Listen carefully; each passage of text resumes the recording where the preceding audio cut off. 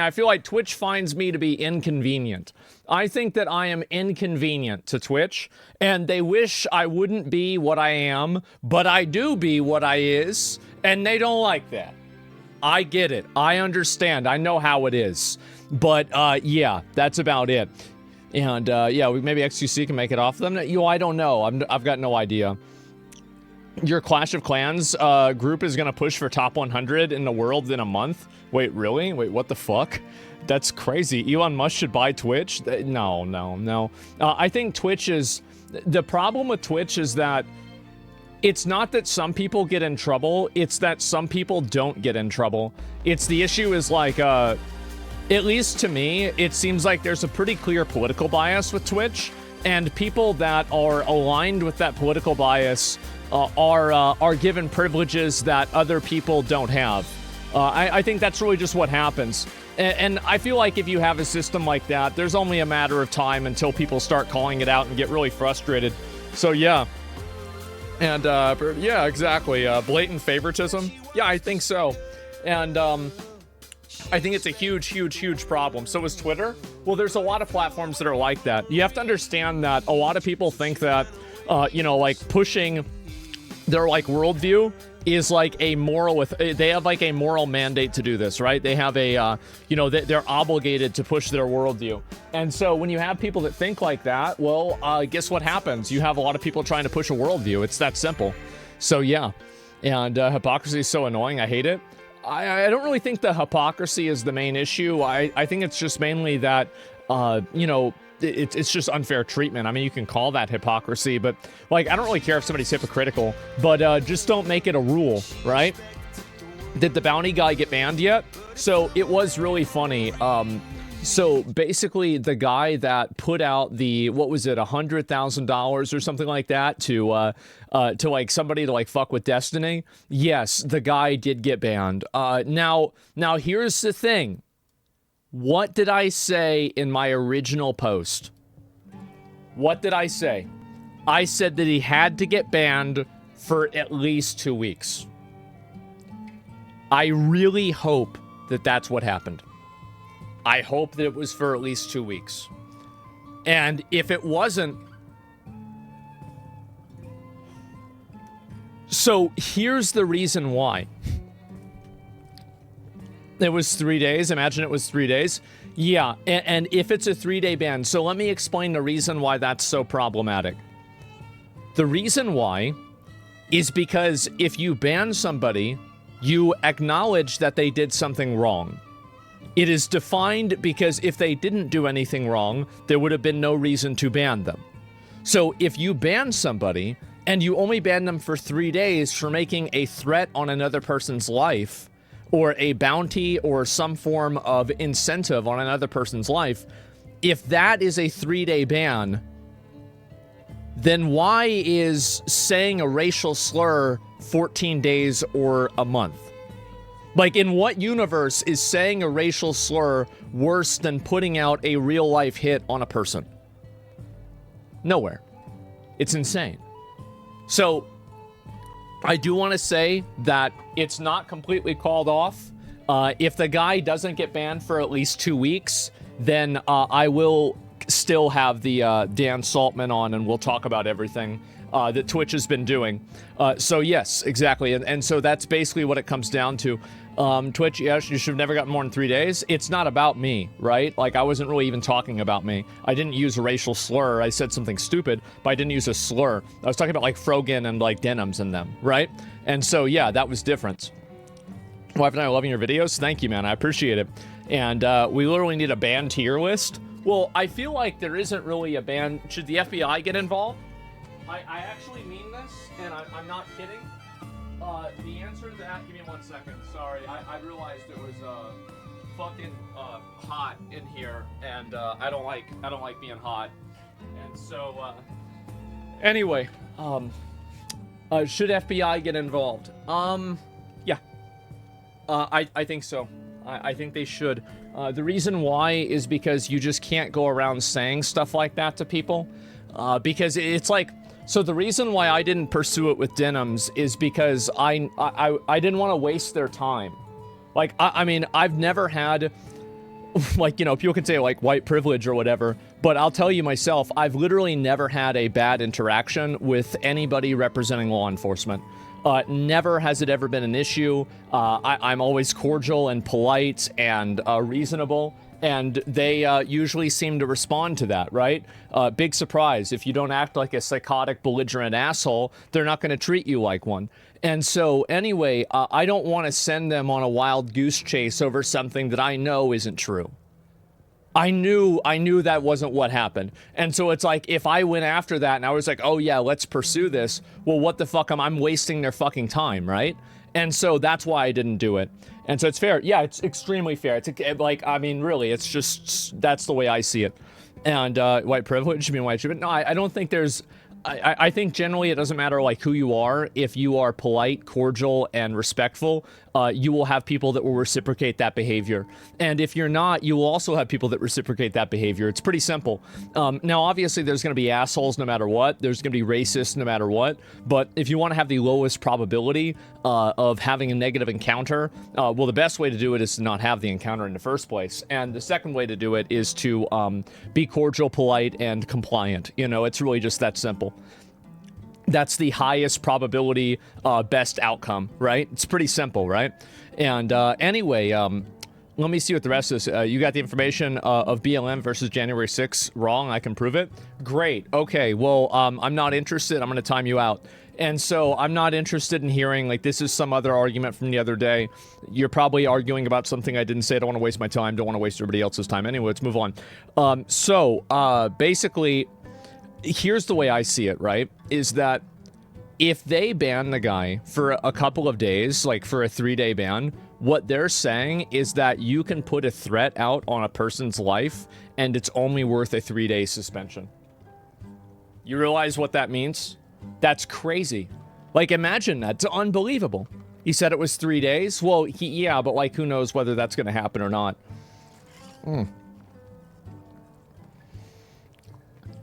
3 days is nothing? Yeah, exactly.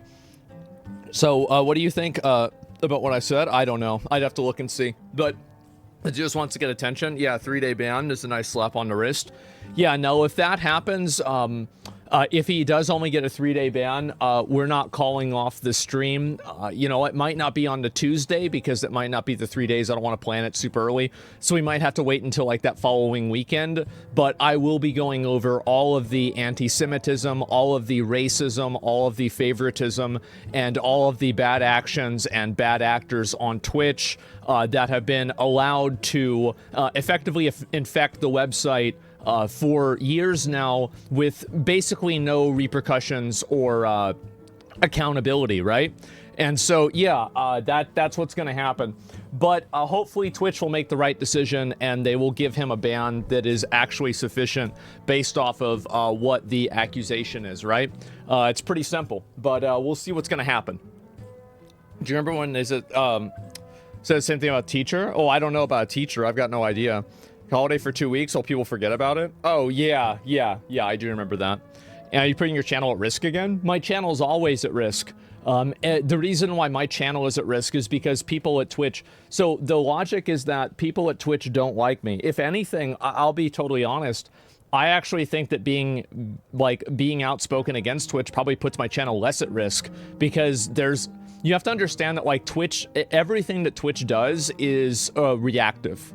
Like, they don't have any principles behind why they ban people. They only really ban people based off of, like, basically doing what the media tells them to do. That's pretty much about it. And so, like, if somebody gets, like, a lot of negative publicity, Twitch bans them. If they don't, then Twitch doesn't ban them. It's actually really, really simple. So, it will create a lot of negative publicity if somebody who has been openly critical about them ends up getting banned, right? And so, yeah, if anything, it's probably a benefit for me. So, yeah. The ship goes where the wind blows? Yeah, no, exactly right.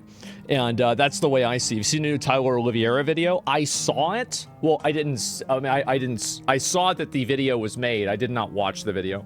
I'll probably watch it on stream in the next couple of days. I don't know when exactly. Twitch has to go on a banning spree to get people scared of the TOS. The problem is nobody is scared of it. I actually would be totally okay. Like, I mean, I do think like threats on people's lives, like that's over the line. Yeah, you should get banned, right?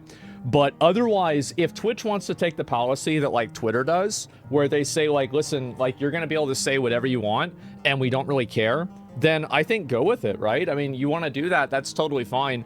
But the problem that Twitch has is that they have a set of rules that are more stringent for some people, and they're applied in an asymmetrical way, right? So they're not being applied to the same people. Train got banned because of gameplay stuff rules. Train got banned, so I don't understand why Train got banned. I'm gonna tell you guys that right now. I do not understand it. So, so he got banned because he promoted a live stream on another website. Is that correct? Train planned some big Rust event. They just want to fuck him. Yeah, sure. And Train should have used the link tree with his OnlyFans. Agree. I don't get why Train got banned. He said on stream it was because he had his kick link in his title. I don't really... I don't know. See, to me, like, it's very weird that this is the rule when there's, like, girls that, you know, like, let me just go ahead and let me see if I can pull up and find any of them right now. I'll see if they actually have this or not, if this is a good comparison or not. So, like, this girl is probably selling porn. This girl is selling porn. I know this one does. So basically all of these girls are using this as a vehicle to sell porn. So like, is it really, I don't really understand the logic here in that these girls can put a link to a link tree that has porn on it, but Train can't have a link to a website. So it's like a link to a website is bad, but a link to a website is good. Even though everybody knows why they're doing it's just like the dishonesty and the stupidity of this is unbelievable. I don't see it here. I'm sorry. I'm not getting it. Maybe I'm stupid or something like that, but yeah, I'm just really not getting it here. Well, OnlyFans isn't a competitor. Well, OnlyFans, well, I mean, so if you look at it, if you look at the rules, it is a live streaming service, and so you're saying that now they're basing it off of like the size of the service, and so that's the reason why. Okay, so that's number one. And number two is that it doesn't need to be a competitor because you're not supposed to advertise pornography. So if advertising something in your bio is bad, then how is it, in your title is bad, then how is it that other people can do it for pornography? I don't understand, even what, just because it's a link tree? I just don't understand. I feel like this is a wrinkle and a nuance that is just completely unnecessary. That's it. A direct link to a competitor look bad. Linktree obfuscates it and can be used. I mean, yeah, I mean, I guess it's like, I guess it's like slightly less bad, like a tiny bit, but it just doesn't really seem like a reason why you'd ban somebody, right? So yeah, it just seems very weird. And yeah, it's not consistent or fair. I don't think so either. XQC puts kick links in his stream every day. Yeah, it's very, very weird. I don't understand why Train got banned. It was just a mistake, guys. Trust me. I'm a young person. I made a mistake. Streamer Johnny Somali has apologized to South Koreans as he faces 10 years in jail. Wow, 10 years. That's a really long time. Oh my God. The best way to learn for our mistakes is to pay for them. South Korea's best move is to sentence him and have him extradited and placed in a U.S. prison. Embarrassing that the U.S. is like this, but it's not going to be tolerated so well. Jail him, he doesn't learn. He's become infamous for being a nuisance in 2 other countries. Make an example out of him. I think that they should. They have a gathering video. And here's another thing about Korea that is a lot different than America even. So a big difference is that I think that Korea has like a much stronger sense of national pride and national culture than, let's say, America does. And there's a lot of obvious reasons for that. But at the end of the day, I think that's true. And so if you're going around and, you know, disrespecting basically something that is in, you know, like it's a representation of like forced sex slavery, For Korean women, I think that you're going to get a lot of them really mad. You're going to get them really, really, really mad. And so I can tell you for sure they're tougher on crime than America. Well, it's hard not to be tougher on crime than America when you have, people that break into a Walgreens and steal all the stuff out of it and the cops can't arrest them because it wasn't more than $1,000.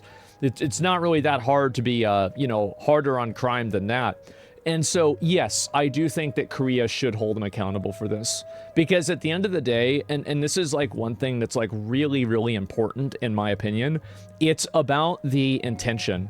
And the intention that Johnny Somali had was to go there and cause trouble and discord and create civil unrest. It's not like he came over to South Korea and he just happened to be annoying one or two times, right? Like, he's built his entire career off of being annoying. He knows he's being annoying. He's even stated, I'm a sociopath. I don't care about any of this stuff, which is like, okay, fine. Well, hopefully somebody that's on the judge, the judge that's presiding over this isn't a sociopath, because if he is, you're going to jail for a long time. And so that's really what it is. So he went and he was doing this on purpose. And he knew that he was doing it on purpose. And he kept doing it even though he was told to stop. And so at that point, you have an intent, you have a pattern of behavior, and you have a malicious intent. I think that's the easiest fucking jail sentence of my life. It is. Like, and also, like, here's really the question. Why would you tolerate a person like this in your culture? Why would you tolerate a person like this in society that like just willingly goes around and harasses and fucks with people constantly and, like invades their personal space, touches them, like antagonizes them? Why allow that to happen? Like, why should a civilized society be a padded room for a person like this to bounce around in? There's no reason for it. It's unacceptable. And I think that this is true, like, in America, too. I think that we have way too much tolerance for bad actors and for people that are effectively clowns that just go around causing trouble. So, yeah. He had enough chances to stop, but he didn't. Yep, you're exactly right. Did anyone in his personal life try to stop him or warn him? They'll make an example out of him? I hope they do. I really do. And that would be insane if they put this guy in jail for 10 years. But again, I think that I'll let him go and they'll do the same shit in another country another week. Maybe even the same in the same country.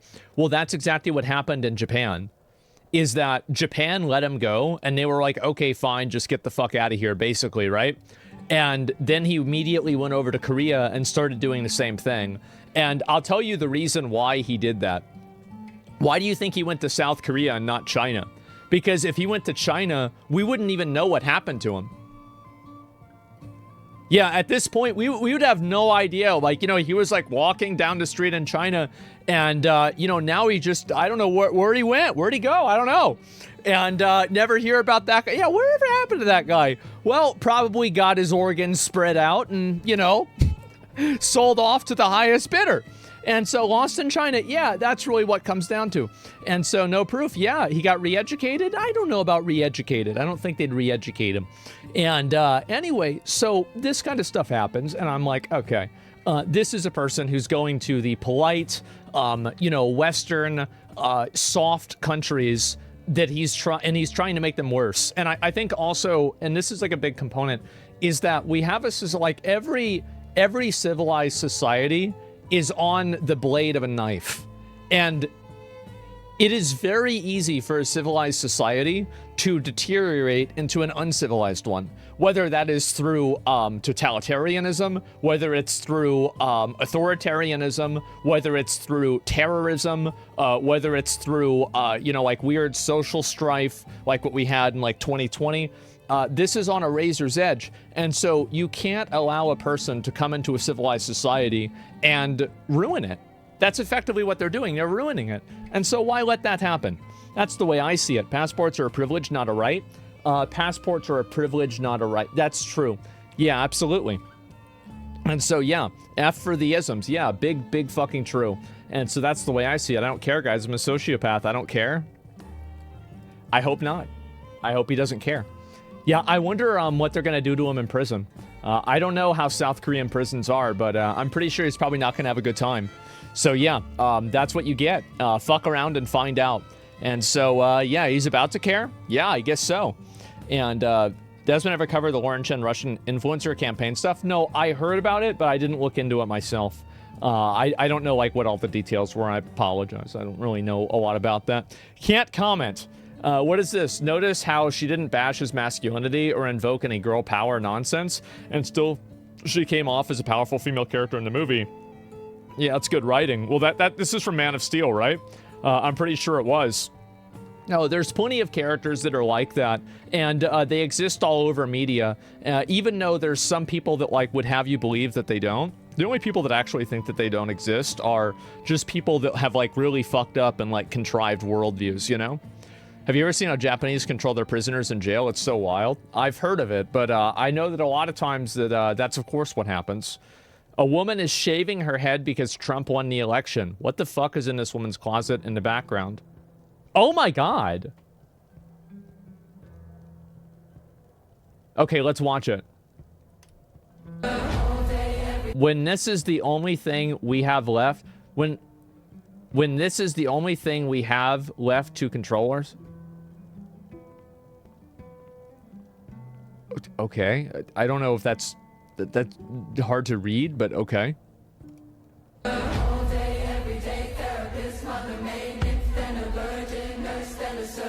So, we will continue to fight and stand with every woman and minority.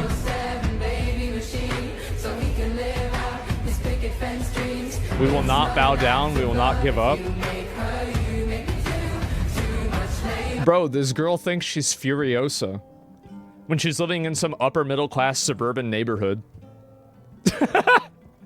How pathetic. Oh my god, how can you be so stupid? Wow.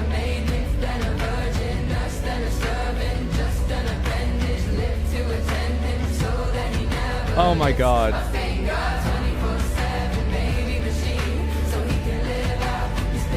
Oh wow.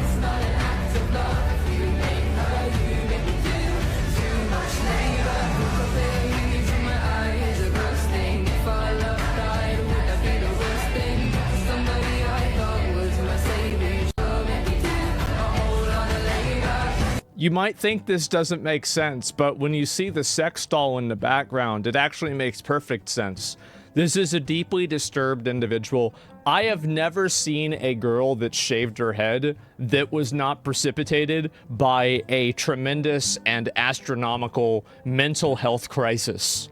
I don't ever see this happen unless there is a tremendous mental health crisis at the same time, right? Except for, yeah, I'm not talking about fucking cancer, okay? Obviously, cancer is fucking different. What a surprise. Wow. And also, by the way, that causes your hair to fall out, so you don't need to shave it.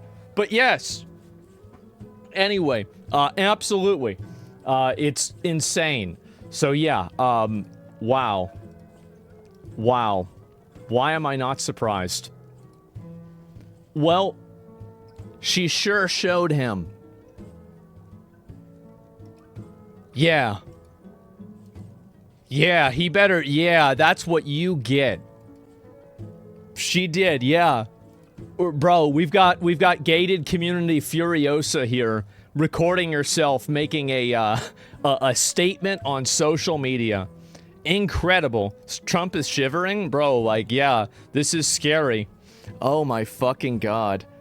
A hair grab? I guess so, right? A lot of chicks have shaved their hair on TikTok.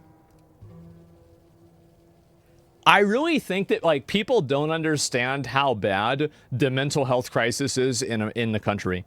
It is actually so fucking bad, and a lot of people don't realize it. Because, like, and this is the issue, right? Is, like, you don't see these people because they're usually, like, just put over on social media, right? Like, the weirdos like this are always on social media. And if you like look what they're saying or read what they're saying, it's always the most like schizo, delusional, stupid stuff that you could possibly fucking imagine. And so it's actually a pandemic. It is. It's a really big problem. And like, you don't see these people at Walmart because like the people at Walmart can leave the house. But there's a lot of people like her that have just kind of, you know, become radicalized more and more on social media, and social media has allowed them to effectively live this like dual existence. And I think this is the outcome of that, right? How do you fix this? You fix it by providing mental health services. I think that's the main way to fix it. I think a lot of people are not able to find mental health services, and I think also you fix it by having a more congruent culture. I think the issue also is that people don't know how to fit into a culture because the culture is so amorphous. And so if you change those two things, I think that you'd see a lot less of these problems happening. But obviously there's a lot of other factors to it, as with anything else. But those are at least two examples that I would come up with. But yeah, there you go. Oh my fucking God. You seen this tweet? I don't know. You can't link anything in my chat. If you want me to look at something, you're going to have to send it to one of my mods. Every link gets automatically deleted. The new Spider-Man game got me playing as a deaf girl spray painting poems about racism. I just want to play as Venom and fucking eat people. You almost got me there. What is this here? We buy POC artists. I love, by the way, I love how POC wasn't inclusive, it wasn't exclusionary enough. And so they had to say, oh no, not you people of color. No, you're the wrong not white. No, I'm talking about black and indigenous people. It's actually crazy that this is even a fucking term, because it's just so, it's just so exclusionary. It's unbelievable. Texas winning against Florida? Oh, yeah. I mean, bro, oh, and football. I'm thinking like, yeah, I'm thinking the election. Okay, yeah, of course, no Asians. Yeah, right. And artists are birds of a feather. To find the next clue? Rebrand altogether? Like all, what the fuck does that even say? It's like so bright, it's hard to even really know. I do wonder, all band together? Is that really what it says? Yeah, I guess that makes sense. Anyway, I look at something like this and I do ask myself, how many people that were buying a Spider-Man game were looking forward to this? I can actually answer that question. No one. No one was. This is a completely ham-fisted, disrespectfully added into the game, a way for the game to preach to you and talk down to you about you not looking at. Why do rich people virtue signal so much? So the reason why rich people virtue signal a lot is because of guilt. There are people like this woman, I think that somewhere deep down inside, she knows that she has probably lived one of the most privileged existences in the entire history of humankind. Right now, if you are living in a first world country and you are in the upper class or even the upper middle class, you are living with a standard of living that is so profoundly better than anything that anybody has had before that it is just like it's unbelievable. So you have people like this, and she's looking and like she's probably not she might be crazy, but she's probably not stupid. And so she's looking around and she sees people maybe in Africa or people in countries like Malaysia or like other like, you know, those like Asian countries where they have like sweatshops and stuff, or like India, and she sees how like genuinely terrible their lives are, right? How awful. And by the way, those people probably are happier than she is, but you know, they might not have running water, which is kind of sad. Anyway, so basically those people you know, live in profound poverty. They have just, the world is against them. Just literal bad spawn RNG, right? I mean, like, she spawned in Fortnite, opened the first chest, there was a golden AR. They spawned in Fortnite, opened the first chest, and there was a llama in it, right? Or like a fucking, an umbrella. And so, yeah, or a bush. Yeah, I think that's a good one. Yeah, it was a bush. And, yeah, guess what? They're not happy about it. And I think that people like this have like some deep-seated guilt, and they know that they exist in like a truly privileged place, but they are like, they feel guilty about it, so they look for ways to victimize themselves. And so people like her are looking for ways and looking for places where they can oppress themselves so they can feel like they have something in common.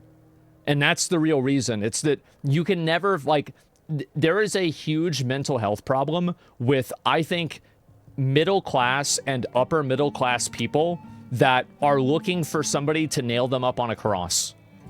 That's it. because they realize that they have a life of such profound privilege, and it makes them feel guilty, so they're looking for reasons and ways that it's not true. I think that's what happens. They're bored? Yeah, basically, they're bored. That's a terrible way of seeing things. I agree. I absolutely agree. Yeah, 100%, especially with white women. Oh, I think so too, absolutely. I'm not sure about that. I am. I think that that's exactly why. And that's why you see all of these protesters that are constantly trying to victimize themselves. Like, do you remember those girls from Just Stop Oil? They came from an affluent family. Like, they probably never had to worry about money in their lives. And so then they're going around and gluing their hand to a wall. Yeah, it's fucking obvious. Like, all you have to do is look and see, right? And so, yeah. Let me see here. It's funny because of the distorted Christian values they should have. Yeah, exactly. As a privileged African, I can confirm that I do not have any guilt. Well, you shouldn't have any guilt. If you are living in a good place and you're happy with where you're at, why should you feel guilty for somebody else? It's not your responsibility to solve other people's problems. So yeah, that's it. What's this? Absolutely insane news. Exclusive FEMA official relief workers. FEMA official ordered relief workers to skip houses with Trump signs. There's no way.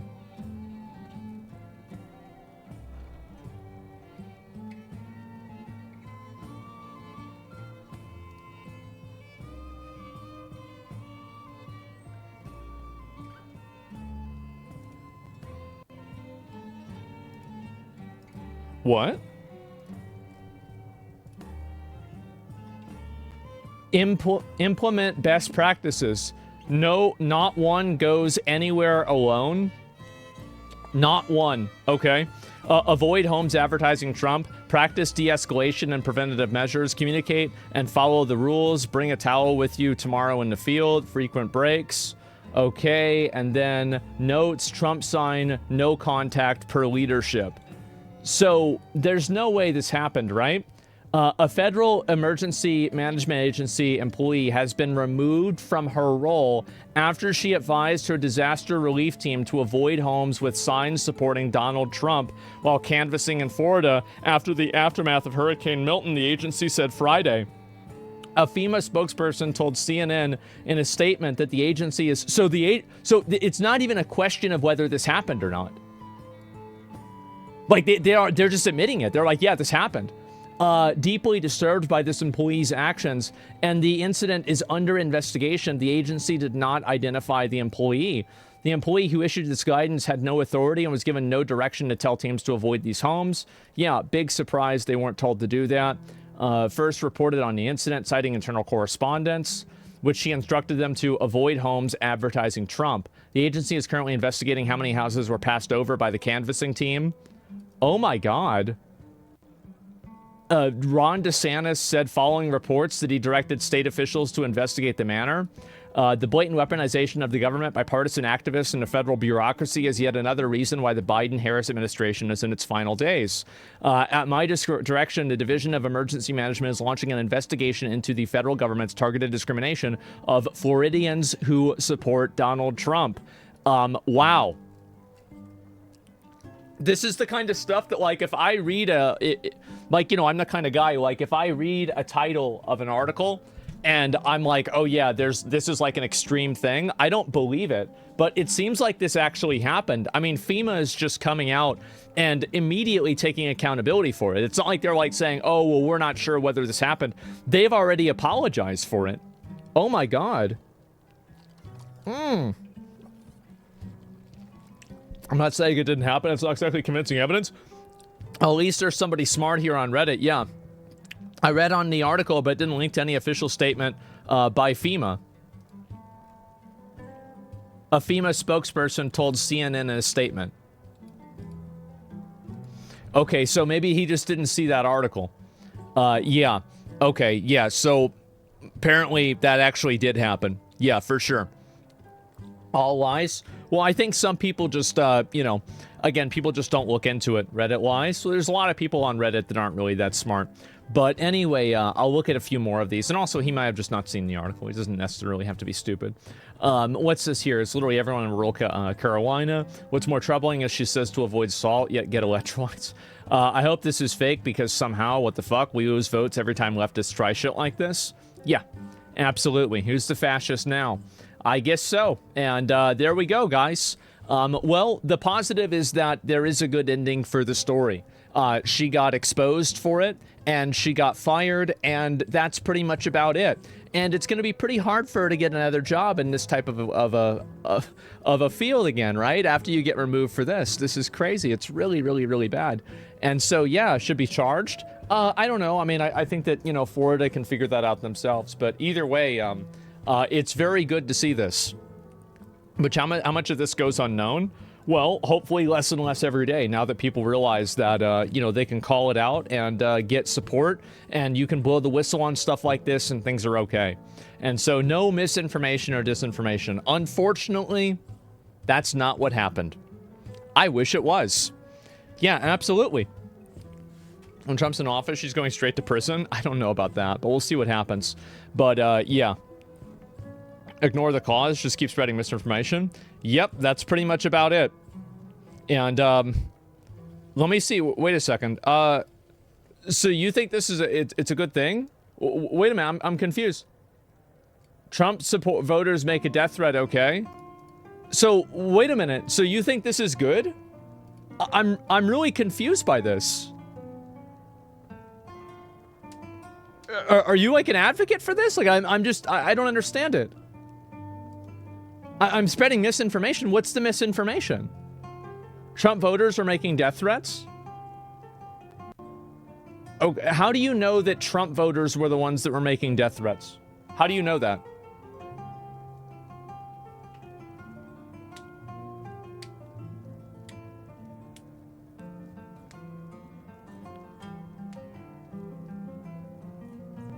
This is why I work? Yeah. It was in the news. She was trying to protect her team.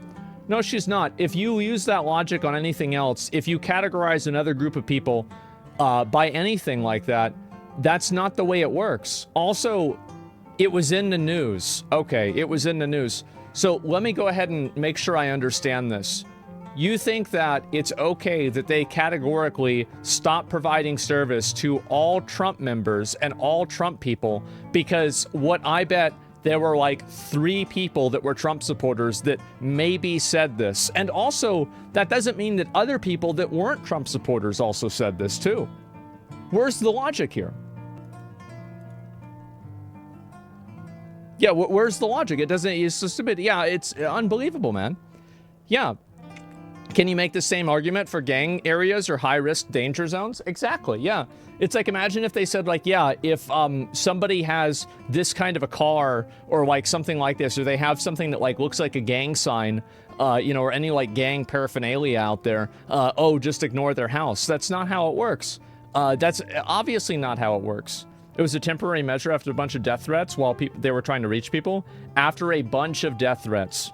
For sure. And do you know that, how do you know that every single one of those death threats came from Trump supporters? So what if they got death threats from people that weren't Trump supporters? Should they have just not given service to anybody? Because if you don't have a way, also, like, what if they had used other characteristics besides Trump supporters? What if they found out that, like, oh, all these people were a certain religion? And so, well, let's just ignore all the people that are part of this religious group. There's no logic in this at all.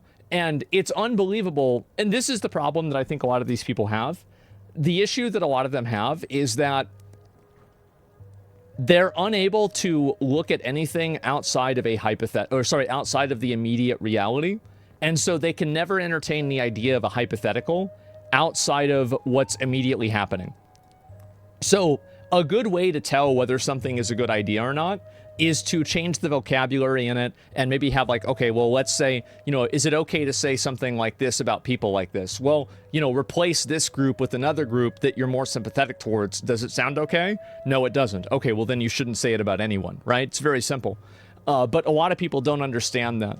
And IQ below 89. Yeah, and this is a big problem that a lot of people have now, is that under a certain IQ level, you are genuinely unable to process and to understand what a hypothetical situation is. It's like, What would you do if you woke up and you didn't have breakfast today? Well, I had breakfast. Well, yeah, what would you do if you didn't? Well, what do you mean I didn't? I did. And so that's what happens. A little emotional like you? No, it's a logical deduction thing. Did they say they supported Trump before making those threats? Yeah, exactly, right? I want to kill FEMA. By the way, Donald Trump 2024. Like, what? It's just such a ridiculous thing to say. And it's, again, when you apply that logic, it immediately falls apart. And that's the issue that a lot of these people have. You have some viewpoints? I mean, it's not even a good viewpoint. It's common sense. Holy shit, that's what I'm talking about? Is that what I think it is?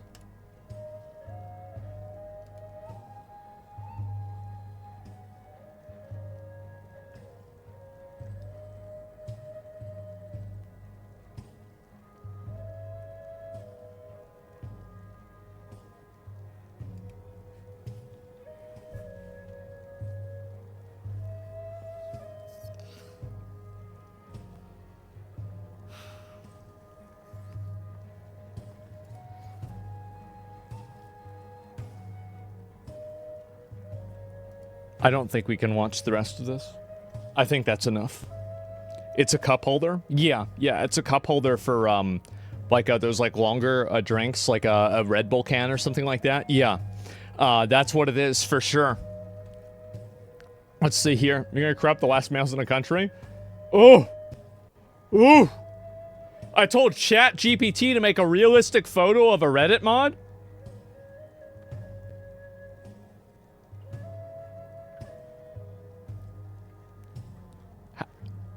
How do we know this is AI?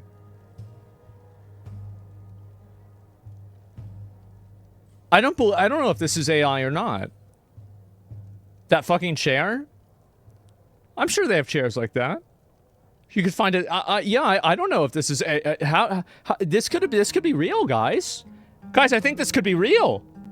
We've reached the eclipse. Yeah.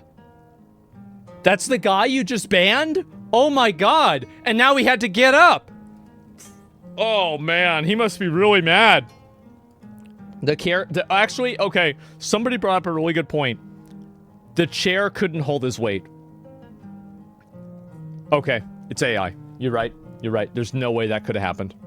Yep, absolutely not. And so, yeah, again, Microsoft Team Chat, avoid homes advertising Trump.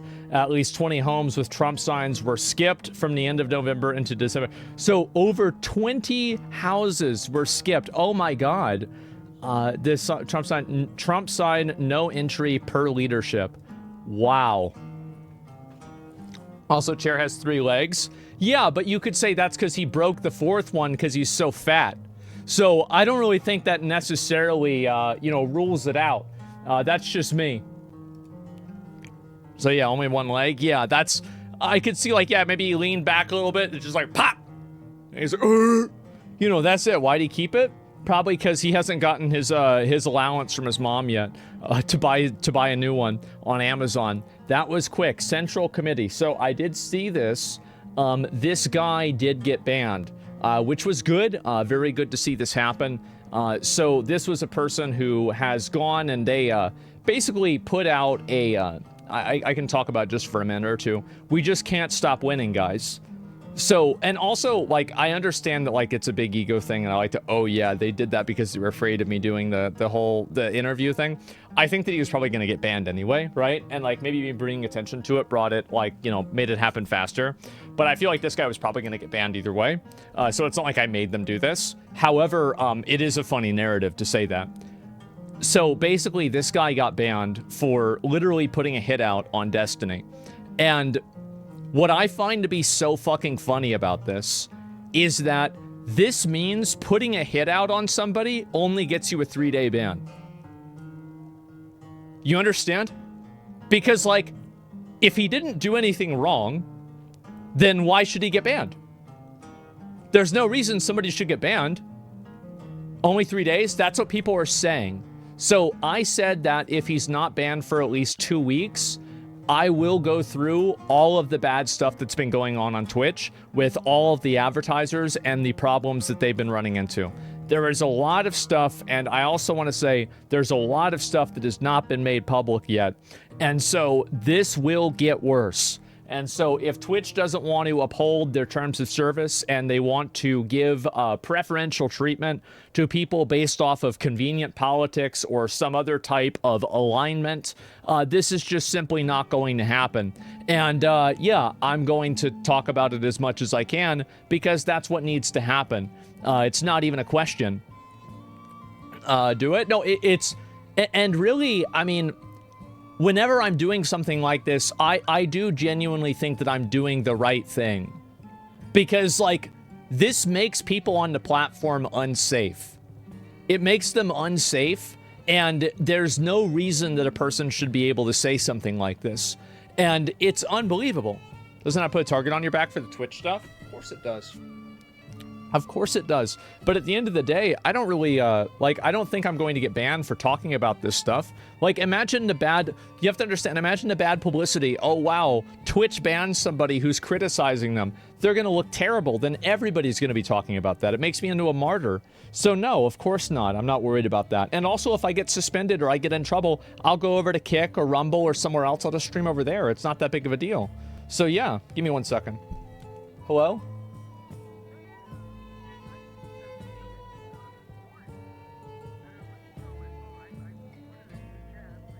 Uh-huh. Yeah, yeah.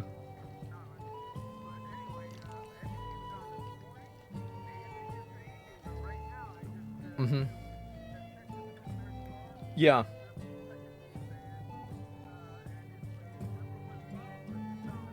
Right. Okay, alright, yeah. You're looking... Okay, alright, I'll talk to you later.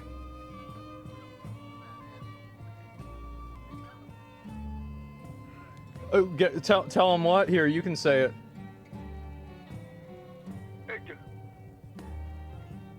I saw that fat fuck asshole Central Committee with his little mustache and, you know, and fat face, and who knows how fat he is if he gets up. And wise mouthing off either this morning or maybe yesterday. And I look over there just to see, you know, what the shit on, and he's a major one. Yeah. All right. All right. Just to let you know, and just to let everybody know. And I just checked in the search bar. Yeah. No, he's not there. I know. They take you off. That's what happened with me. Right there. He's yeah. there. Mm-hmm. And he looks like he's alive. Okay. All right. All right. He's just off here right now. Mm-hmm. All right. I'll talk to you later. Yo, bye-bye. All right. Yo, bye. Okay, so, yeah, anyway, oh, geez. Why use this blackmail if there's horrible shit about it? Why not bring it to light? Because, well, here's the reason why. So you're saying that, like, why would I not just do it anyway? The reason why is because if Twitch is acting in a way that I think is ethical and good, I can rely on them to fix the problems that exist on the website. But if I think that they continue to exhibit unethical and bad behavior, then I think I should come up and talk about it, right? That's the reason why. It's a pattern of behavior. And so, yeah, it's really that simple. Yeah, so I don't really expect to get in trouble or anything like that. It's not that big of a deal. So, yeah. Is it Doc related? No, it has nothing to do with Doc. But yeah, obviously, you know, putting a hit out on somebody is only a 3-day suspension. But, you know, like, I'm trying to think, like, everything else that's happened that's, like, a million, like, I'm trying to think of, like, what's worse than literally putting up money to have somebody be physically harmed in real life. Like, I feel like almost nothing is that bad. Like, that's like one of the worst things you can do. Yeah, showing actually killing them? Oh, yeah, I guess so. Yeah, that's true. Actually killing the person? Yeah, true. Oh, that's also true. A VTuber showing her hips. That's a good point as well. Trump goes to India. What's this? It's incredible. They have tuk-tuks and tiny trucks. Wow, tiny trucks. They're so tiny, they're like Legos. And in India, they have the most incredible cuisine we've ever seen. We love to see it. Wow. McDonald's. Look at that. Wow. And their cities have sci-fi names. High-tech city. Wow, look at that, high-tech city. We're at Lalbag. We love the Lalbag Botanical Garden. They have a lot of trees. And they also have plant and seed and also snail. I'm at the House of Pigeons. In India, the pigeons have better housing than in the U.S. Look at that. Quite frankly,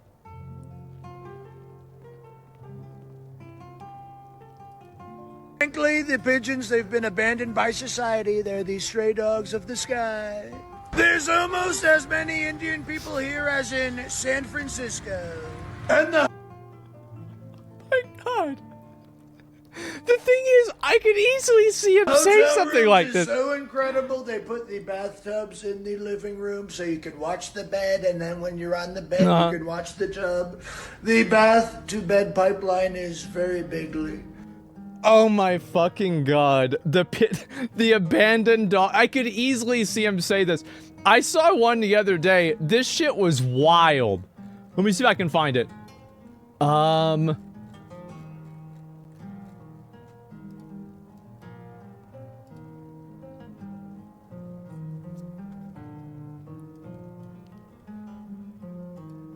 And I just want to thank you because you're very, very special people. You were here long before any of us were here. Although we have a representative in Congress who they say was here a long time ago. They call her Pocahontas. But you know what? I like you. And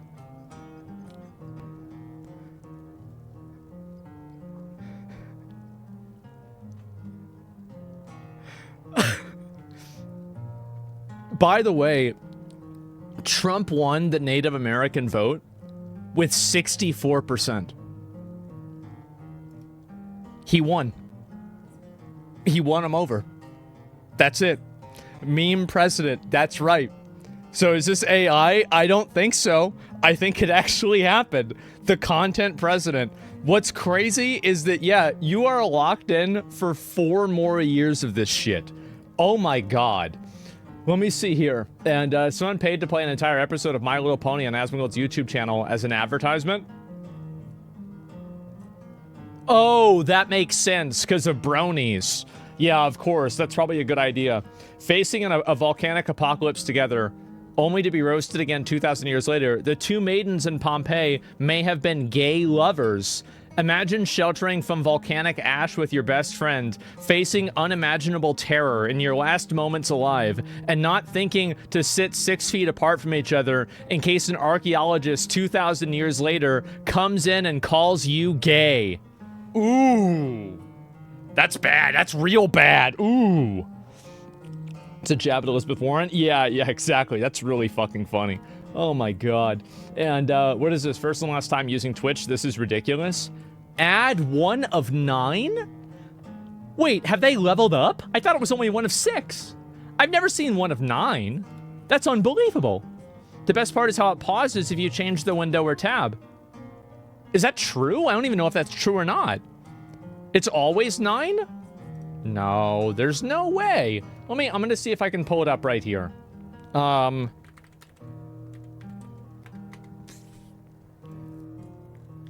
Okay, let me pull up. Let me see. Browse. Call of Duty. What the fuck? How's that this many? It's so weird. Does this guy? Am I gonna get an ad here? No. What about Kai? Maybe Kai? No, it looks like nobody's got ads coming up right now. I don't know why I'm not getting ads. Maybe it's like I have no fucking idea. But yeah, I wouldn't be surprised.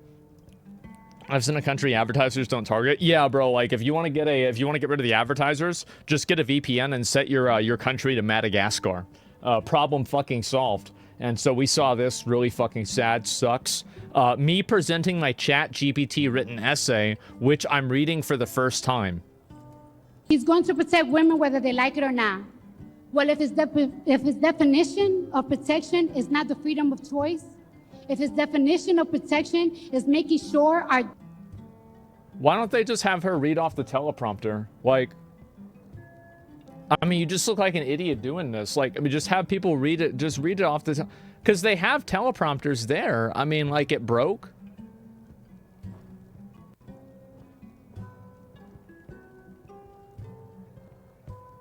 Man. Man. That sucks. That sucks. Oh, wow. That's bad. Watch our response. I don't even know what the hell that was. Let me see if I find this real quick. Stop the count. Live teleprompter. Yeah. In the beginning. Yeah. I mean, like, what the fuck, man? And what is this crazy thing? Is Trump's naive mistake is due to Columbus naming Indians that first discovered the Caribbean islands. I don't know why they call them Indians. I have no idea. Instead of Native Americans, I have no fucking clue. You think they'd have backup, or at least she'd have an idea of what she's meant to say? Well, see, here's what you need to understand, is that a lot of celebrities that were pushing this kind of stuff, they were getting paid to do it. It's not like they were showing up and doing this because they wanted to. Maybe they might have had like an inclination, but they were getting paid money, and they were getting paid a lot of money to do that. Like all of these like concerts that they had and everything, all of this was paid. It's not like they were just like, oh yeah, let's go and waste our time doing this for no reason. Source? Well, I have one personal example. And also, it's been spoken many times. Even the campaign admitted that that's what they had spent a lot of their money on, is on other types of fundraising through, celebrities and stuff. So yeah, a full clip is cringe as fuck. Oh, I bet it is. What life? What money? What's this? Can't believe what happened today. What? So I was at Walmart, and this guy pulled up to me. Say it in Spanish to Uncle. This guy pulled up to me with a knife.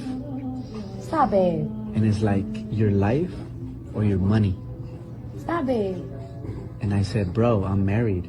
What life? What money? I'm not even like, wait, is this a real story?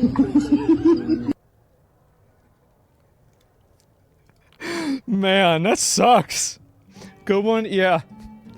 I was expecting to hear the uncle start laughing. Yeah, Japanese man catches a schoolgirl smoking, but she fires back. What is this? 君、高校生？未成年タバコ吸っちゃダメでしょ。 Shouldn't smoke, yeah. こう見えて成人男性。 I'm an adult man. あらささ。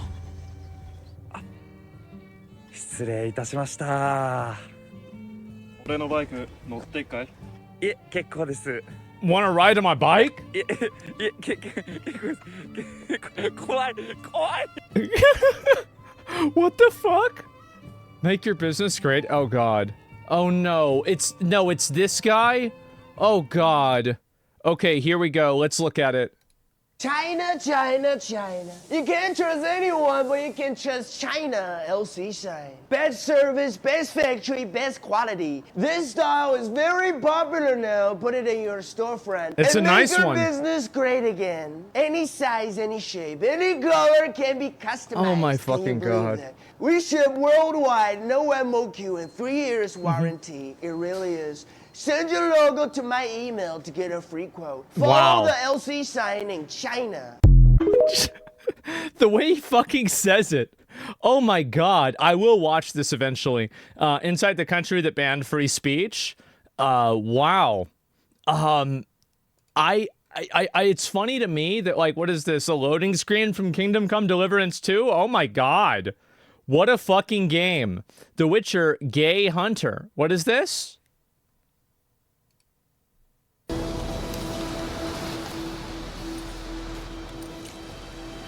Dieter. You know him? We served at the Lord's Manor together, where the Black Army's encamped now. He was a stable hand, I was the Lord's hunter. But that was before... well, a long time ago.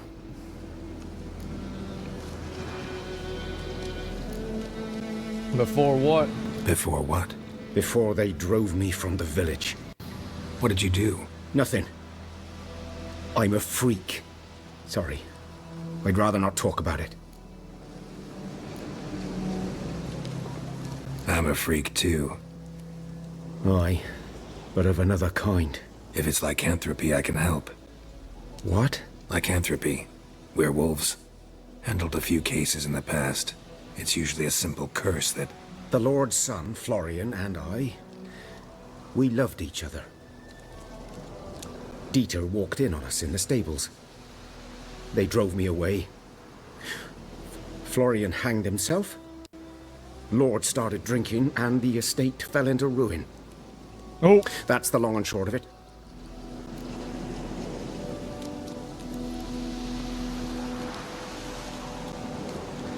I'm sorry.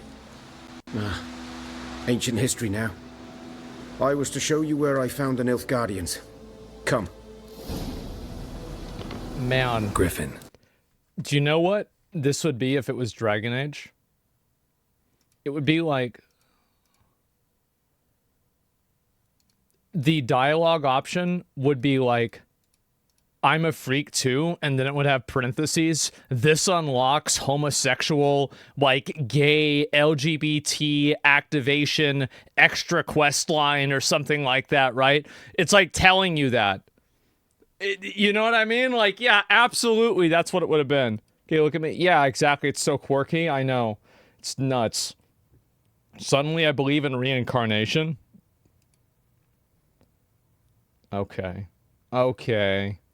Okay. Unlocked attributes? Yeah, exactly. Witcher 3 did it right. Well, here's what's really funny about it.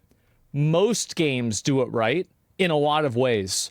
Like, any game with a good story is going to do it right, because a good story means that you can write good characters. And it's not like gay characters are bad and straight characters are good. That's not the way it works. So if you have good writing, that's going to happen anyway, right? It's not really that complicated. Wait, you guys are having sex? Yeah, exactly.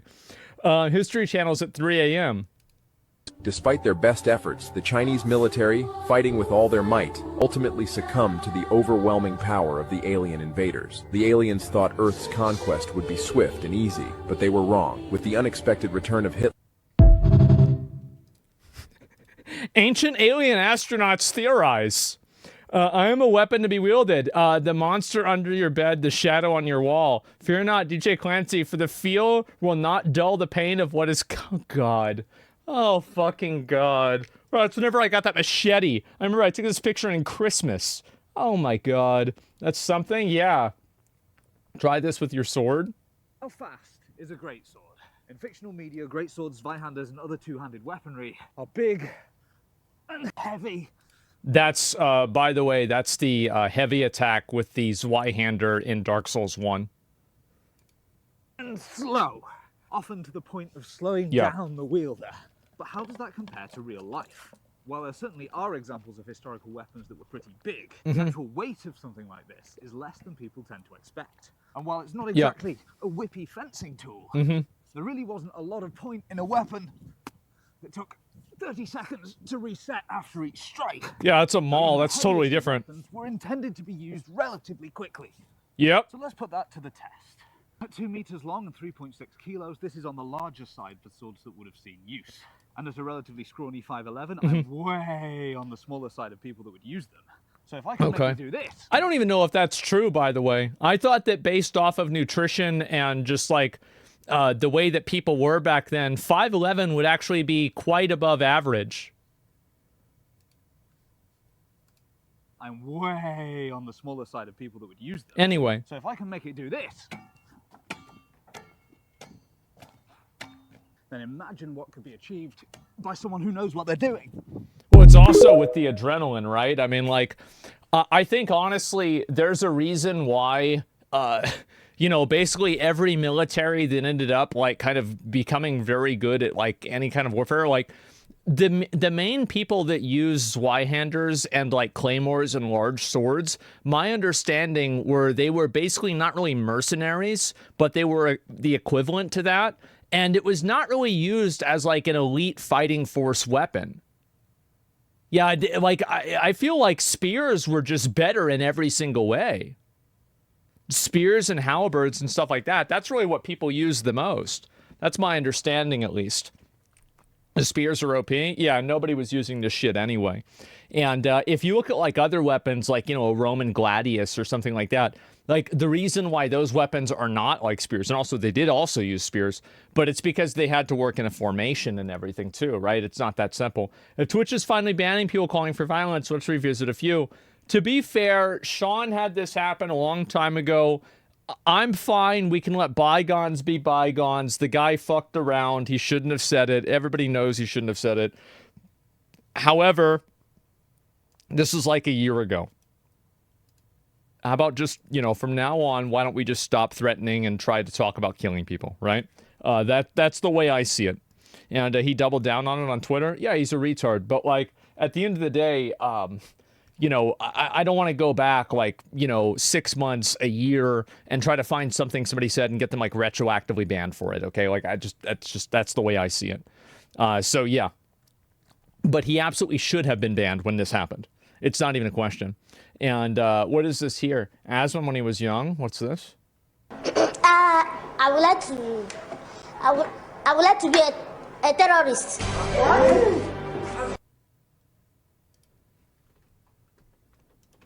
That's not what happened.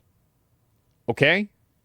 That's not what happened. I understand. It's funny, but that's not how things went down. A lot of people are really getting this twisted, okay? Yeah, it's not exactly what it was. No, what is this? When do we enter this weird timeline? Western RPGs, JRPGs, oh god.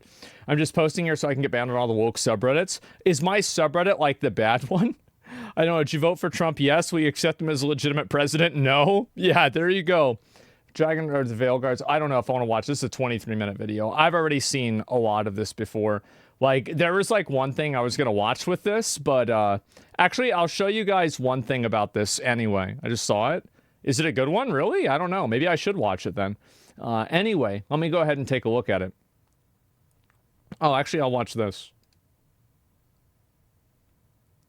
A warning to game journalists attacking gamers. Oh boy, here we go. Thank you for joining me. I am Jarrell. I work in the games industry. Today, we are here to discuss the topic of video game journalists throwing tantrums and attacking the general gaming audience. Here's the reason why this is happening. After 10 years and hundreds of millions of dollars in development, Dragon Age: The Veilguard recently launched to catastrophic failure. Why is the reaction to this video game so strong? Electronic Arts set a false expectation for this product by manipulating reviews and employing mainstream media and video game journalists to positively review the game while excluding any individual or outlet who seemed as if they would judge the game based on its actual qualities or lack thereof. True.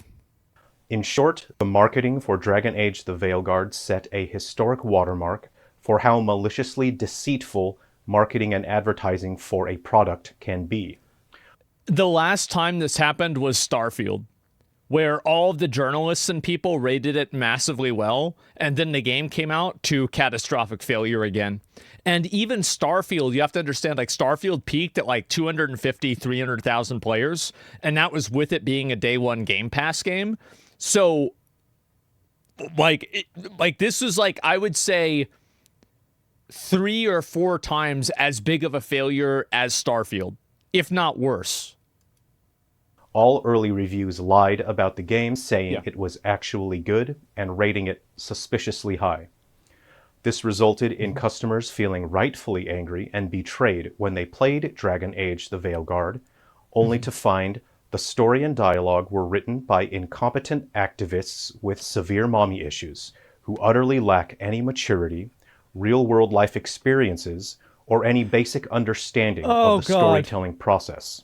Oh, God. Yeah, that's just about right, isn't it? True. The deceptive marketing of Electronic Arts has done far more harm than good. Yeah, it sure has. This video is an open warning letter to video game journalists. This is a warning to mind your behavior. Regarding this video game, you are throwing tantrums befitting of a 6-year-old and attacking gamers. I don't know if they're 6, people. More like 4. I would not directly address a single individual, as there is no single one of your number who has presented yourself with the intellectual capacity to defend yourself should I deal with you directly. not only do you continue to escalate your insults towards gamers, but you set a terrible, unacceptable example for the next generation of young people who are looking to the adults of this generation as role models. Yeah, there's not going to be another generation of games journalists. It's dead. It's done. I think really YouTubers just do it better. That's really it. I mean, YouTubers do it better. Speaking here today He's because cooking, I promised the next generation of young people I would help them to not become abject failures like all you gaming journalists and activists who are masquerading as game developers. Oh, God. Producing games like Concord, Unknown 9 Awakening, and Dragon Age The Veilguard. So to the next generation of young people out there, if you want to become respected, acknowledged, and appreciated, and you want people to actually like you, pay attention to these game journalists and just do the opposite of whatever they are doing. Finally, to the gaming journalists out there, watch your behavior. There's children watching you. We don't want them to grow up to be failures like you, now do we?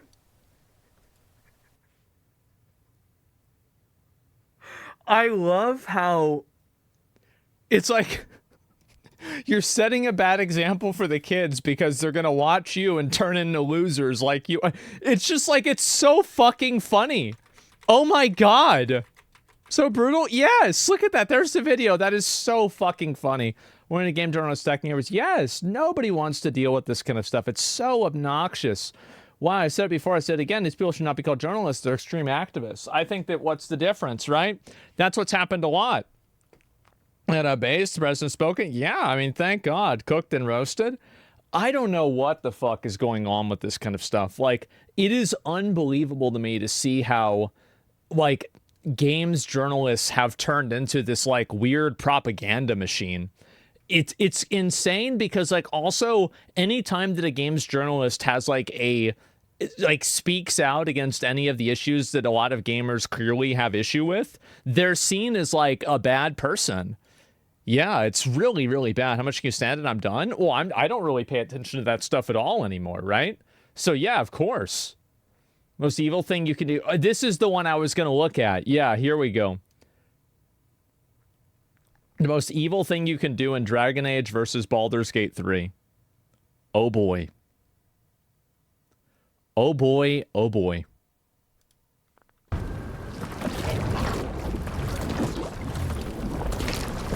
Wait, this is it?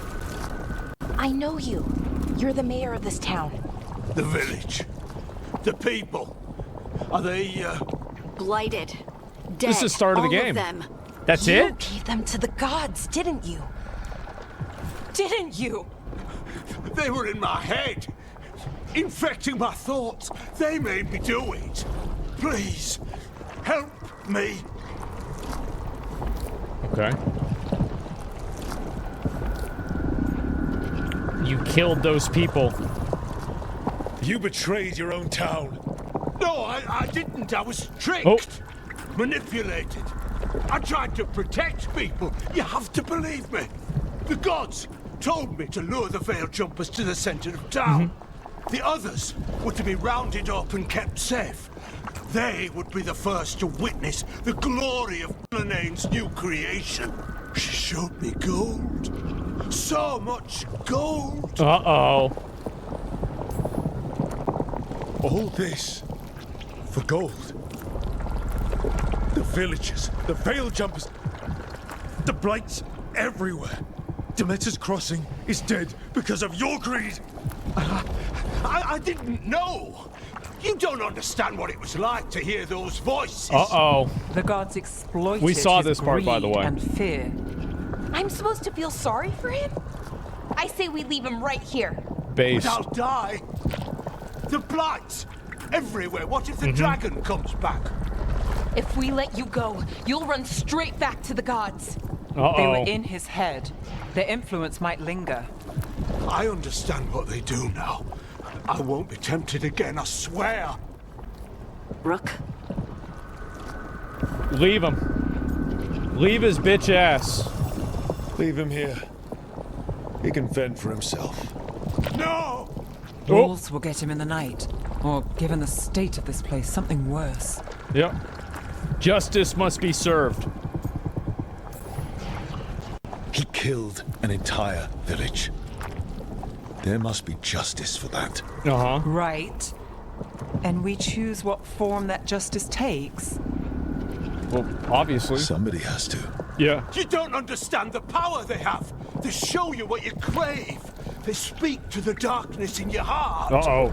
No one can stand against that. Watch me. I won't be the last to surrender. I felt the evil. Let's go. No point arguing with a dead man. No. That's it?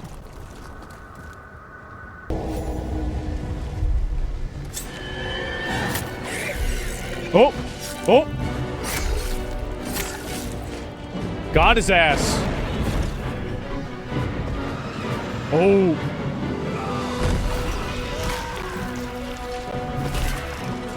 What the fuck?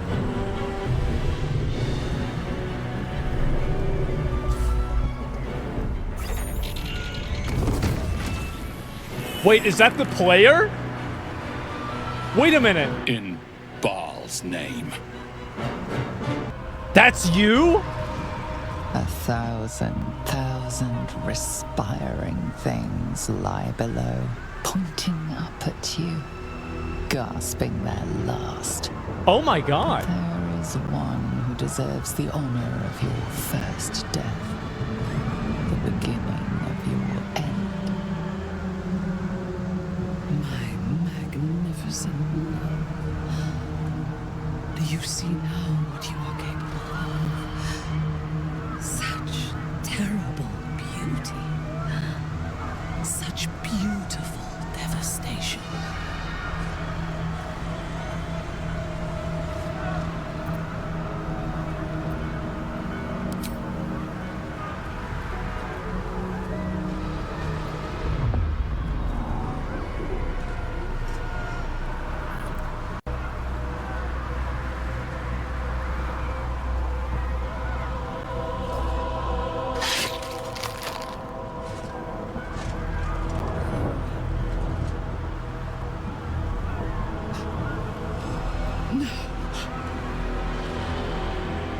We were meant to do this together.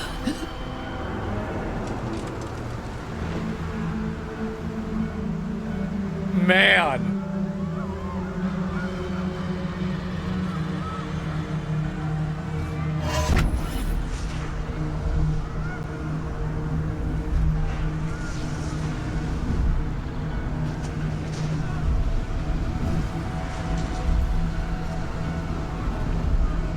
Is he doing what I think he's gonna do?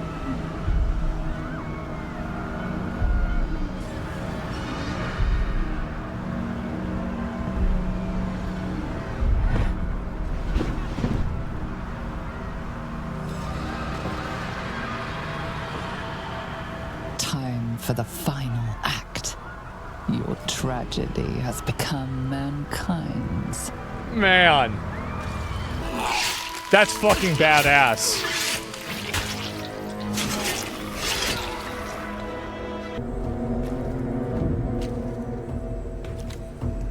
Oh my god.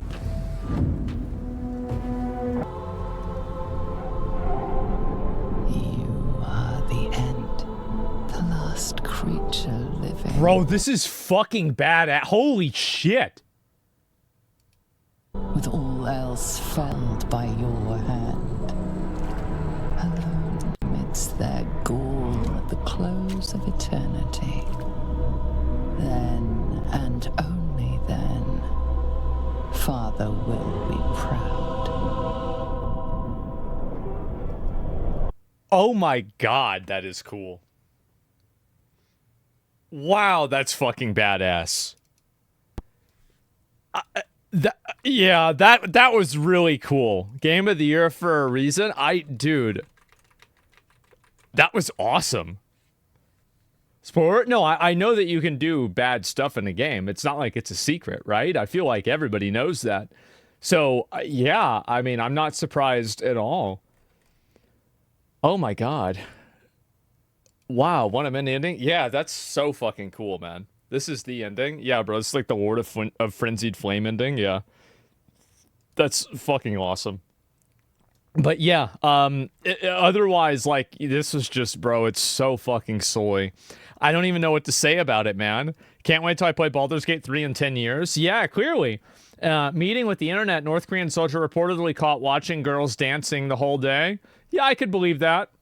That was expected. I don't know if I want to look at that, obviously. What is this here? My rare encounters with Chupacabra. Stupid. Stupid idiot. Man. You know what's funny? Is that this game hasn't come out yet, but if it was a Western game, it would have already been out for 6 months and it would be like this. And this would be an improvement from before when he would randomly just despawn and crash your computer. Chinese farmer that creates a backpack journal. What the fuck? Yeah, I mean, people can do this. I could easily see this happen. Yeah. Sure, duh. Of course this is going to happen. That's a good idea. Yeah, people have been doing this for a while. So good. Like, even though I've seen it like 50 times, it's still really fucking funny. Oh, no. No. No, not another... Are you trying to have sex with me? Wow. In my daydreams, this is where you lean over me and slap the wall.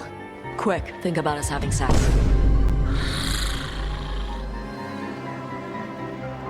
So now we need to figure out if it's Cashlock or Tomlock.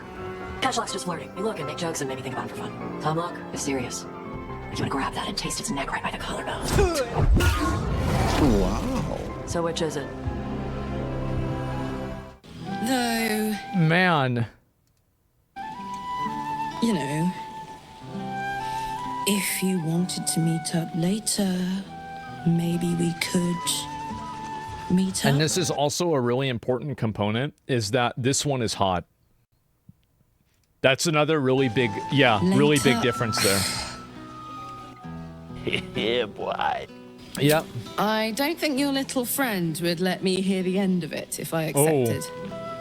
No matter how much I wanted to. And I really want to. This is bad. But I want to be bad.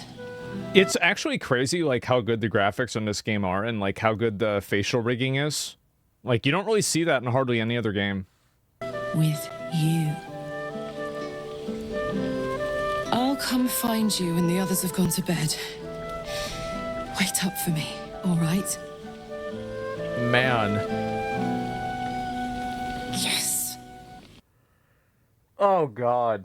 Oh, boy. Oh, boy. I don't know how, like, you know what's really funny to me about it, though, is that almost all of the problems in this game have to do with this one character. I feel like they should have just deleted this character. It's like this one character is like it's like the example of every single bad thing that you see in the game. Trash? Yes. It's like, how does nobody notice this or see like, oh yeah, I think I can see where the problem is. Where like the, where's the common denominator? I don't even know what to say. To be honest, the character wasn't in the game. It would be even less of a reason to talk about it. Yeah, true, actually. That's a good point. Fake internet celebrities in China. I don't know if I want to look at that right now. What is this? Kamala Harris explaining cloud storage.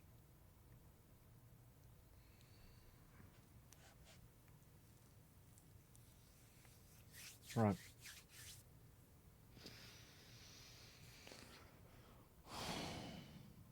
So you're now no longer This is so it's real. Necessarily keeping those private files in some file cabinet that's locked in the basement of the house. It's on your laptop, and it's then therefore up here in this cloud that exists above us, right? Mm-hmm. It's no longer in a physical place.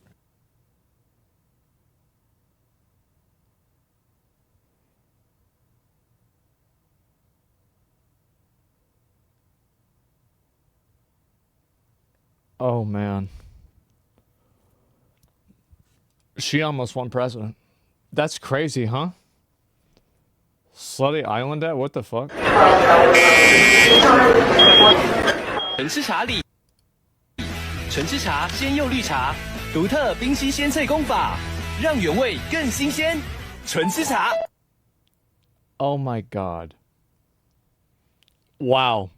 Okay. I saw that one. Yeah, that one got me. It did. What is this? This is a 28-minute video. I'm not going to watch a 28-minute video about this. Sorry. I'm a gay person. Yeah, it's too much. Too long. New combat sport just dropped.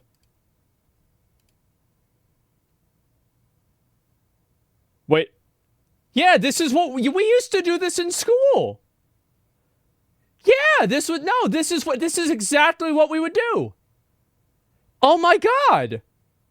Yeah, we would get on the monkey bars. Yes, this is our game, bro. I used to love this. This video's so old. Yeah, it's a great idea. Holy fuck, Squadron 42. I know. I need to watch this. It's just so long. I haven't really wanted to. It's just taken forever. Let me see. I'll look at a few other things too, because obviously there's a lot to go through. And let me see here. Oh, wow. Oh, yeah. Here we go. Oh, boy. Please watch it. Watch it. It's 5 minutes. We'll see. We'll see, okay? Our country is being poisoned from within by the drugs and by all of the other crime that's taking place. The drug cartels are waging war in America, and it's now time for America to wage war on the cartels. In this war, Joe Biden has sided against the United States and with the cartels. They are making more money than they've ever made before, times 10. There's never been anything like it. They're major companies. They're bigger than even some of our biggest companies. Biden's open border policies are a deadly betrayal of our nation. CIA when I am president, it will be the policy of the United States to take down the cartels, just as we took down ISIS and the ISIS caliphate, and just as, unlike the situation we're in today, we had a very strong border, the strongest border, in fact, in the history of our country, and drugs were at a low of 45 years. There's been nothing like what we did just 2 years ago. We will show no mercy on the cartels. Every day, drug traffickers are using the waters of our region to ship their lethal poisons to America, killing so many of our people. Oh, boy. And ruining families. In addition to restoring strong border security, I will deploy all necessary military assets, including the U.S. Navy, to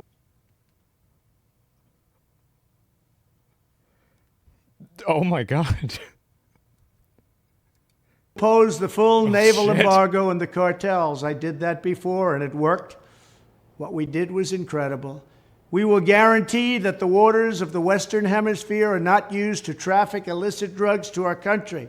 Furthermore, I will order the Department of Defense to make appropriate use of special forces, cyber warfare, and other overt and covert actions to inflict maximum damage on cartel leadership, infrastructure, and operations. He's just saying he's gonna fucking just gonna go and kill him. Oh my God. Will designate the major cartels as foreign terrorist organizations. We will sever their access to global financial systems. I will... Jesus. Oh, wow. Will also work to forge an unprecedented partnership with neighboring governments in our region, just like I did in Mexico. And remember, in Mexico alone, an estimated 100,000 civilians have been tragically murdered or gone missing at the hands of these cartels. Oh my God. The Mexican government, run by a very fine man, the president, is really working hard, but it's not working out. These cartels are vicious and they're violent, and they have Mexico for now stymied. Well, we have to help Mexico, and we have to stymie the cartels. Either we will get the full cooperation of other governments to stop this menace, or we will expose every bribe, every kickback, every payoff, and every bit of corruption that is allowing the cartels to preserve their brutal reign. And it is...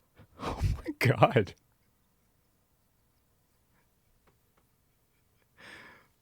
Bro, if this happens... Holy shit. Indeed brutal.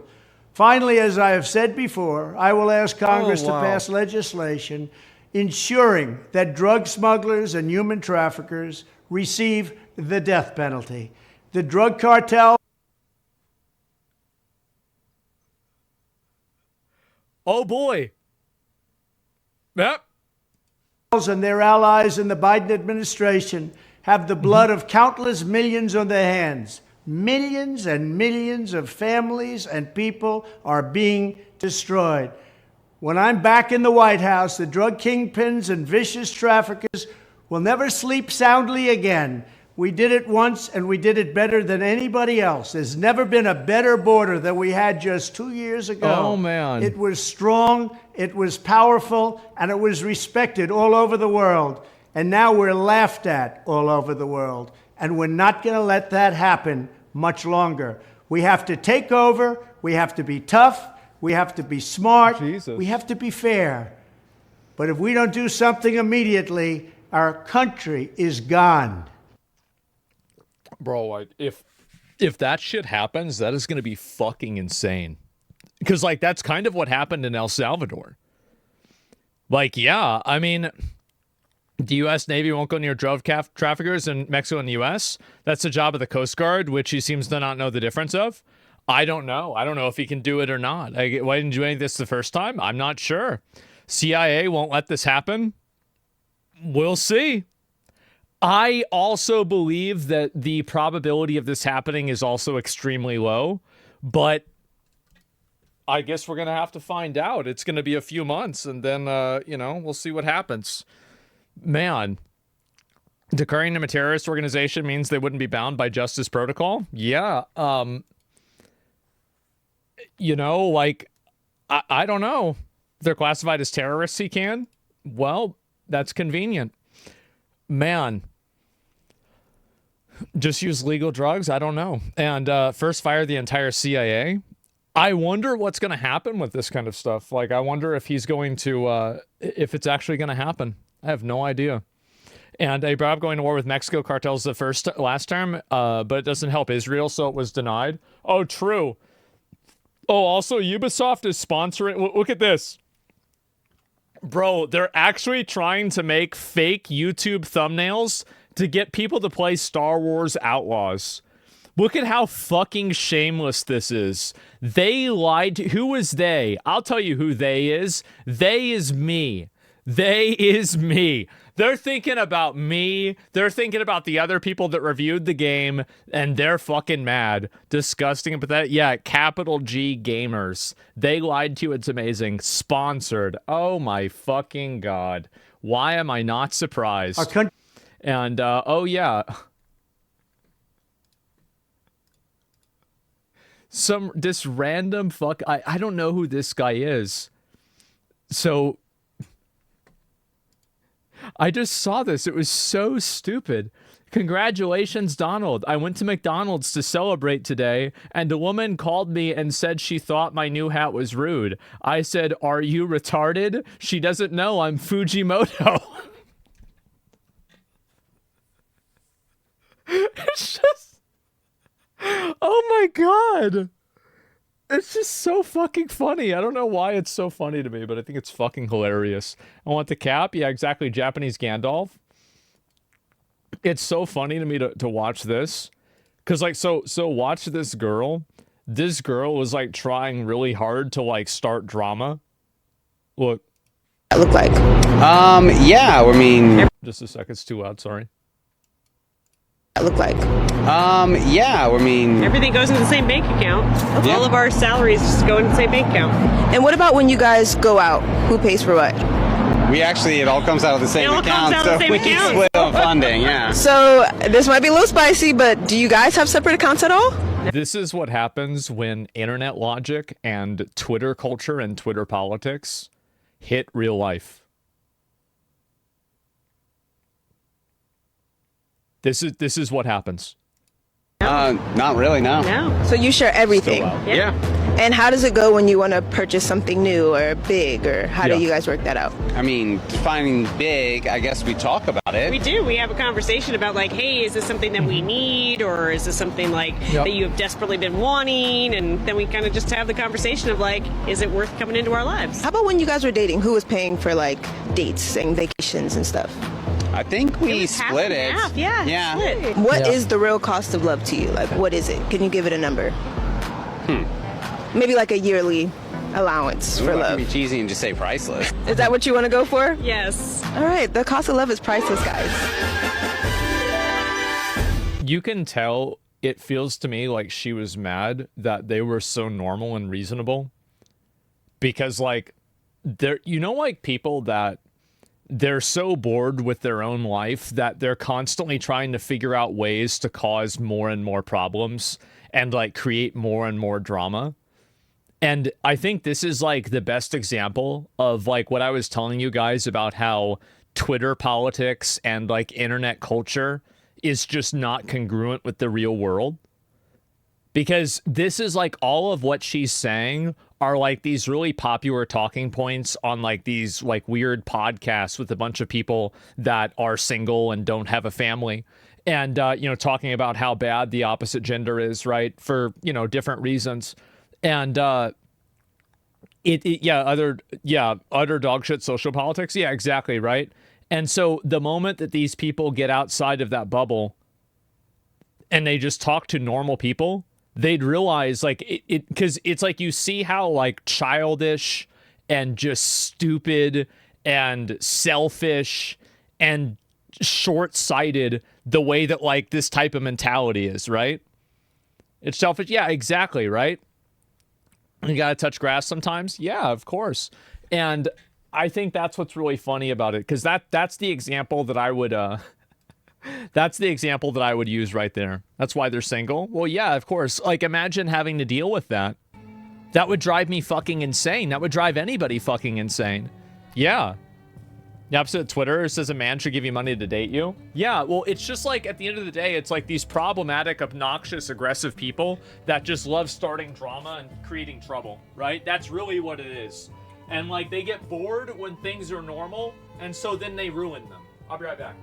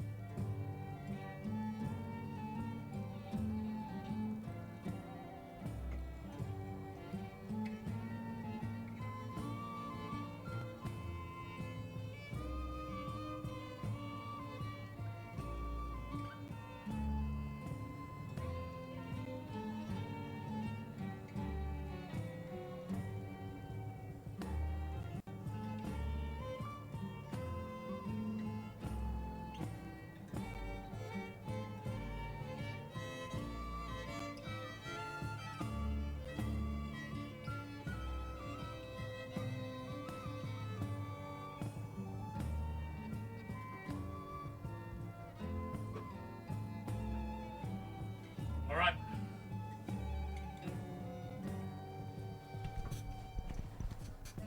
Give me a sec. Yeah.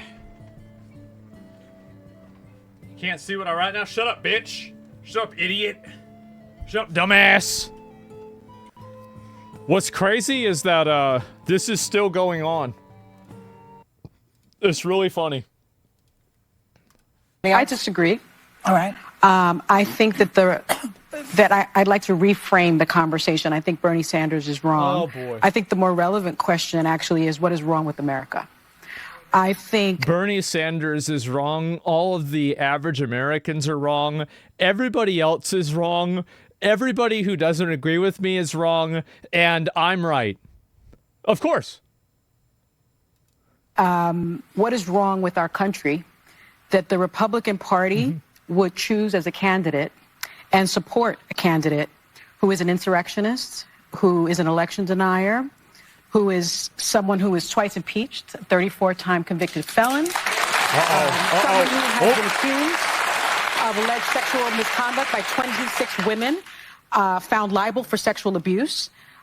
What is wrong with this country that they would choose a message of divisiveness, of xenophobia, of racism, of misogyny, over a message of inclusiveness, a message for the people, by the people, of the people? That's what the problem is. It's the Republican Party. What's wrong with America? He won the popular vote. What's wrong with America? It's like, it's crazy how it's just literally impossible for people to do any level of introspection.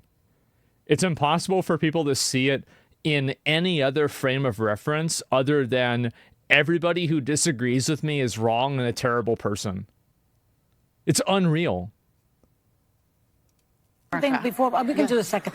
The Democrats are the ones. Yeah. They are the party that cares for the blue collar voter.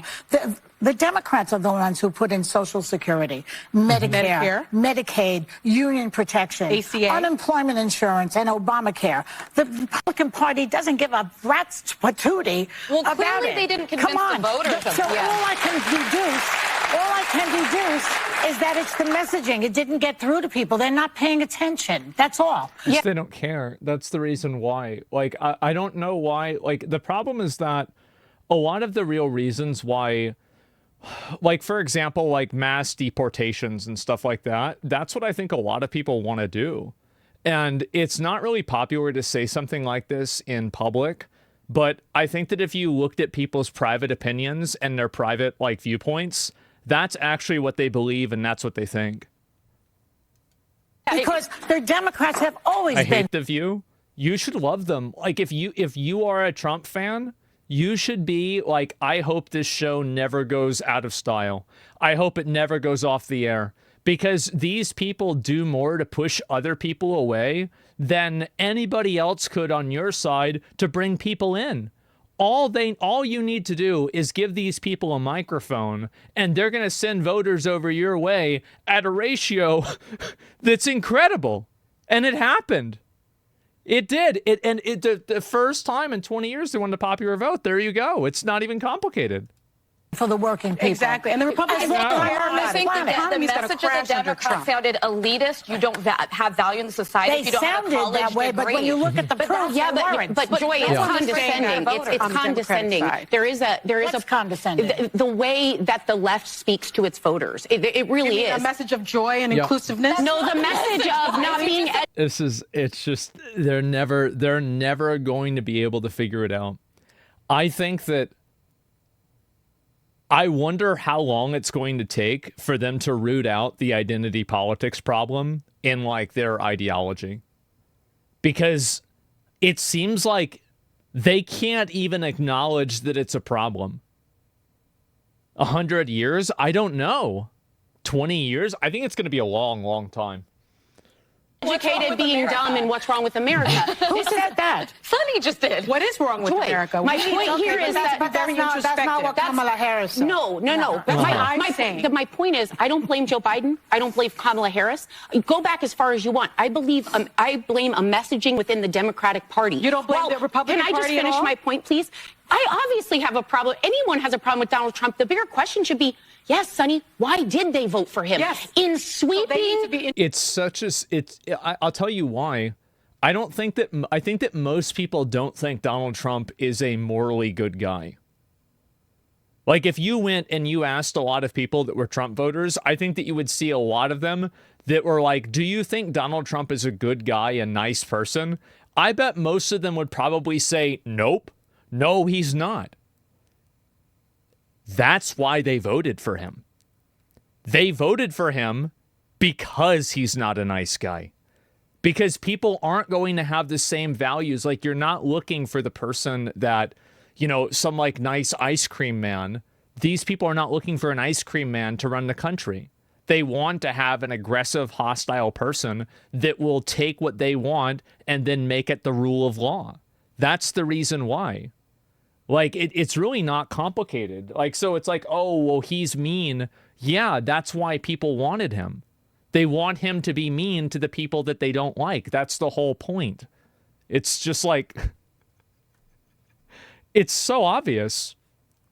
Trump won because people didn't vote, not because he's popular. He actually lost 3 million supporters. Trump supporters are badly informed. No, I think the truth is of what happened is that COVID caused if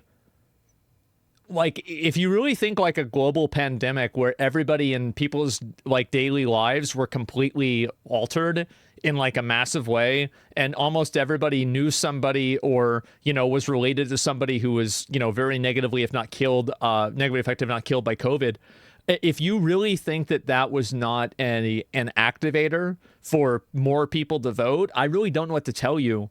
Like, of course there were more people voting during COVID because it was a national pandemic that was affecting also not just the nation, but the entire world. Of course it caused a lot of people to do that. It's not even close. No one had jobs. Yeah, exactly.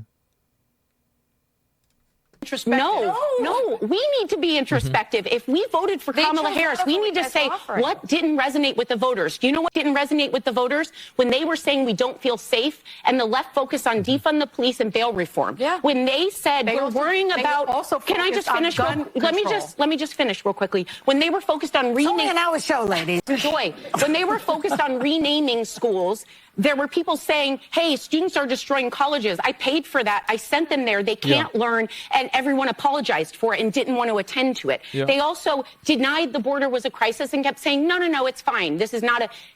There was a border bill, though. There was a border bill. Yes, but Joy, my point is they screamed and screamed and screamed. They didn't vote for him because he's a racist or a misogynist. They voted because...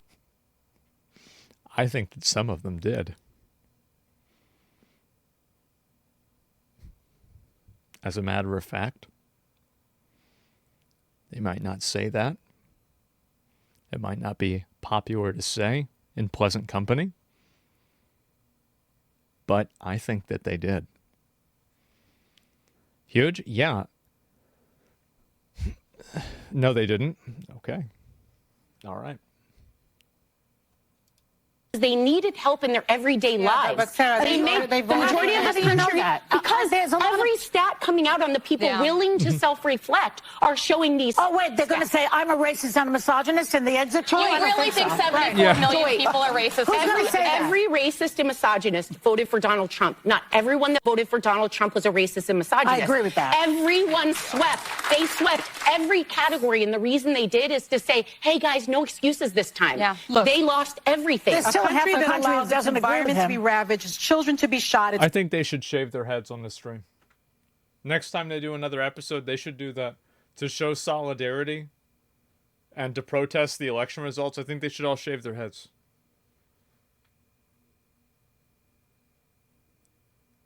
Yeah, I mean, I feel like, yeah, and like come out with like the Handmaid's Tale like outfits and everything.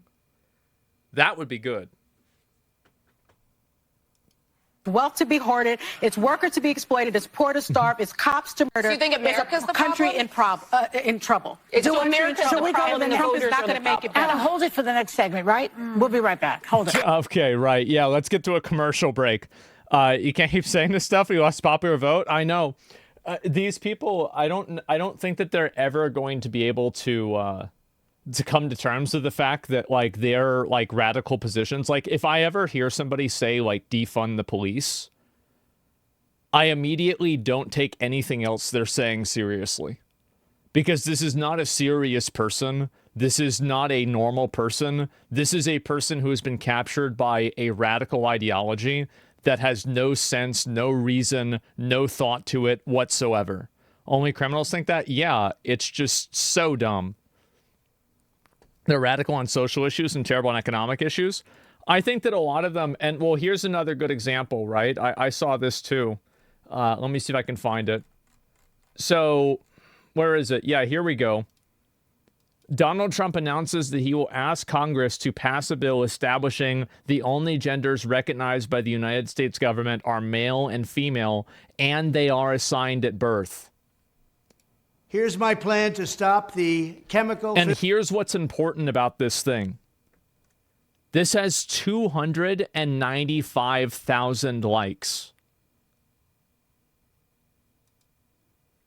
This is massive. I actually think like it's very weird, but I actually think that the trans issue was extremely circumstantial and extremely instrumental in radicalizing people against left-wing ideology. I do. I think it was like massively influential.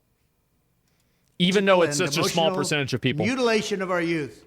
Oh. On day one, I will revoke Joe Biden's cruel policies on so-called gender-affirming care.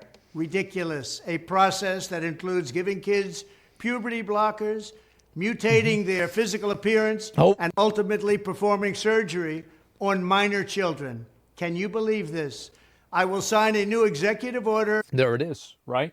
And so the reality is that on social media, people have been led to believe that this is a normal opinion that average people have. When you explain putting a 12-year-old on puberty blockers and giving them surgery to change their gender, or a 15-year-old, if you explain this to an average Walmart American, they're going to want to call the police because we could have a molester here. There's somebody like, this is bad, right? This could be something bad. Yeah, absolutely. It's child abuse. Yeah. This is not an opinion that average people have. And on the internet, there's been such a massive distortion of what normal is that it's been seen as like this is a contentious topic. It's not a contentious topic at all. If I had to guess, I would say probably 70, 80, if not 90% of people do not support this. It's not even remotely close. Walmart American sounds like a slur. I know. That's why I use it. Instructing every federal agency to cease all programs that promote the concept of sex and gender transition at any age. What's this? Can you believe this? I will sign a new executive order instructing every federal agency to cease all programs that promote the concept of sex and gender transition at any age. Wow. I will. Damn, bro, they're going all the way with this.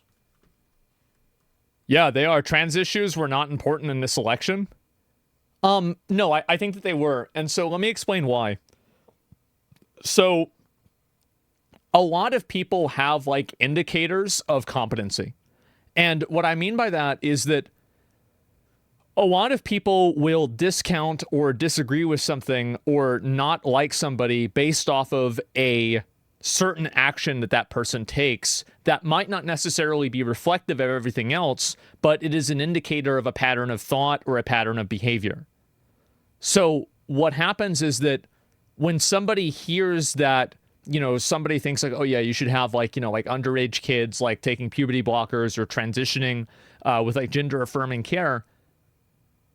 This is something that like the moment that they hear that, it doesn't matter the rest of the things that you say because that is so offensive to them that they are just automatically against you. That's what happens. Trump said, yeah, exactly. Social issues were number one among swing voters. Yeah. And I really think that people are downplaying. And here's what's funny about it, right? Is that trans people are less than 1% of the population, right?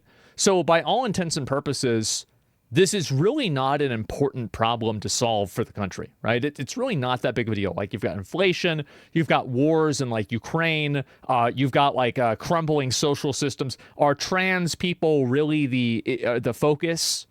They're not. But the fact that the other side, like Democrats, want to use this as an issue and they're not willing to just kind of let it go, other people aren't going to let it go either. That's it. They have a loud voice. Yes, of course, right? And so, against virtue is important. Yeah, and so that's what I think happens the most. Yeah, virtue signaling, yes. And so so he's using identity politics too. He is. And so basically, I think that this election, more than anything, I think it was a refutation of radical identity and social politics.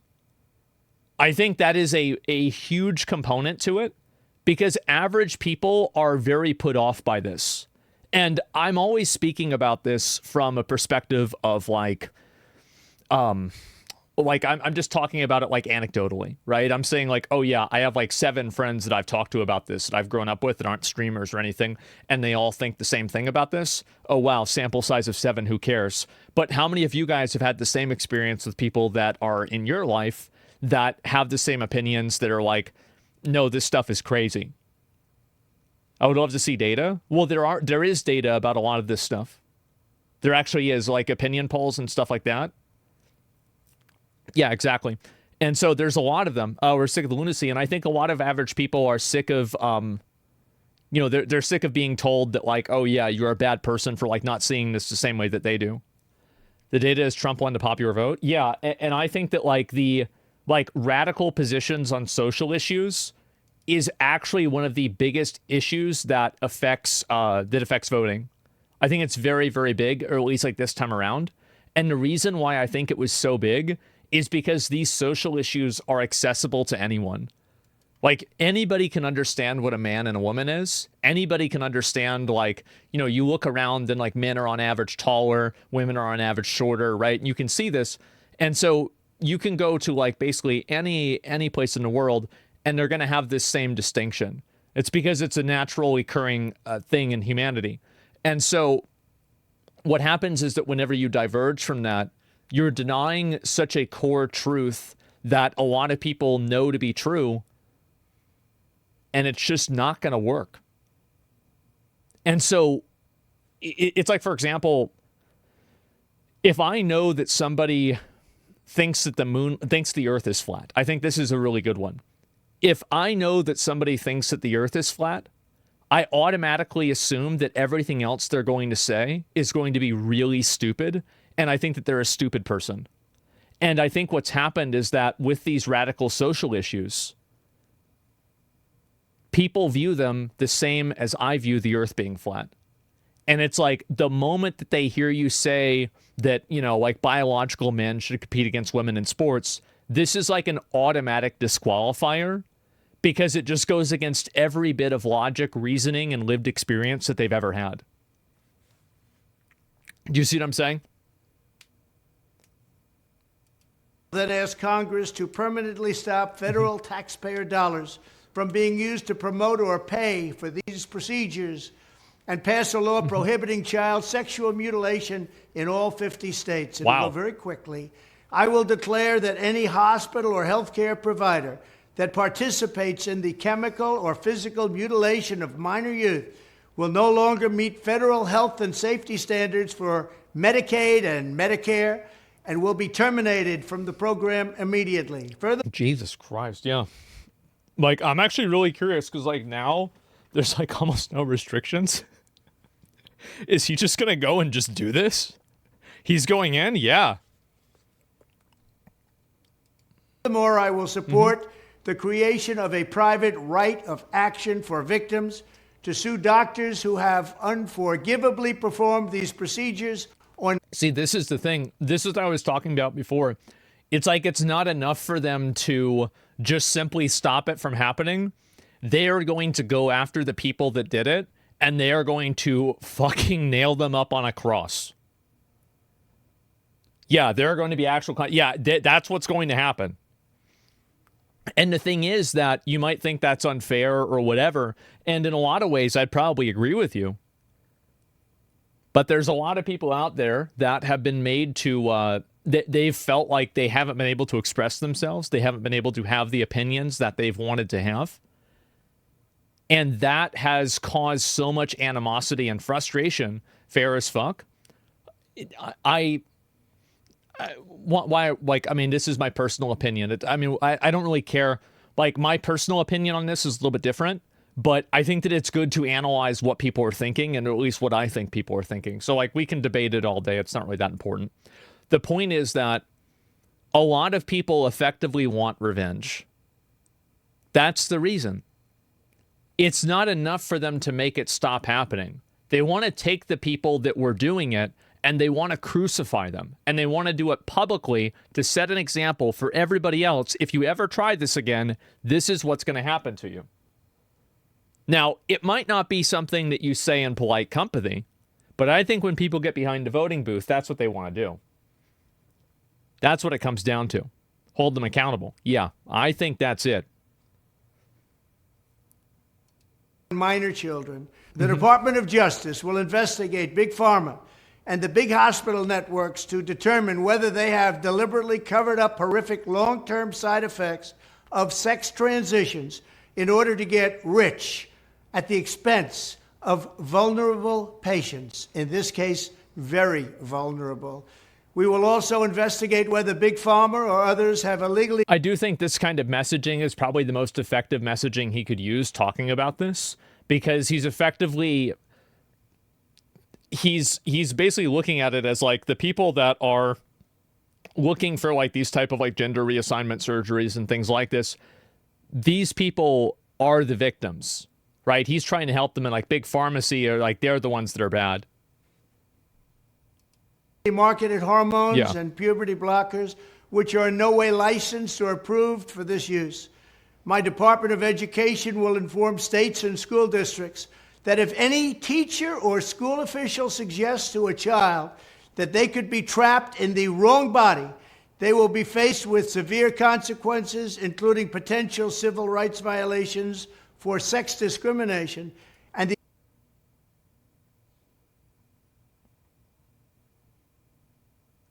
Man.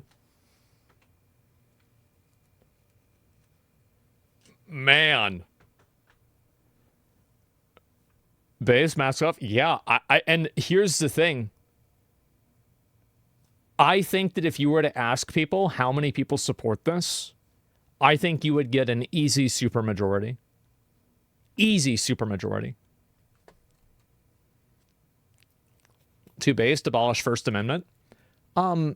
Teachers and the way that they interact with students as a as like an agent of the state, that's not the same as the First Amendment.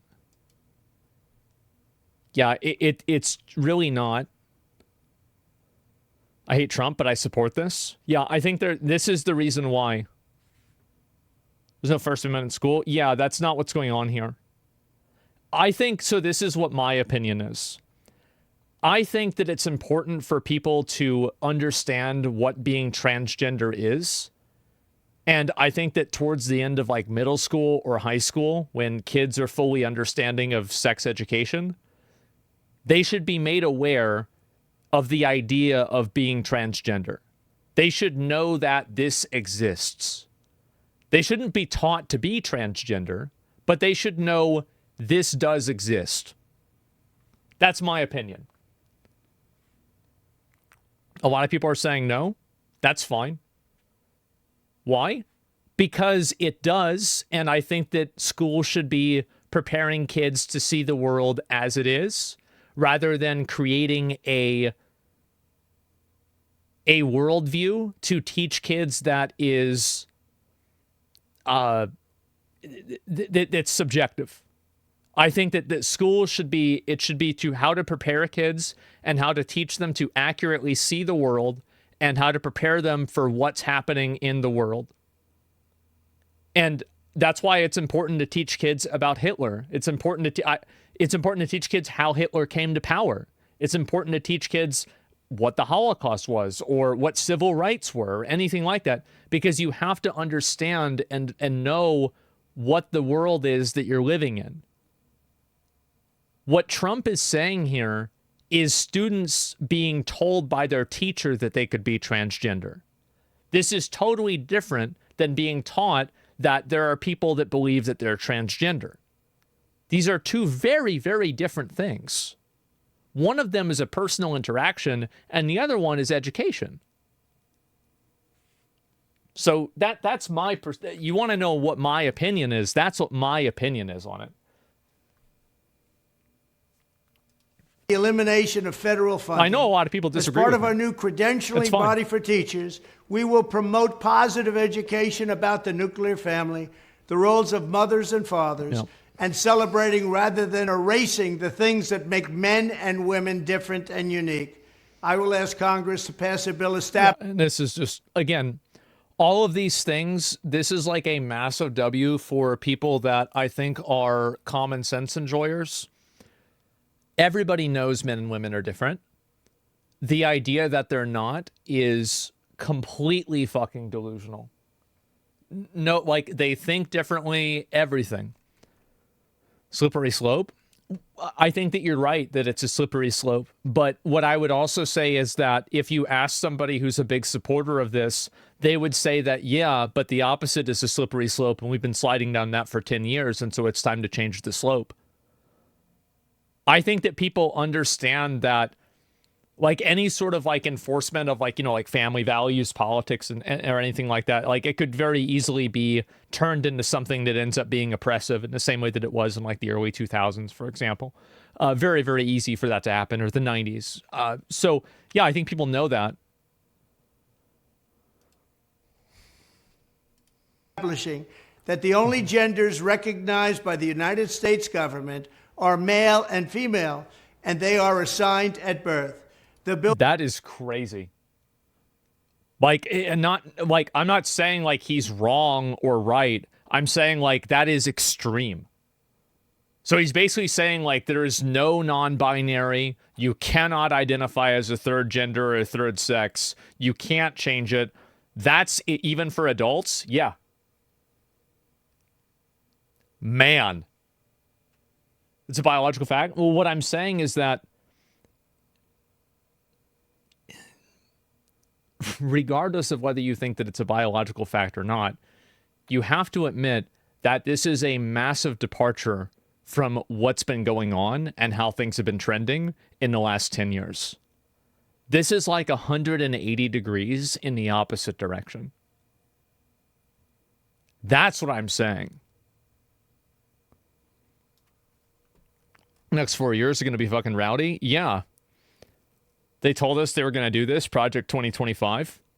Oh, maybe. No, it's not. There are intersex people and they're biologically recognized as a fact. Yeah, I'm not sure exactly what the details for that are, but I think that's like a super, that's like 0.001% chance.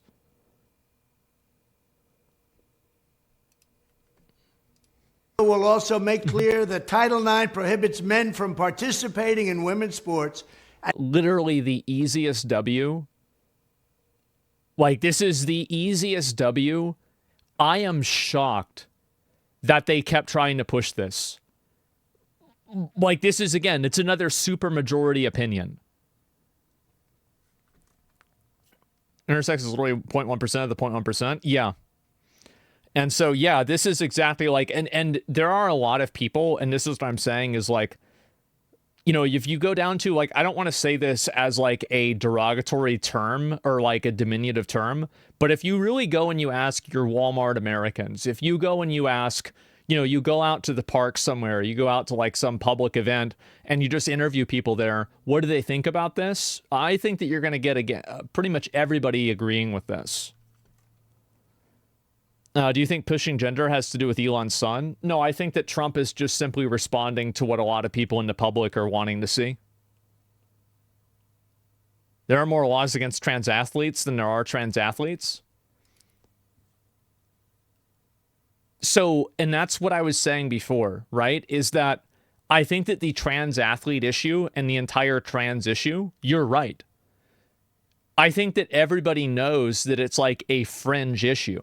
It is a tiny fractional issue, but the fact that it exists is a demonstration of such a profound lack of fairness and a profound lack of like what people believe to be common sense that it creates a huge focus point because of how extreme it is. And it's used as like as an anchor point that people look at every other opinion that that person has. It's like what I was saying with Flat Earth. The moment that you think somebody believes in flat Earth, then immediately you're going to discount everything else that they say. Is it not identity politics then? It is. It absolutely is. Of course.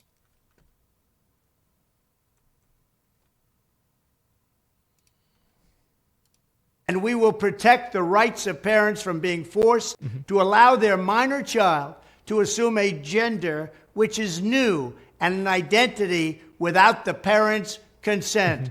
The identity will not be new, and it will not be without parental consent. No serious country should be telling its children that they were born with the wrong gender, a concept that was never heard of in all of human history. Nobody's ever heard of this, what's happening today.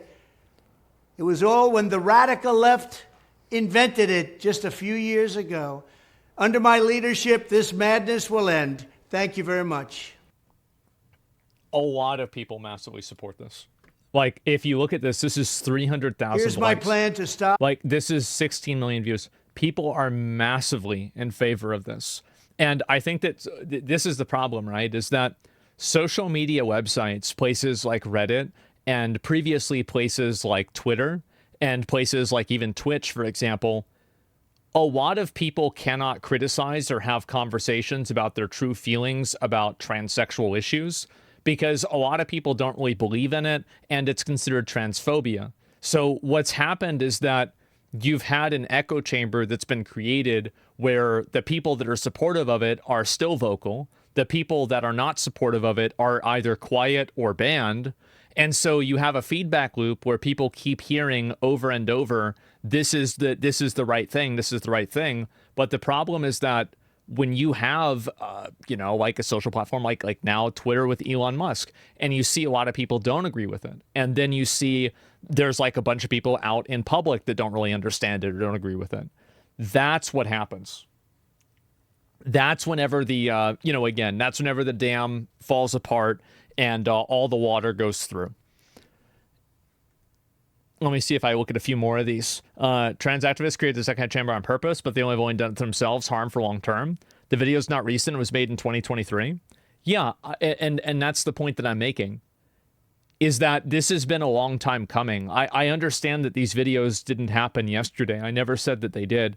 But what I'm saying is that I think that like a lot of these like left-wing ideology, identity politics things have turned people...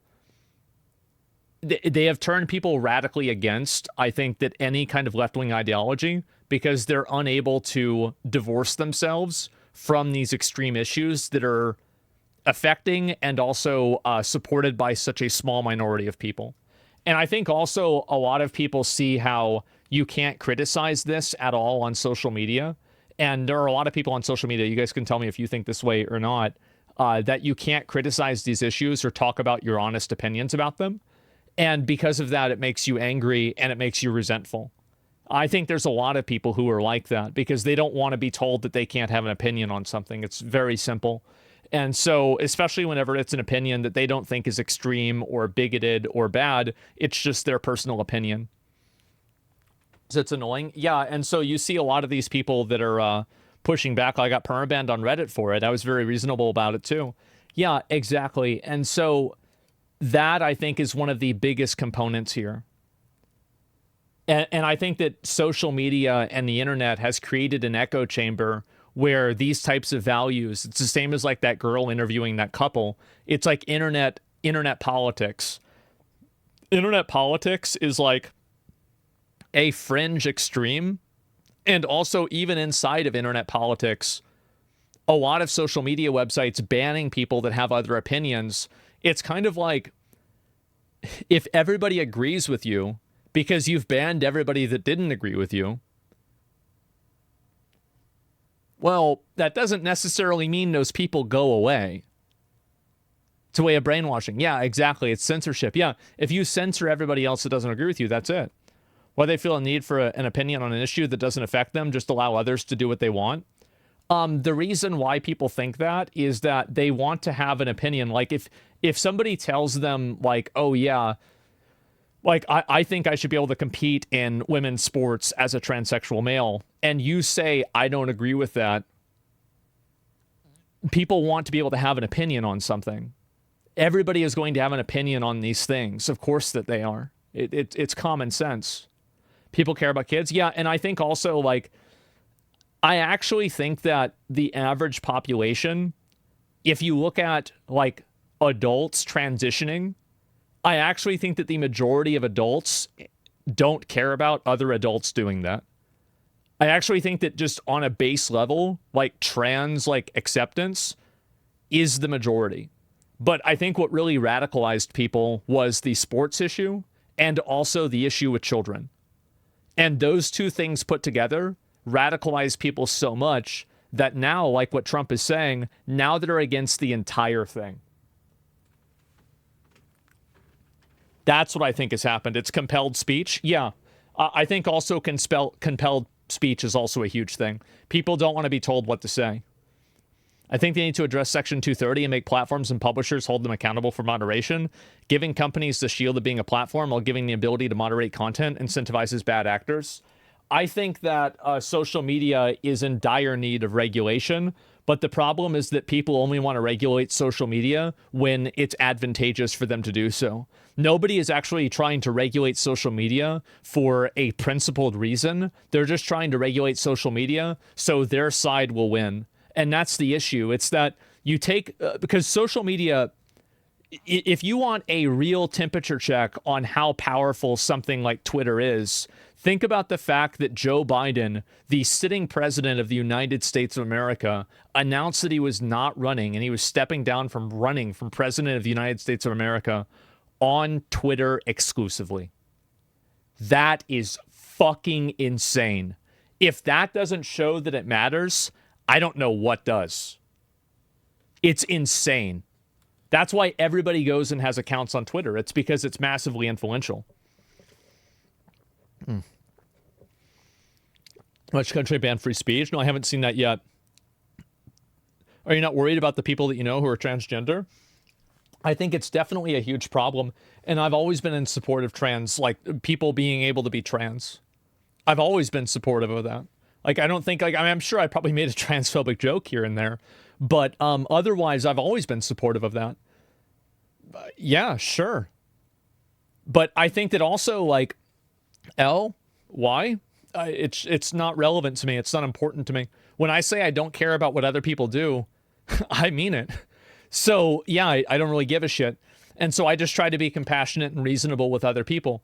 But when I'm talking about these things, I'm recognizing these trends, and I'm talking about it because I see how these things have happened and how they've evolved over the years. I don't care. It has to be 18. Yeah, of course. I completely agree. You support as long as they say hidden or in low positions. I think that that's probably true in like a general level. Like if somebody wants to use their position to push their sexual identity, I think that's a bad thing. But I think also like a lot of people don't want to be confronted with stuff like that because it's just not what they're interested in seeing. So yeah, that's really the way I see it. What the fuck? It's an L? No. I mean, like, look, people are entitled to their opinion. It's not really that big of a deal. But that's just what I think. Do you think it's a mental illness? I think that it could be in some cases and it's not in others. At the end of the day, I don't really think that it matters whether it's a mental illness. It's the same thing that I said about like being gay, for example. Like, I don't think it should matter whether you're gay by choice or you're born gay, because I think what you choose to do with another consenting adult is your business and your business alone. And the state shouldn't be trying to make rules and telling you what to do.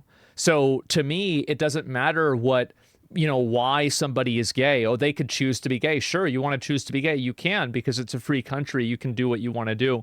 And I think that's really that's the main component to it, is that you're free to pursue things, life, liberty, and the pursuit of happiness.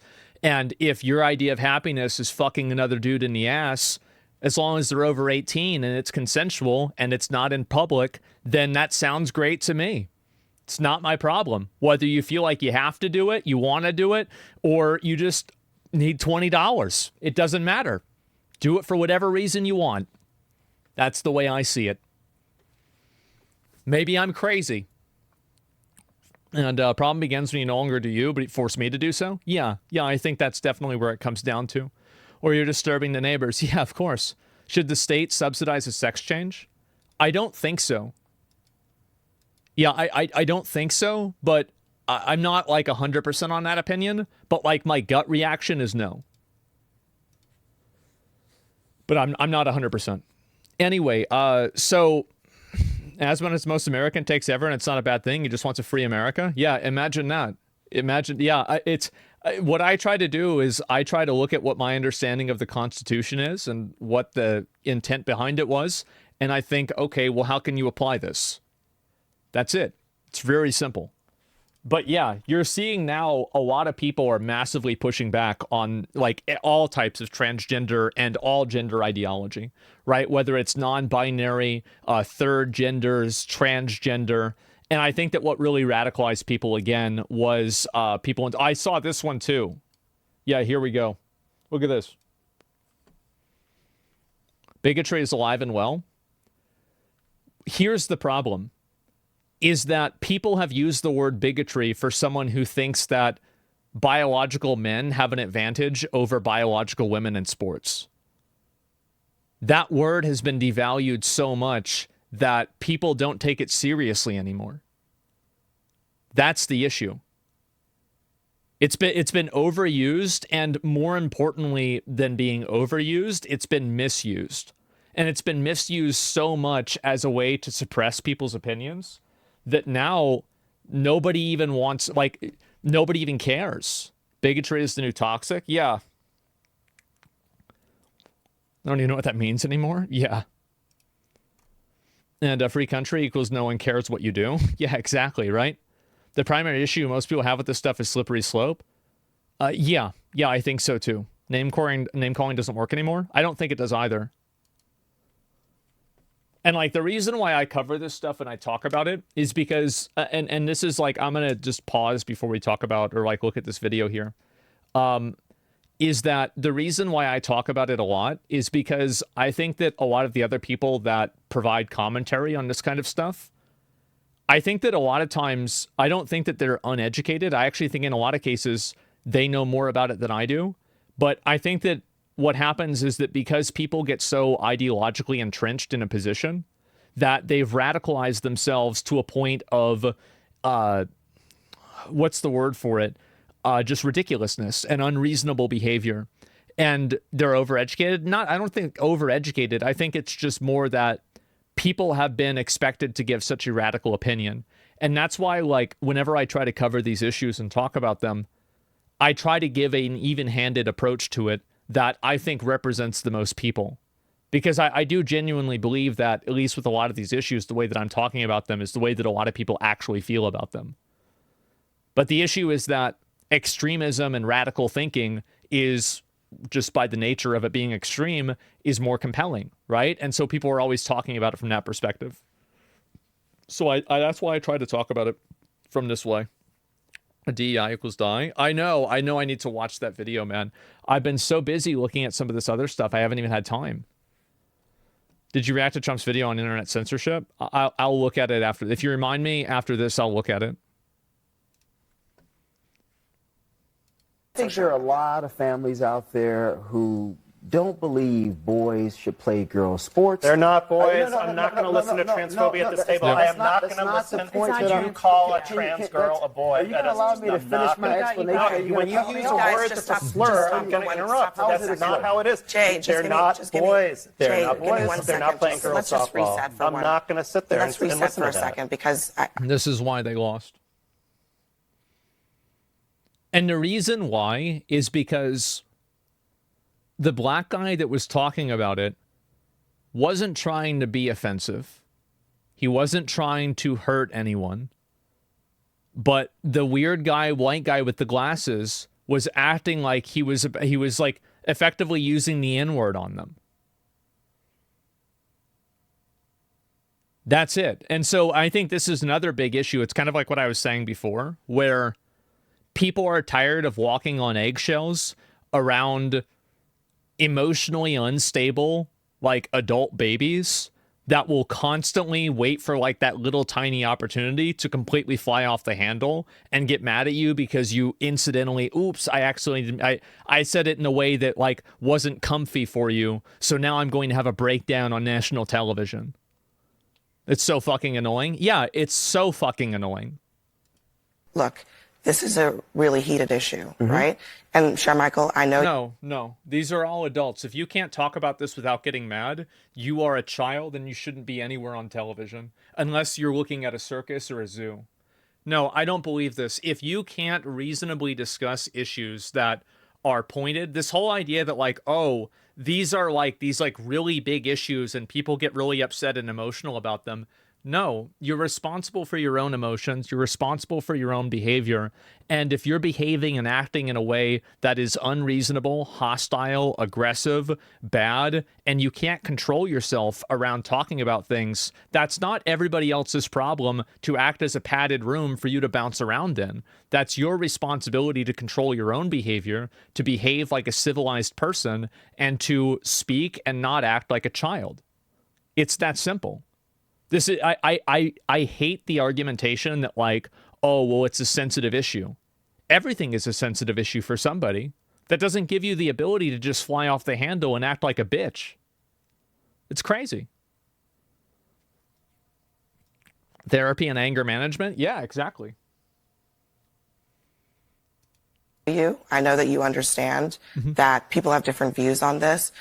I think out of respect for Jay, like, let's try to... She's acting like, bro, it's like she's a third grade teacher. This guy's older. That guy's probably, I mean, he's probably older than she is. She's like, you have to, you're hurting his feelings. It's disgusting. It's pathetic. Absolutely pathetic. Talk about this in She's virtue signaling? No, she's not. She's being reasonable. And she's trying to de-escalate the situation because she doesn't want to turn it into like a big thing. She's actually trying to do a good thing here.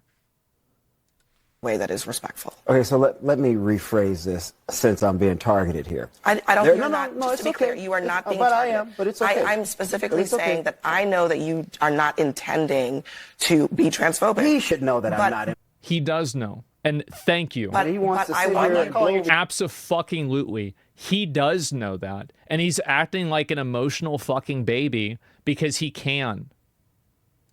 But I want you to. I want to give you an opportunity. So the way regular people interpret it, that's not. Thank you. Absolutely fucking based. 100%. Yep. Regular people interpret it. Regular people. That's not regular people. There's no consensus. These are actually boys. This whole. I hate to tell you, but there have been opinion polls done about this topic.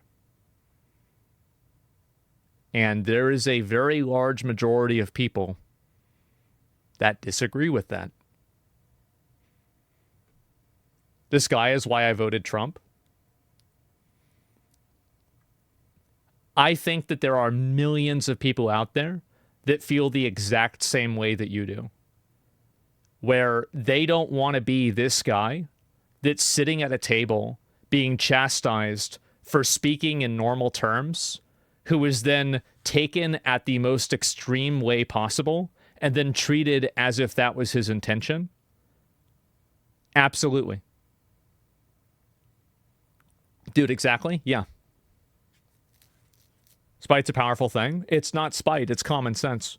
And people just at the end of the day, people don't want to have to walk on eggshells around somebody who's trying to misinterpret what they're saying to make them look bad. It's the dishonesty.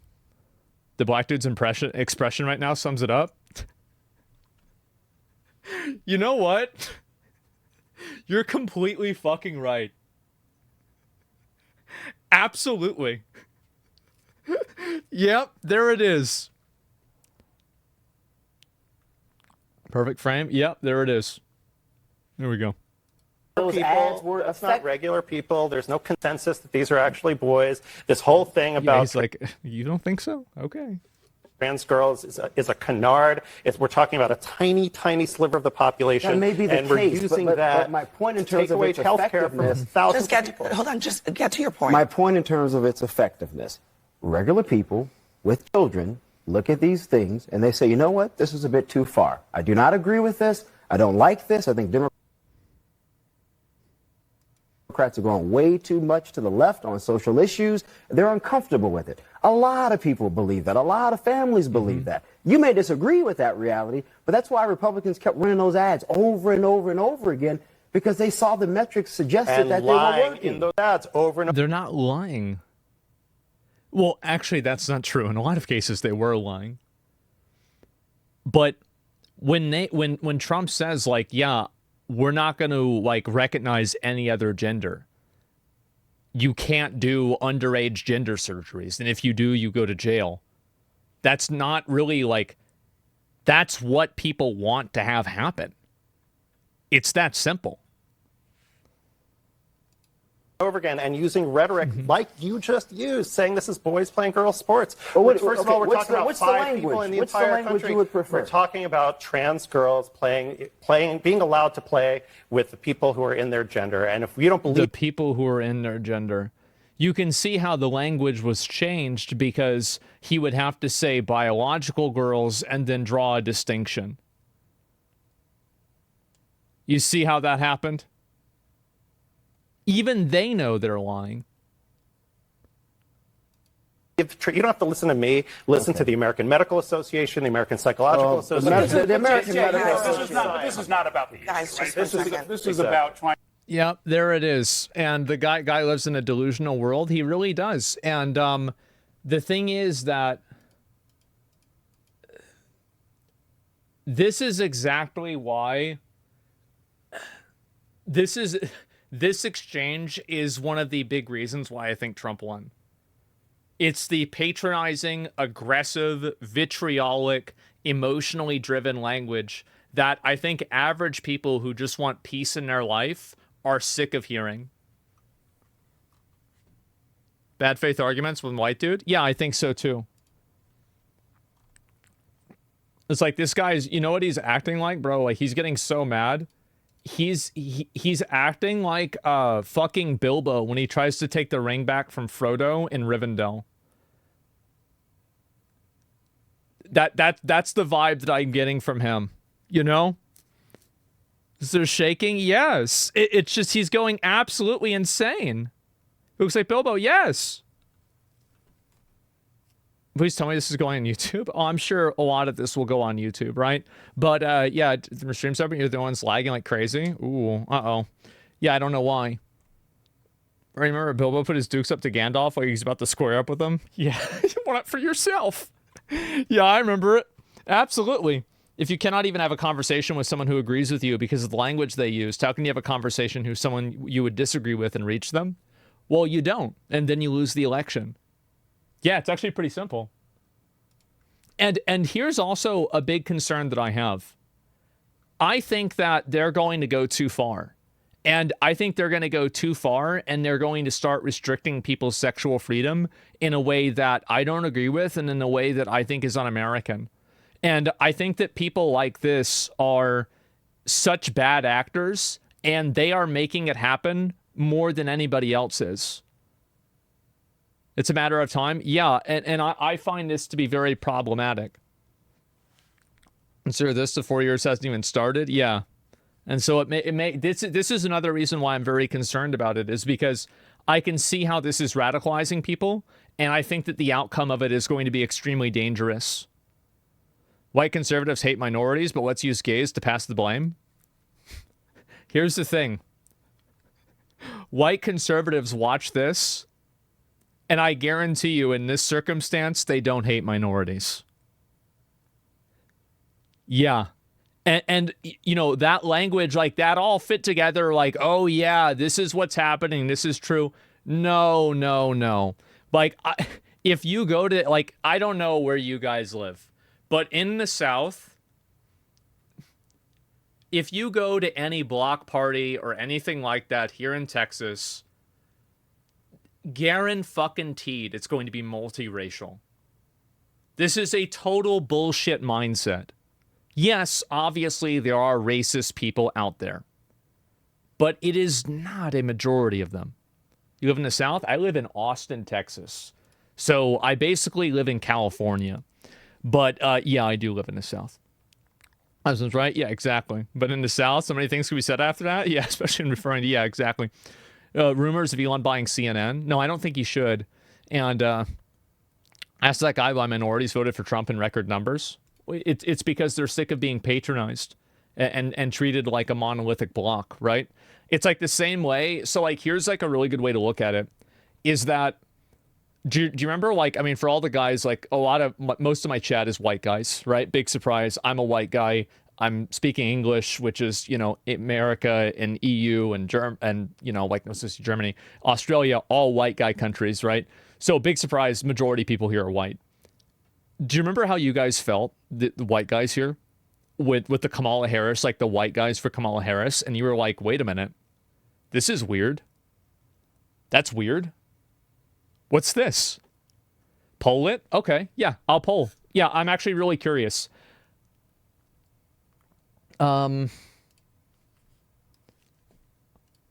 Let's see. What are you?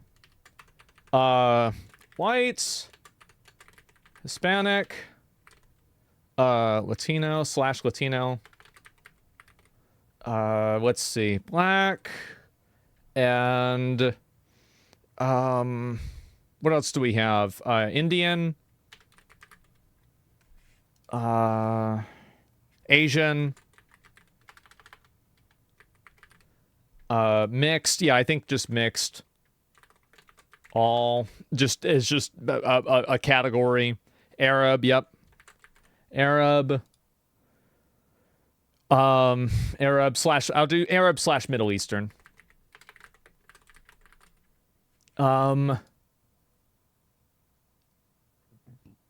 Indigenous, yeah.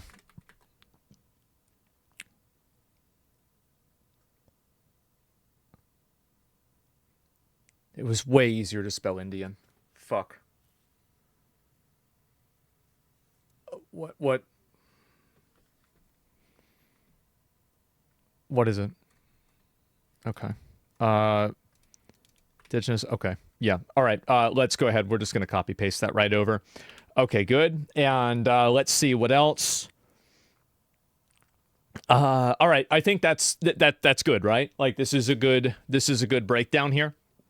Hispanic/Latino is in race. I understand like nationality and race. I get, guys, this isn't like, it's not clean, but it's close, right? Jewish, yeah. Okay. And put other. Okay. All right. Is that good, guys? Is that good? We're going to go with this? Are we good? Good enough. All right. Jews aren't a race. Jews are both a race and an ethnic group. So, yeah, I know it's confusing, and it was confusing for me too whenever I first heard it, but Jewish people are referred to as an ethnic group in some cases and also as a religion. Yeah, you can Google it and look it up. I didn't know that myself. That's why I like, you're not stupid like I mean, I guess kind of you are, but like I was too at one point. So, yeah. Let's go back over. All right, we've got it. So I'll link you guys and we'll see what the results are. Here we go. You guys can vote in the poll.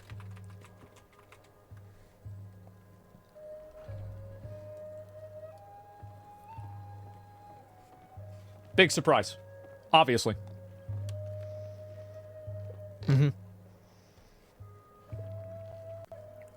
Link. Did it crash? I'll link it to you guys again. You should do age group. Oh, I already have those demographics. I don't need to ask people. I know what they are. It crashed? Really? I'll give it a minute. It might just be catching up. You didn't list women? Yeah, I did. There aren't any women watching, so I just didn't really feel like it would be necessary to have a category. We already know there's no girls here. Yeah, girls don't watch this stream. Games journalist, but European. Yeah. Okay, well, let's see here. There's like 3, maybe, right? 3 hate watchers. So this is about what I would assume, right?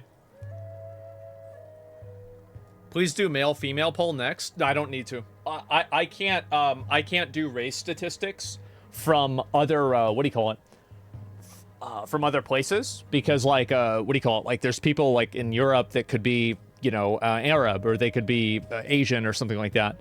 So it's not really that good of a thing. Let me see here. Hispanic, Asian versus Latino, very close. Well, it's just how you identify yourself, right? I think that's really what matters the most. So yeah, as you guys can see, big surprise, white guy, speaks English, talks about American values a lot. I have a big audience of people that are also white guys. Wow, what a shocker. And so anyway, I forgot even why I was even talking about this. Oh yeah. And so I think that people see a larger amount of solidarity with other people that share their values and other people that share their own like socioeconomic troubles, like, you know, being able to afford food or something like that. They're thinking that they have more in common with this guy, right? They've got more in common with this guy than they do with this guy. And I think really that's what a lot of voters this election have turned out to realize. I know, African? Black. I mean, if you're black, I mean, you could be African, you could be African-American. I don't know. You could be from, like, Haiti. Like, I don't know. I mean, I feel like it's all black, right? I mean, it's same as white, you know? It's like Canadian, Australian, American, they're all white. You know, that's it. It could be European. Yeah, exactly. And I'm a white African. You're right. Yeah, there are, whiter South Africans, of course. But, yeah. African Egyptian. Oh, yeah, sure. I think that's a little bit different, too. But that's like part of the other. So, yeah, 64% white and, 8% Latino. Asian, 8%. Mixed, 5.5%. 4% black. Yeah, it's about average, right? Yeah, somewhere around there, I would say. Elon Musk is African American. Yeah, sure. But I think that, again, like, do you guys see kind of what I'm saying about how, like, these people are, like, really pushing a lot of people off? They're, like, massively pushing a lot of people away. We don't call Egyptians black, and white people from South Africa, we don't call them black either. People are people. I think dividing by skin color is ridiculous. If you want to identify with the culture, that's fine. I think that it's okay to identify a person by their skin color, because that's what their skin color is. It's the same as saying somebody's tall, or, somebody has, like, blue eyes or something like that. It's okay to say that. It's not a bad thing. I mean, like, this weird thing where, like, people don't even want to mention it. No, that's what it is. It's like, it's, again, like, I think people don't want to live with their mind in a cage. Like, oh my God, I can't accidentally say this, or somebody's going to take it out of context and say that I'm racist. It's so overplayed. Way, way overplayed. I think people are just tired of it. People are just so fucking tired of it. Let's see here. Oh boy. If the platforms, whether it's Facebook or Twitter X or Instagram or TikTok, whatever they are, if they don't moderate and monitor the content, we lose total control. And it's not just the social and psychological effects, it's real harm. And if Yeah, I think she's right. I think she's absolutely right. Yep, they lose control. And that's why people hate social media. Exactly. Is that the Grand Wizard? No, that was her mentor. But no. And what's this here? What is this lizard? Why is there a lizard talking? Yeah, I just said it was kind of funny to see that. Oh, boy. You know what? We're going to hear about both tonight on the panel and throughout the whole show, the winners, the losers. My message to the losers, look in the mirror.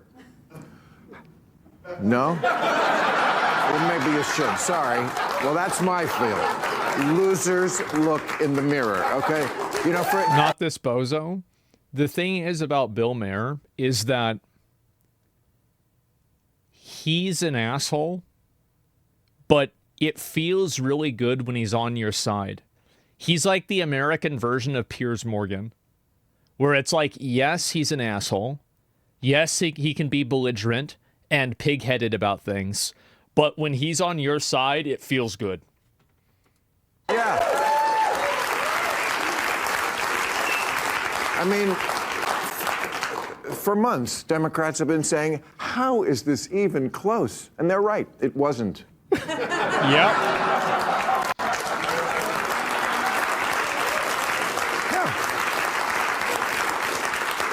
They could not conceive of a second Trump term, but they should have. When does America ever turn down seconds? I mean, come on.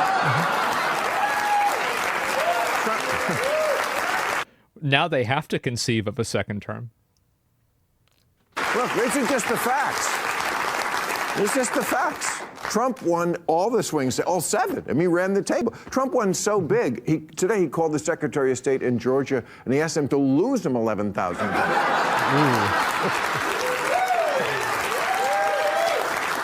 You missed the joke? No, I didn't. I made an abortion joke. I guess people didn't get it. But, you know, he has an amazing coalition. He kept the old crowd that likes him. He got a lot of new voters. He got a lot of people who say they just want to see what he'll do. I call this the get the cat high vote.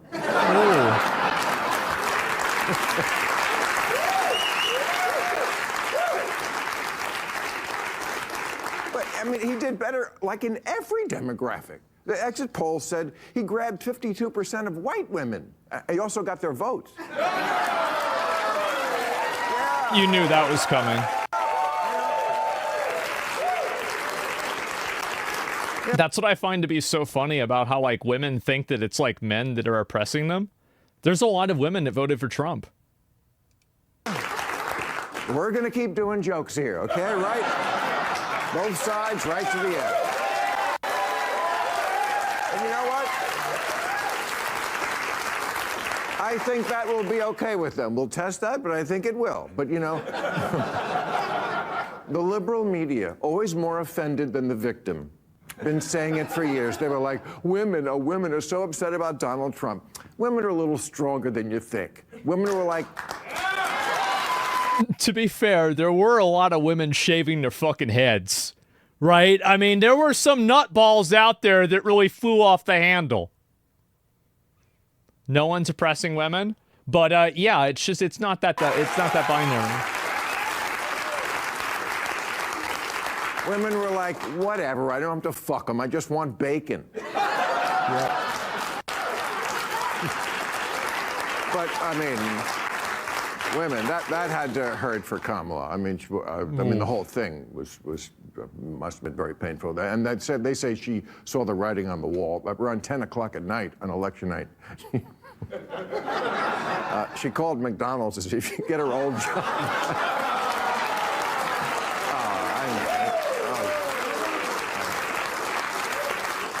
But, I mean, Kamala underperformed in... Trump should tweet her he should fucking tweet that. It's funny. Every demographic. I mean, although she is still polling very well among illegal immigrant inmates who want sex change operations. Yeah. Totally on her side. Oh, well, make no mistake. This election was very much about what I've been saying here and lost a lot of fans for saying over the years, that this country has had enough of the anti-common sense woke bullshit that was... By the way, he did say this 3 years ago. He was saying this. People got mad at him. Nobody wanted to listen. And here we are today. They have. Yep. They should have listened. They should have. And here in L.A., Proposition 36 passed. This was the one that said shoplifting, which we'd made just a misdemeanor, is now a felony again. Yeah, you have to... That's easy. If somebody steals something out of a store, put them in jail. Problem solved. Maybe the first time you let it go through, it's like, all right, fine, community service. You do it again? No, jail. Don't get caught next time. Common sense. Yeah, people in this town, even liberal LA, said, you know what, here's an idea. Instead of locking up the toothpaste, how about we lock up the shoplifters? Imagine that. You know. Crazy, isn't it? This is not... He said, Bill, you're a Republican. That doesn't make me Republican, you asshole. That just is common sense. I mean, yep. San Francisco had a very ultra-woke mayor, London Breed. Well, no, she lost. She done. Even the ultra-liberal people of San Francisco had enough of homelessness, public drug use, defecation in the... They don't want to be in a zombie, but they don't want to deal with zombies, bro. Like, you don't... Like, I look at that, and it's like the beginning of The Walking Dead.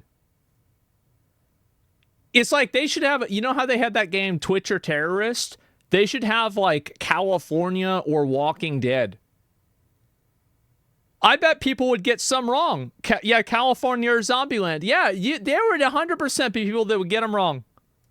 The streets, and now London Breed's zombies. Pronouns are she gone.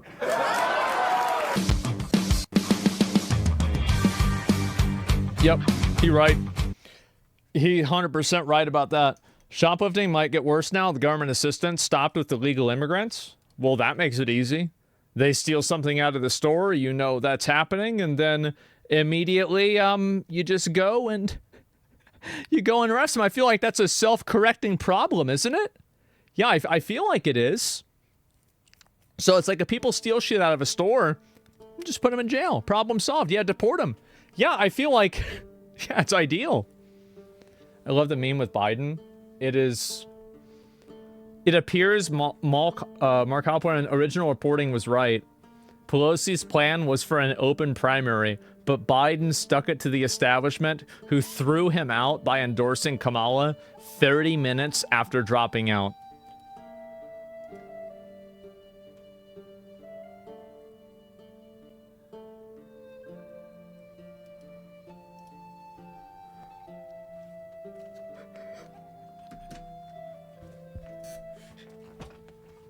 Just 82 years old. One final fuck you. After all of this, I got one more in me.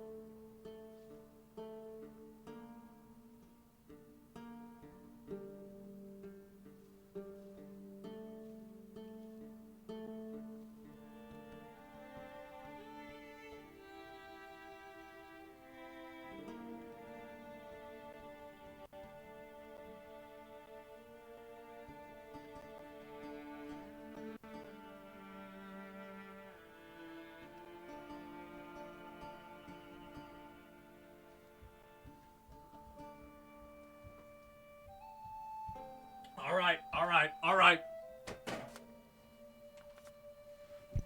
Give me a sec. We good? POV, Biden, did this really happen? I don't know. Yeah, I'm not sure whether it happened or not, but it is really fucking funny that it did. Joe should pardon Trump on January 19th. It would be really funny if Joe Biden pardons Trump for everything, and then when Trump takes office, he pardons Hunter Biden for everything. It's just so obviously fucking rigged. Like, yes, this is absolutely what happened. Yeah, there you go. Too bad. I don't think anybody would even give a fuck about it if that happened, to be honest with you. The exchange? Yeah, I guess so. Oh my god. All right, let me see here.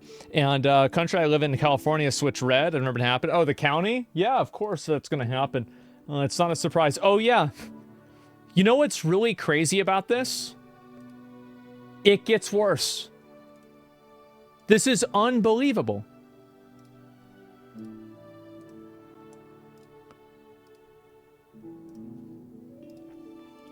So...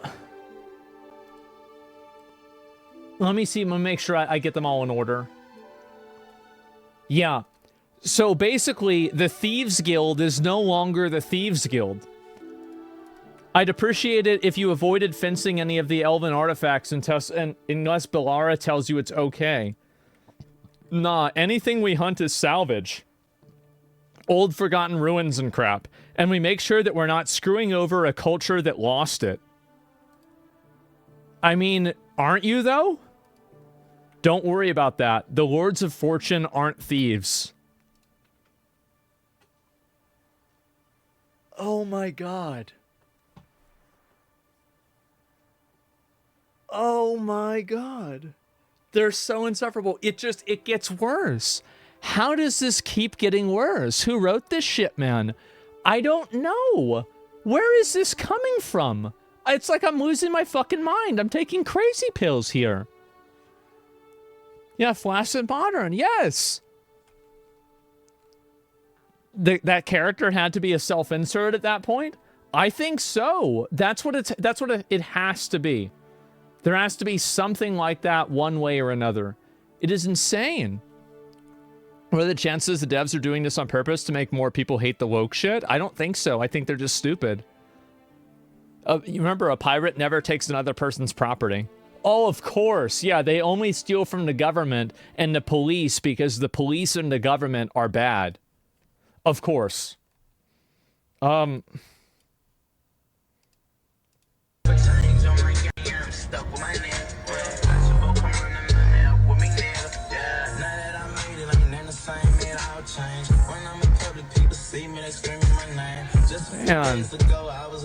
Got the kid driving.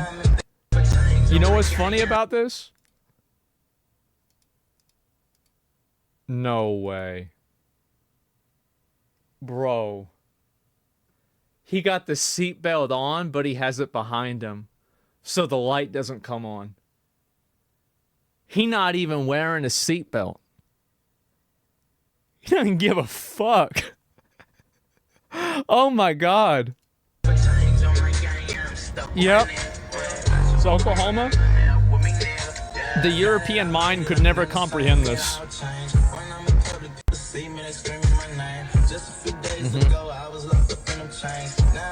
Oh, he's vaping too? I didn't even know what the hell that was. They got kids vaping at 10 years old? That sounds real good. Yeah, that's super good for you. Garbage ass music. Oh, a lot of people like it though.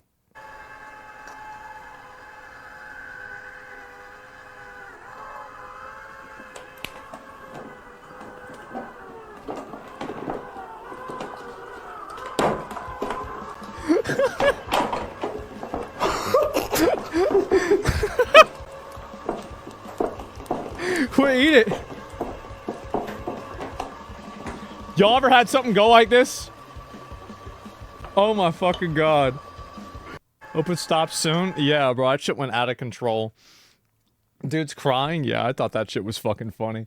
Let me see if I find some more of this shit too, because like, yeah, there's been so many of these. I haven't even, it's this guy. Alexis Jones, oh, do it, oh God. You're doing good. You're doing good. Oh God, he's gonna kill me. Put me in a cab. Oh God, Trump's doing it. Okay. Trump's shaving my head. I'm giving up my beautiful hair.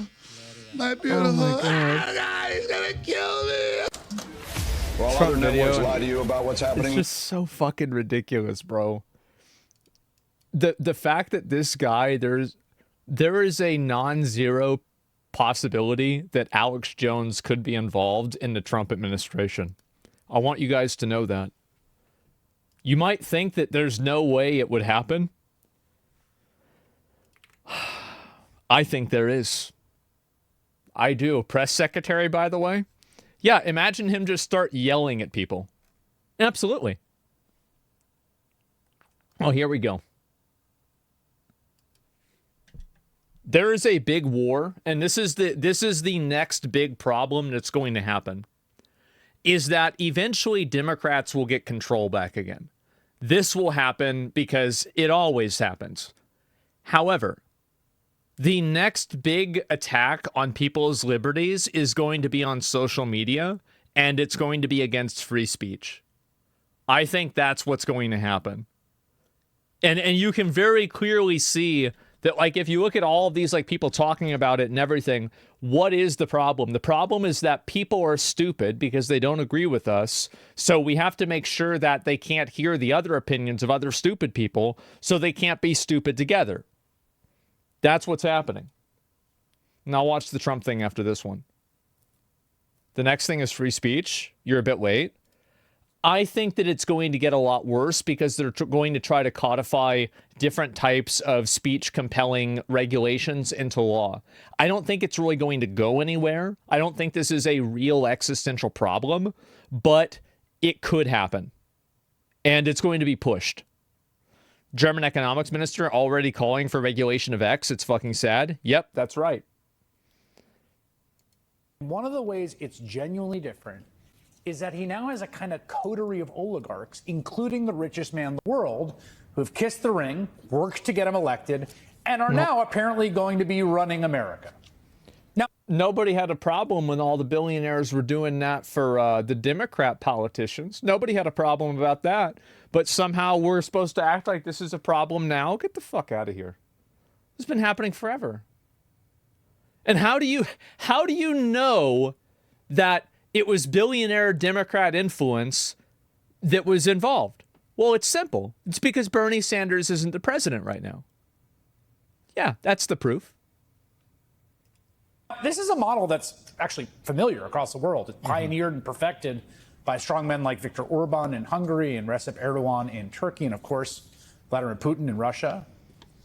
All of these rulers have their little crew of corporate and industrial titans who often hold no official government titles, but do the work of the regime in ways large and small, legitimate and otherwise, in return for their access and special privileges, including squeezing the state coffers to line their own pockets.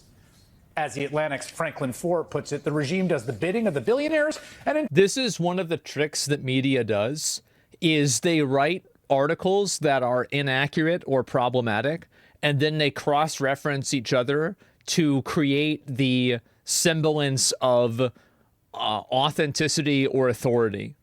So like they use each other for references, and they're like, well, he said it, and then I'm referencing back to this article that was written here. But the fact is that it's bullshit in a lot of cases. Like I think like Black Myth Wukong, like the example like that before is just like it. I'm not saying that this is like exactly what it is. The regime does building of billionaires, and in turn the billionaires do the bidding of the regime. Sure, of course this happens. Yeah, definitely. Right? The unique danger of a Trumpist oligarchy, complete bullshit. Absolute complete bullshit. Do you really think all of the other billionaires are giving do you think that they gave all the other candidates money because they like them? What are we talking about here? It's just, it's like, and this is the thing, right? It's like a misrepresentation that's then referred back to as an authority. Turn the billionaires do the bidding of the regime. Yeah. Power grows ever more concentrated as the owners and the corrupt leaders conspire to protect their mutual hold on it.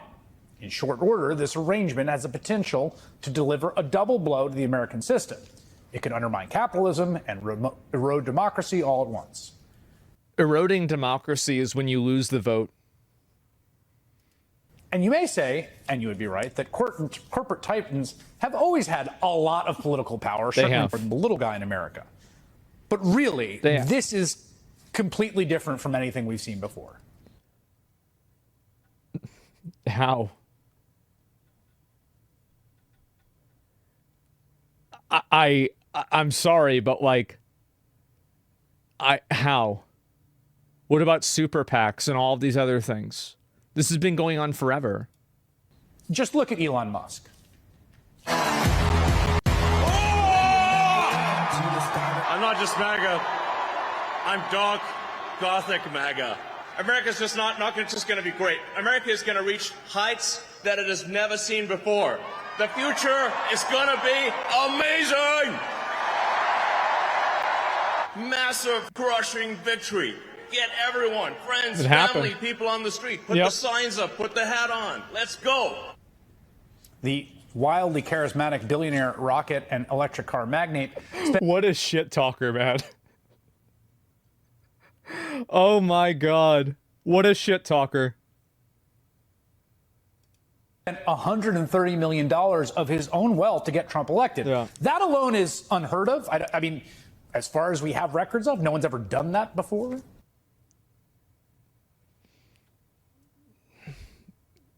Didn't the Kamala Harris super PAC have like $17 billion or something like that? I mean, like, I don't know. I mean, and this is the problem. Like, yeah, like look at George Soros, other people like this. Like, what are we talking about? We're like, the problem is that anybody can see that the government is bought and paid for. It's obvious. You know it. I know it. Everybody knows the government's rigged. But you're not going to gaslight people into thinking this is the, oh, wow, Now it's rigged. It's been rigged, and you were defending it. But now you're not because it's not rigged in your favor. That's it. Harris got like 3 times the money Trump did? Yeah, exactly. It's pay to win. Yeah. Musk also bought Twitter for $44 billion and drove its value into the ground. I mean, essentially setting half that money on fire, like $22 billion worth of value. I love how the quote of Elon Musk is such a stupid asshole. He bought Twitter for $44 billion, and now he only controls all 3 branches of government. Yeah, it's crazy how, you know, he used this as a weapon to effectively change the outcome of an election. It is the most powerful media tool probably in the world right now. And somehow the way that you're grading its viability is about how much somebody would buy it for. It's just like such a one-dimensional way of thinking. In order to turn the social media platform into a right-wing propaganda machine to get Donald Trump elected. It's again, like from anybody on social media, like I'm not going to look at what Elon Musk did with Twitter. Also, Twitter is not a right-wing propaganda machine. There are tons of people that are left-wing that are posting on Twitter, and they can post basically whatever they want. The fact is that Twitter is an open space for people to have opinions. That's it. It is? No, it's not. What happens if you follow a bunch of left-wing people? Well, then you're going to get their opinions instead.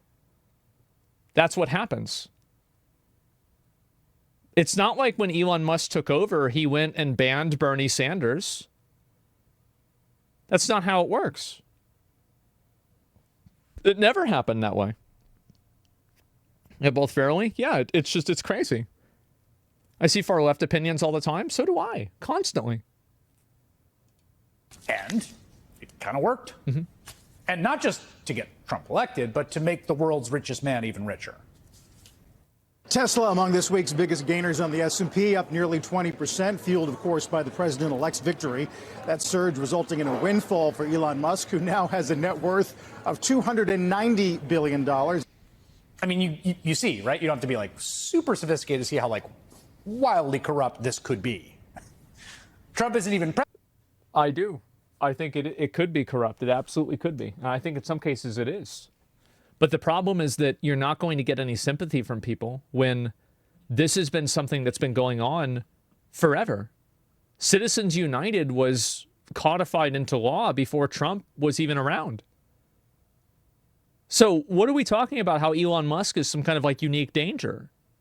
It's outrageous. Yeah, you lost the game, bro. Like, yeah, you lost the game. That's it.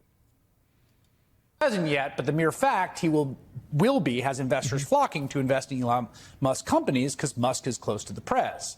They know. In fact, they probably saw the Trump family photo from Mar-a-Lago celebrating the day after the election, a family photo that, interestingly, doesn't include Melania Trump, who I think is Donald Trump's wife the last time I checked. But there's Elon Musk. He gets the friends and family discount now. And while he's sitting on...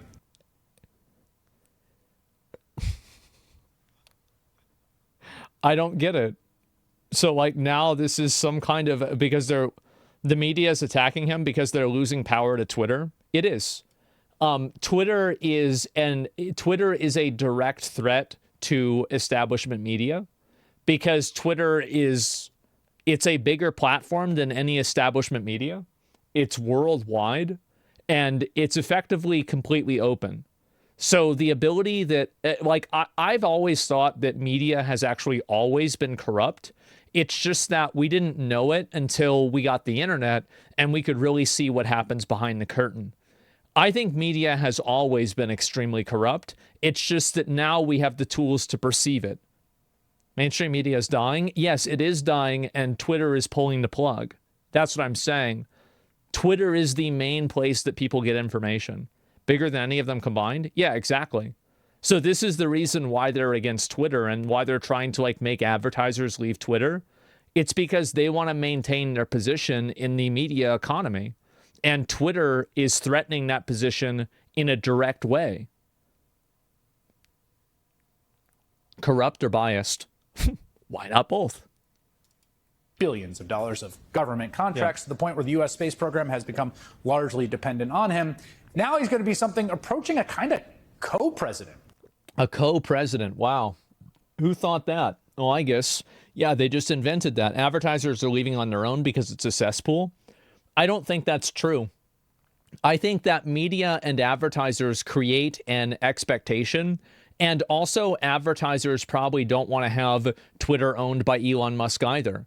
And so what happens is that advertisers, by withholding funding and not putting funding out there, what they do is they create soft speech requirements where it's like, well, you can't have these opinions, you can't say these things, you can't even allow other people to say these things, because if you do, we're going to take away the money we give you, and we're going to use this as leverage to get you to compel speech. Like, that's basically what happens. And I know that there are some people that are happy about this, and they're like, oh, that's good. It's not good. It's not good when Elon Musk does it. It's not good when they do it either. I don't want to have some multi-billion-dollar company that has a fiduciary responsibility to make as much profit as possible trying to be the arbiter of what can and can't be said. That's insane. Of course not. I will look at the, there's one more I'll look at, then I want to do some other stuff. But there's apparently like the video with like the Trump on social media. I do want to see that because that's, again, relevant to me.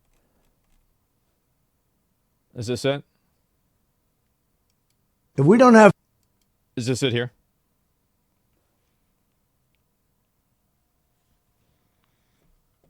Advertisers still want to sell their products, so it's a bit difficult to collude and coordinate to withhold money unless the content is actually detrimental to their brand.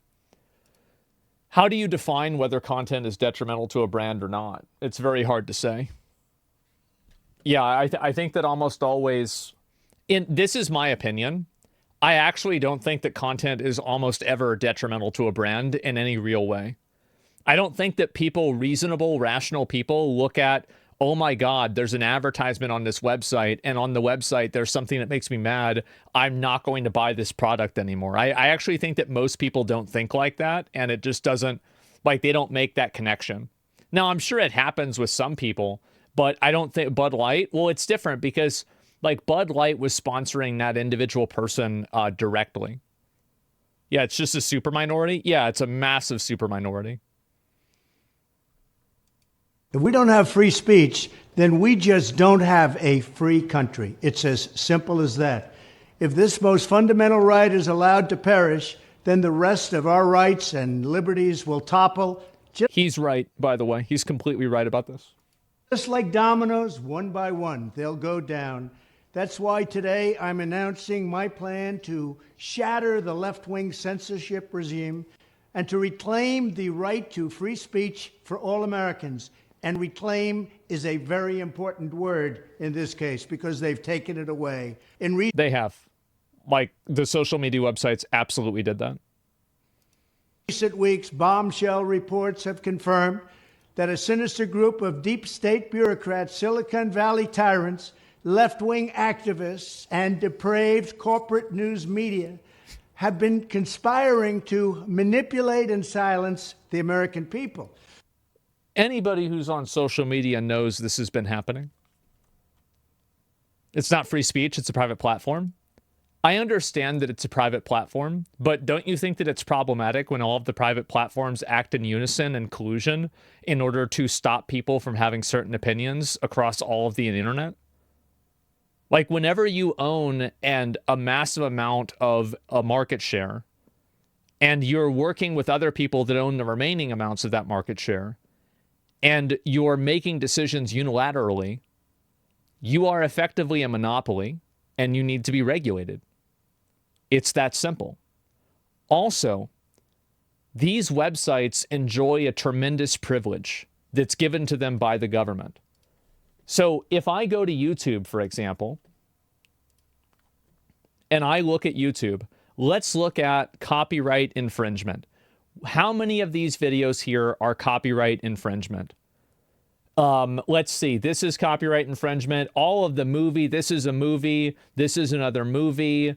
This is a movie. Do you think that all of these things were licensed by Warner Brothers or by MGM or whoever made this movie? Of course not. No. And so YouTube is hosting content on their website that breaks the terms of service, that breaks the law. They break copyright law directly, and they're getting away with it.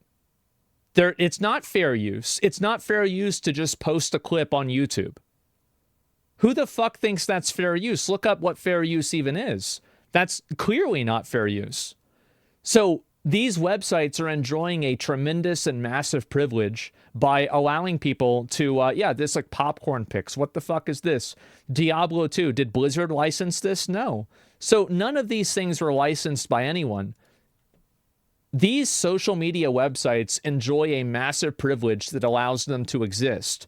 And that massive privilege is given to them by the government. And it's called Section 230, which means that they are a platform and not a publisher. The difference is that a publisher is exercising editorial discretion on what's uploaded and what is not uploaded, and a platform allows users to upload whatever they choose. So the problem is that these companies want the privileges of a platform, but they also want they want the privileges of a publisher, but they also want the accountability of a platform. So when you look at these things, they want both privileges, exactly. And so that's what I think is really going on. So when I'm talking about like regulation, these companies have regulation right now on them, and the regulation allows them to exist. So if you take that regulation away and you treat them fairly, their entire business model would fall apart and YouTube would be out of business in 24 hours. I'm not kidding. Like if you took away Section 230, they would have to shut down the entire website. That's it. And so when you're looking at like these companies and you're talking about like, oh, well, they're a private company. Okay, well, if they're a private company, why are they getting these privileges? There it is. They would just have to stop moderating? Yeah. I've been watching 4-hour-long Family Guy videos for a month on YouTube. Yeah, imagine what would happen if YouTube could get sued for that. Ads shouldn't be able to dictate where they put ads. I don't know about that. Anyway, so what I'm saying is that these companies that are social media platforms, they are not operating in a free space. They are operating under a privilege that is granted to them by the government. And I think that because of that, there should be a degree of accountability. Because if you're using that privilege in a bad way, then you shouldn't have it. They have collaborated to suppress vital information on everything from elections to public health. The censorship cartel must be dismantled and destroyed, and it must... And it is a cartel, very obviously. And you can see this happen when a person gets banned on one platform, and then all of the platforms ban them at the same time. I think Alex Jones is the best example of this. Happen immediately, and here's my plan. First, within hours of my inauguration, I will sign an executive order banning any federal department or agency from colluding with any organization, business, or person to censor, limit, categorize, or impede the lawful speech of American citizens. Wow. Trump himself was banned? Yeah, he was. Trump got banned on Twitter. And the funny thing is that, like, think about what happened after that. He got banned. They didn't put him in jail. Elon Musk bought Twitter, fired everybody that was doing it. I would not be surprised if Trump goes after the people that were running Twitter whenever they banned him and tries to put them in jail or something. I could easily see that happen. That was a disgrace? Yeah. He should. I mean, I don't think you should put them in jail for nothing, right? If they're guilty of a crime, they should go to jail, of course, same as anybody else. But yeah, exactly, do it. No, I think that absolutely he would do it. That's Banana Republic bullshit. I don't think so. I think that if the companies are doing it on behalf of the government and breaking the law, then they should be held accountable, but not if they're not doing it. I will then ban federal money from being used to label domestic speech as mis or disinformation. Yep. And I will begin the process of identifying and firing every federal bureaucrat who has engaged in domestic censorship. Oh my God. It's going to be a fucking rapture. It would be too petty to do that kind of vengeance. You think it would be too petty on the conversation topic of Donald Trump?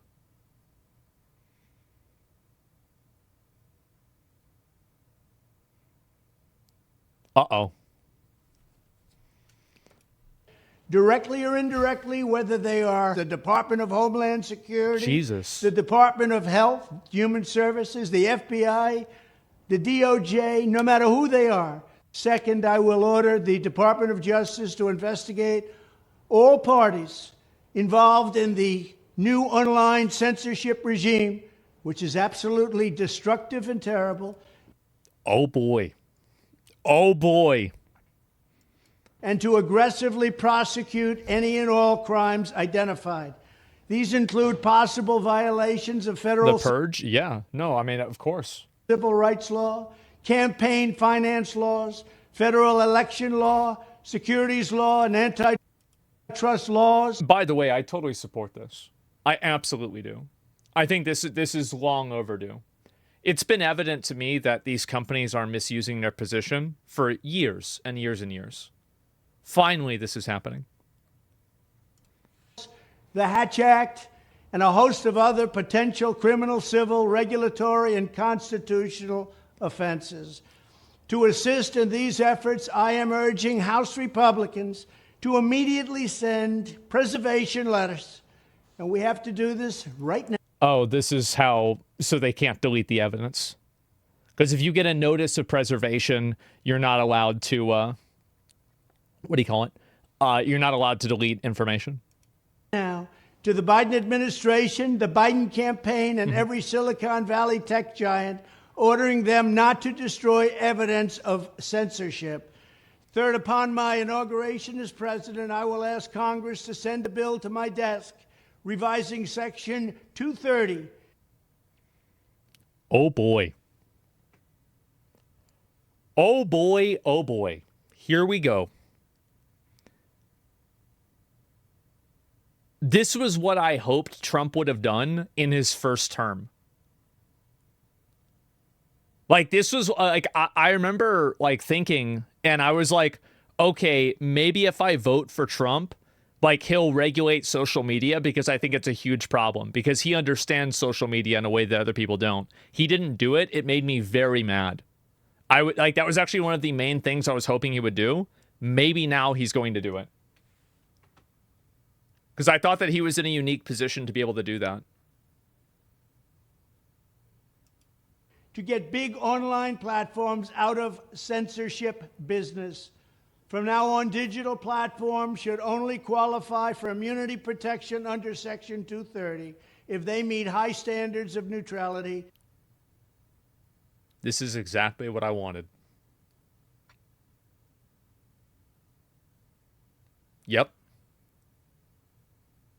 Exactly what I wanted. Transparency, fairness, and non-discrimination. Yep. There you go. Man. Oh boy, oh boy. The answer to censorship is censorship? That's not, I understand, that's like a, I don't know, like a 90 IQ Reddit take. But like, no, that's not what's happening here. I agree, no censorship. Yeah, if you want to say your opinion, preach, but I have the right to know who you are. You have the right to know who somebody is? No, you don't. Why do you have the right to know who somebody is? That's crazy. The government does. Sure, I think you can make that argument, but no, you don't. As an individual, absolutely not. We should require these platforms to increase their efforts to take down unlawful content such as child exploitation and promoting terrorism while dramatically curtailing their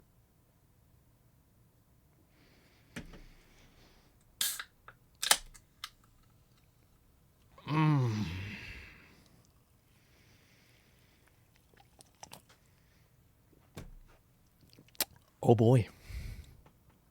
Oh boy, oh boy. Does this also stop platforms from being slaves to advertisers? You know what's really funny? It does.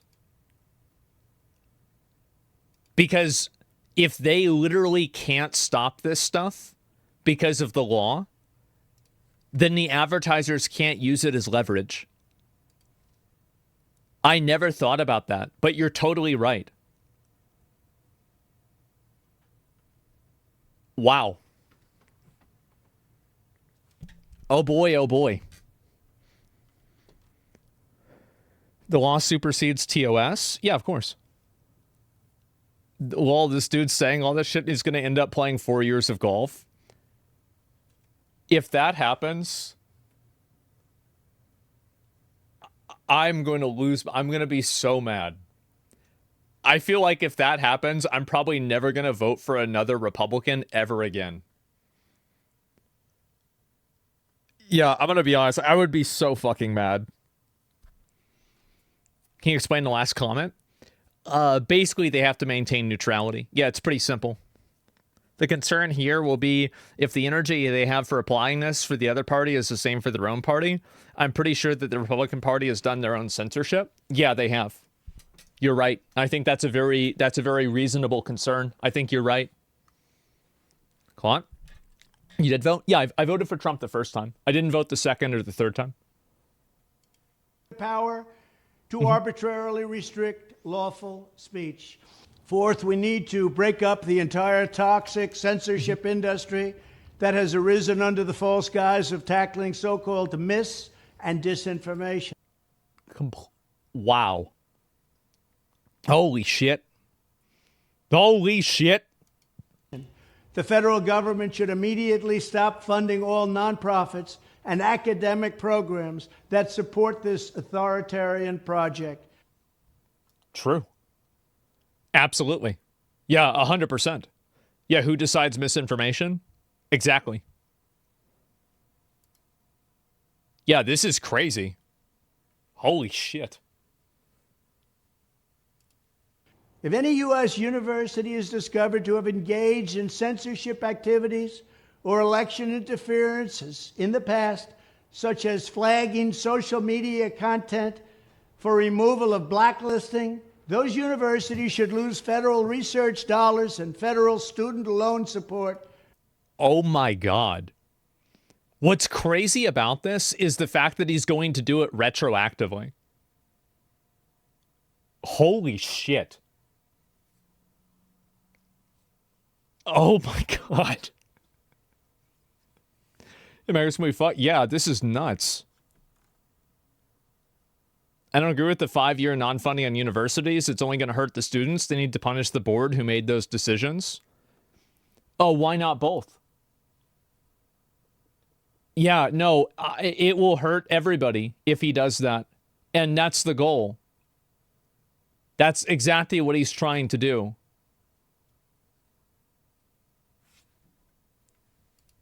For a period of 5 years and maybe more.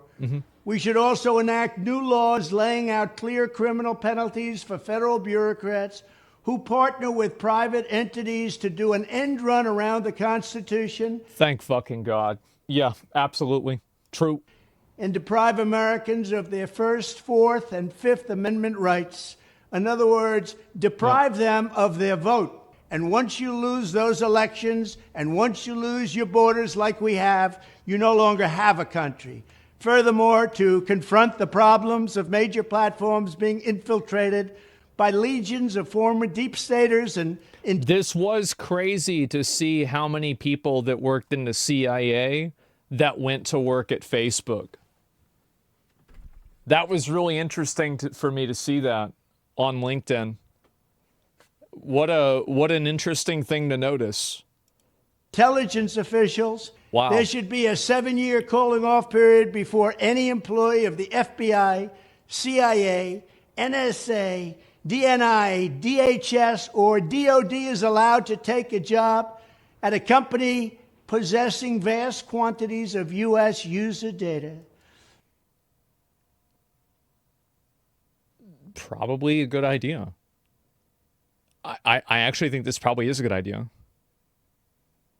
You know what's actually crazy? How many right-wing influencers were literally paid by Russia to make propaganda? Look up Tim Pool's Russian payments.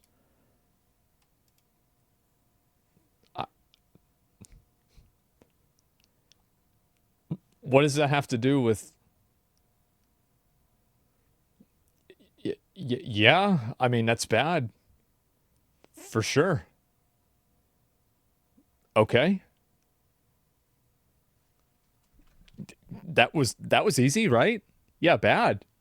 Big bad. Ooh, real bad. Not good. Ooh, bad. Fifth, the time has finally come for Congress to pass a digital Bill of Rights. This should include a right to digital due process. In other words, government officials should need a court order to take down online content. Government officials should need a court order to take down online content. I agree with that. Because he's referring to, so at the beginning, I was like, wait a minute, I'm kind of shaky on this. But if he's referring to how the government can affect a social media user's account, then he's totally within his jurisdiction of doing that, right? Because, yeah, the government shouldn't be able to, like, make people take things down without a court order. Absolutely. What about school shooting videos? Well, the government wouldn't really be taking that down. I don't think anybody is going to be complaining about school shooting videos. Not send information requests such as the FBI was sending to Twitter. Furthermore, when users of big online platforms have their content or accounts removed, throttled, shadow banned, or otherwise restricted, no matter what name they use, they should have the right to be informed that it's happening, the right to a specific explanation of the reason why, and the right to a timely appeal. Oh, boy. Oh, boy. Oh, boy. Thank fucking God, yeah. And the thing is that all of this stuff, like, I support all of this. I completely do. And I think that he absolutely has the right to do it. I think the government absolutely has the right to do it because of Section 230. These companies could not exist unless they are given this basic immunity, get out of jail free card for copyright infringement. Like, if you take that away from them and you treat them like everybody else, they immediately can't exist. So, you know, again, with great power comes great responsibility. In addition, all users over the age of 18 should have the right to opt out of content moderation. People say that they'll assassinate him for this. Here's what you don't understand. If they end up assassinating Trump, J.D. Vance is going to be like, okay, that was a good start. We're going to do all of that. And now we're going to do all this other shit too. Yeah, Vance will go 10 times harder. Yeah. Like, in a lot of ways, it seems like he's even more conservative than Trump is. So, no, I don't think that's what's going to happen at all. JD will be afraid? I don't think so. Yeah, they're not going to make him a martyr. I think that they realize that. Because he's already put out all of these things. And so, Trump's already put out a lot of these things as kind of like action items. So, if Trump did get assassinated, and there's effectively a mandate for these policies to become law, anybody who went against that would be immediately, like, hated by everyone else. Same logic applied with him and Pence the first time. Pence was way worse than Trump in policy. Oh, yeah, the electricity, yeah, the shock thing. I don't know if that actually happened, but a lot of people were talking about it. A timely appeal. In addition, all users over the age of 18 should have the right to opt out of content moderation and curation entirely. And I hope that Trump, like, I hope he considers making it to where you can't make a social media account if you're under the age of consent. I don't think you should be able to make a social media account if you're under the age of consent, unless it's an account made on a platform that's explicitly created for kids, like YouTube Kids. Receive an unmanipulated stream of information if they so choose. The fight for free speech is a matter of victory or death for America and for the survival of Western civilization itself. When I am president, this whole rotten system of censorship and information control will be ripped out of the system at large. There won't be anything left. By restoring free speech, we'll begin to reclaim our democracy and save our nation. Thank you, and God bless America. I swear to God, if this orange retard doesn't do this, I'm going to lose my fucking mind. Bro, I'm going to join Antifa if this doesn't happen. Like, I'm going to be so fucking mad. It's not even office. Yeah, bro, like, I'm going to be fucking furious. Promise the world? Yeah, and I want it. I want it. Best thing I've ever heard from a politician? Yeah, I'm very much in support of all this stuff. Yeah, I am. And what if it does happen? Then I'll be pleasantly surprised, and I'll make YouTube videos about it and be like, yeah, that's what it is. There it is. True. Yeah. And it's 56 million views, too. Oh, my God. And, wow. Can we retweet the news guy concerned with credit card companies to Trump and Elon? That's another thing, is like, actually, that's a huge problem. Is that, you know what? That's a really good point.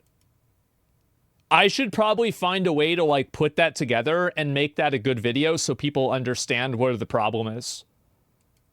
Yeah, I should probably actually try to make a video about this, because I actually think that the credit and, like, you know, payment processing companies function as the same type of cartel that these social media companies do.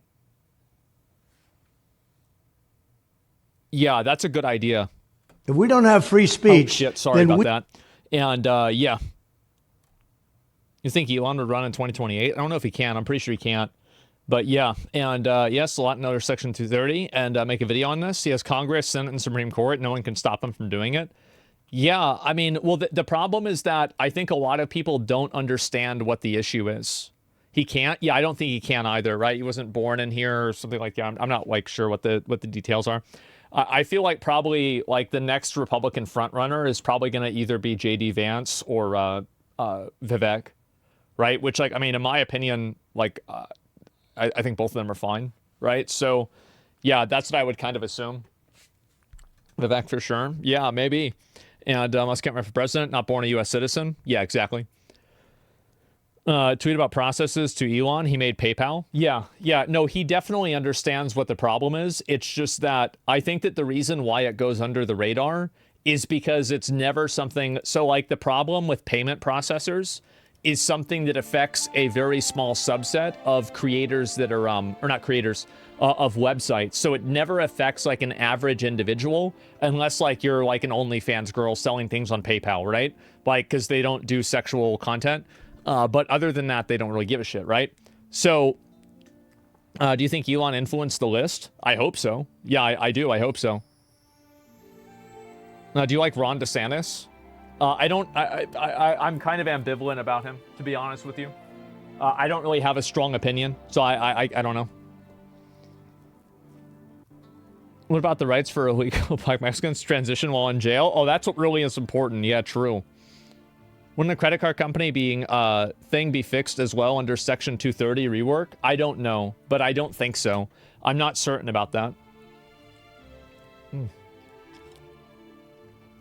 Would you consider Twitch and other streaming platforms as social media? Absolutely, I would. Twitch is a social media platform. It is fundamentally and by any definition a social media platform. Yeah, it's not even a question. Do you think Trump will try and keep the presidency and his family? I don't think so. No.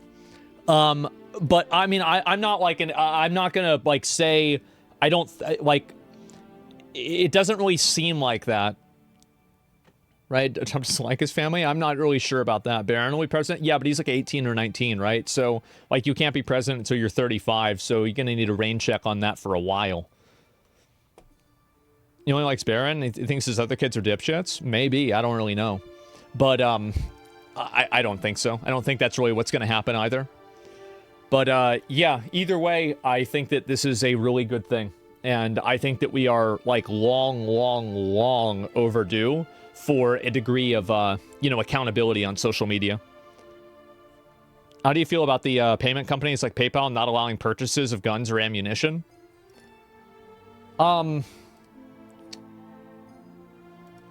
I think it depends on why and how.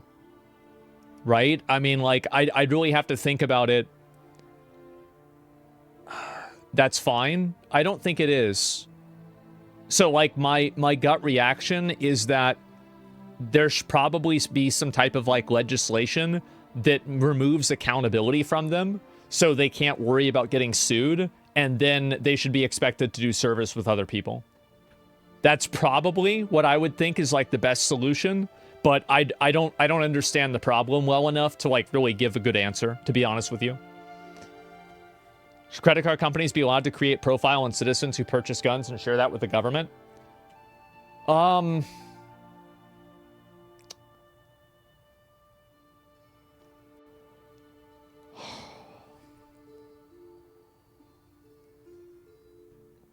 I think the government should have that themselves, to be honest with you.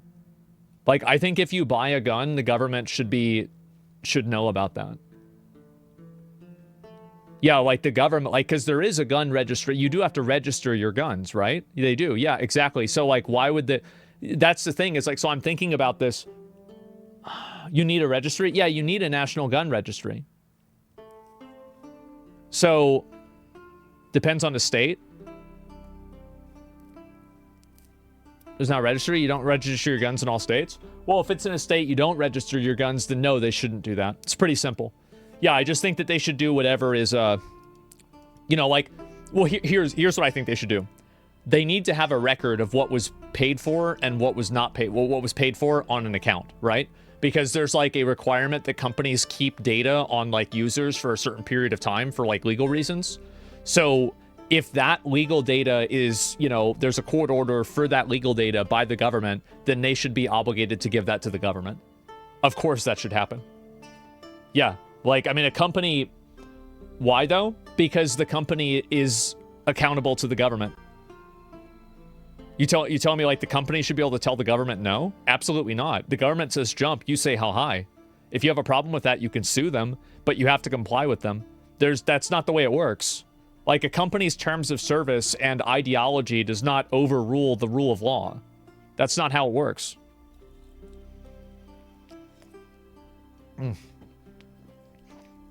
What the fuck? Read the Constitution? Yeah, that's the way it is. Do you think that Trump assassinated it'll cause a civil war? No. I don't think so. Let me see here. I'll read a few more of these. Your firearms are supposed to protect you against government tyranny. Doesn't the government knowing your entire arsenal defeat that purpose? I think that a lot of reasons why people have guns, like, it's not just like one reason, like self-defense is another one, etc. But I think if you want to debate whether there's a gun registry or not, I think that's like, I mean, to be honest with you guys, like, these are my opinions on like guns, right? I think you should be able to own a gun for self-defense.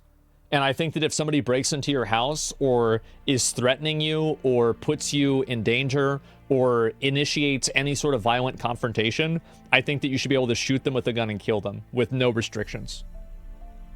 That's basically what I think. So, like, somebody breaks into your house and you kill them, good. Somebody tries to hit you or starts being violent towards you and you kill them, good. That's it. So, yeah. And I think most people feel the same way that I do with that, too. I don't like guns, but I still own 6. Yeah, exactly. And that's it. Agreed? Yeah, for sure. And guns are there to protect us from tyrannical government? Yeah, but that's not the only thing, right? Obviously, there's other stuff, too. Do you think everyone should get to own a gun? No. Would you shoot a child that breaks into your home? I would. It depends, right? I mean, somebody's technically a child if they're 17. but I don't think anybody would really think about not shooting them if somebody like that broke into their house. Like when I was 17, I was like probably like 6'2" or something like that, right? So I was like already like the size of an adult, and so yeah, I don't think it's like saying it's like a child. Like I don't really see it that way. Still a threat, yeah. 4-year-old probably not. Yeah, exactly. That's legally a child, but not mentally. Self-defense all day. Yeah, 100%. What do you mean if someone hits you, you should shoot them? Well, it's really simple. Like if somebody tries to initiate a physical conflict with you, you should be able to shoot them. Very simple. So like if somebody tries to punch you or grab you or anything like that, then you should just shoot them. Or you should be able to shoot them. Yeah, equal force in my opinion? No. Because how are you supposed to tell them that they're supposed to use equal force when the person is not using equal force on them? Also, how do you gauge equal force? How can a woman who's like 5'3" and 100 pounds use equal force against a man who's 6 feet tall and 200 pounds? That's not how it works. It's impossible to do that. You're attacking me? I already violated the equal force terms? Yeah, I think so too. That's overreacting and it can be easily abused by the nature of the law? I think so too. And I think that should serve as a deterrent for anybody who thinks that they should be violent. Yeah, absolutely. Watch yourself. Don't touch people. Keep your hands to yourself. Don't be aggressive. And there won't be any problems. That's it. Yeah, how is that extreme? No, it's not extreme. It's normal. That's what normal people think. You can't guess how much force someone will apply? Yeah, of course. I'll read a few more that we're gonna try out. I got it downloaded. I got it. I did it last night. I'm ready, and we're gonna try the game out today. Finally, we're gonna try the game out. I've been a very bad boy. I haven't played it for the past couple of weekends. First weekend was because obviously I was banned. Second weekend, I think something else happened, and now we're finally going to try it out. An ironic massive day. Yeah, I'm really excited about this. Don't leak your password like Quinn did. How do you... Can I link my password? Yeah, how would I do that? It's already leaked? I don't think so. Yeah, I'm not even sure. But anyway, just show the screen whenever you're in CC. I'm not sure what that means. You're already logged in, so you can't? Yeah, no, I'm already logged in. Okay, everything's fine. Yeah, I was getting confused. And so, anyway. Yeah, I don't think it's just going to randomly show your password. And, what is this here? This is the first thing I disagree with you on. I'm into shooting only whenever my life or my family's is on the line. Otherwise, bare fist all day.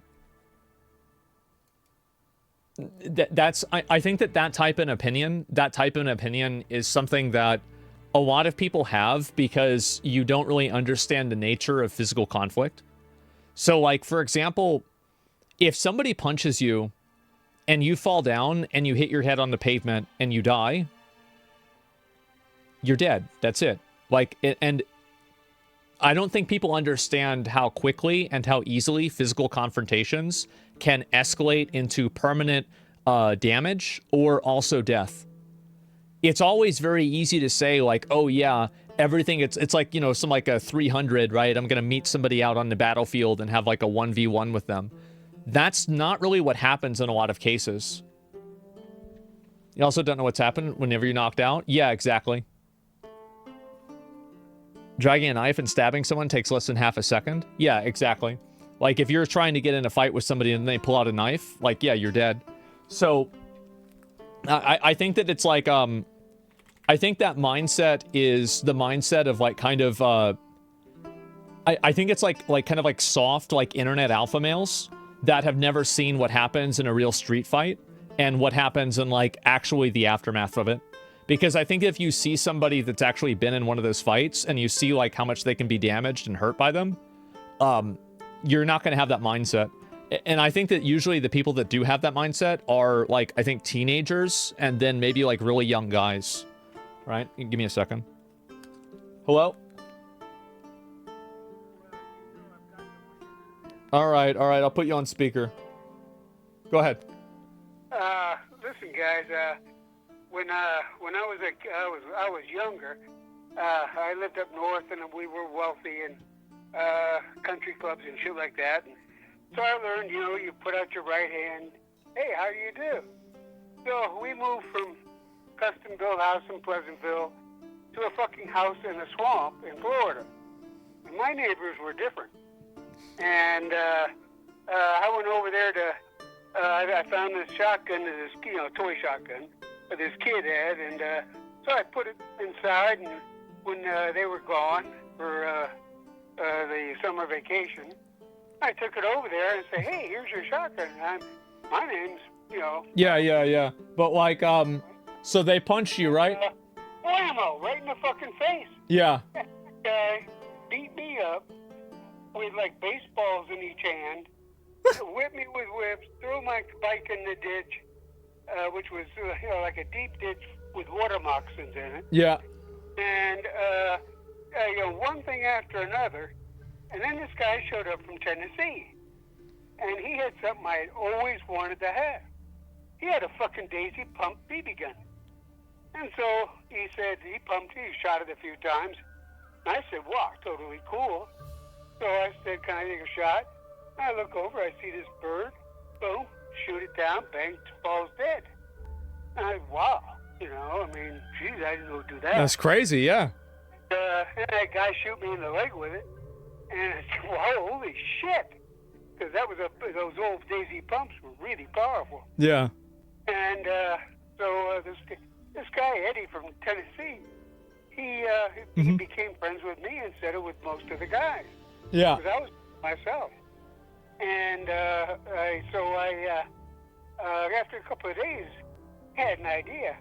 And I said, hey, can I borrow your BB gun overnight? And he said, yeah, sure.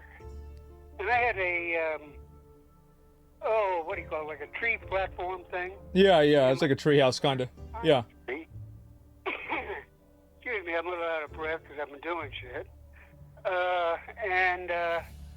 So I climbed up there I'm up at 0600, in the morning, which I never got up.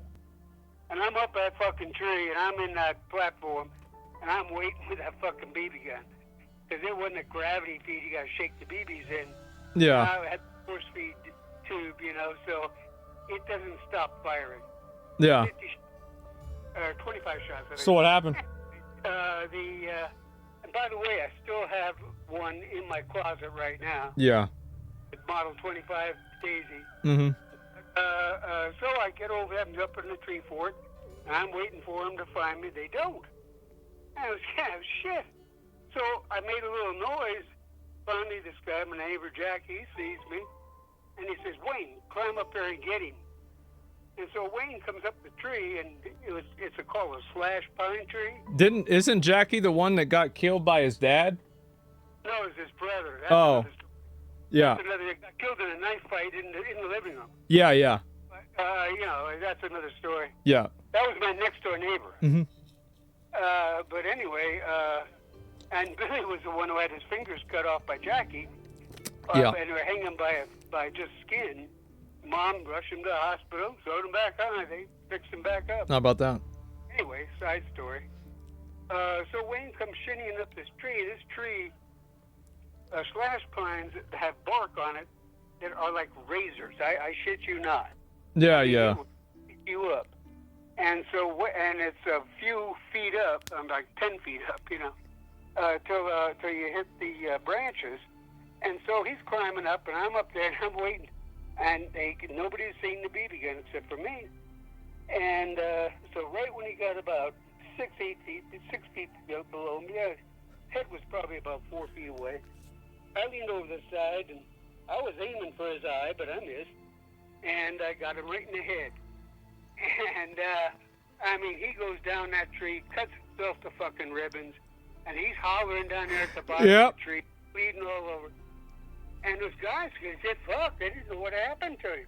Yeah. So they running over, and I swear I ran down the side of that tree sideways.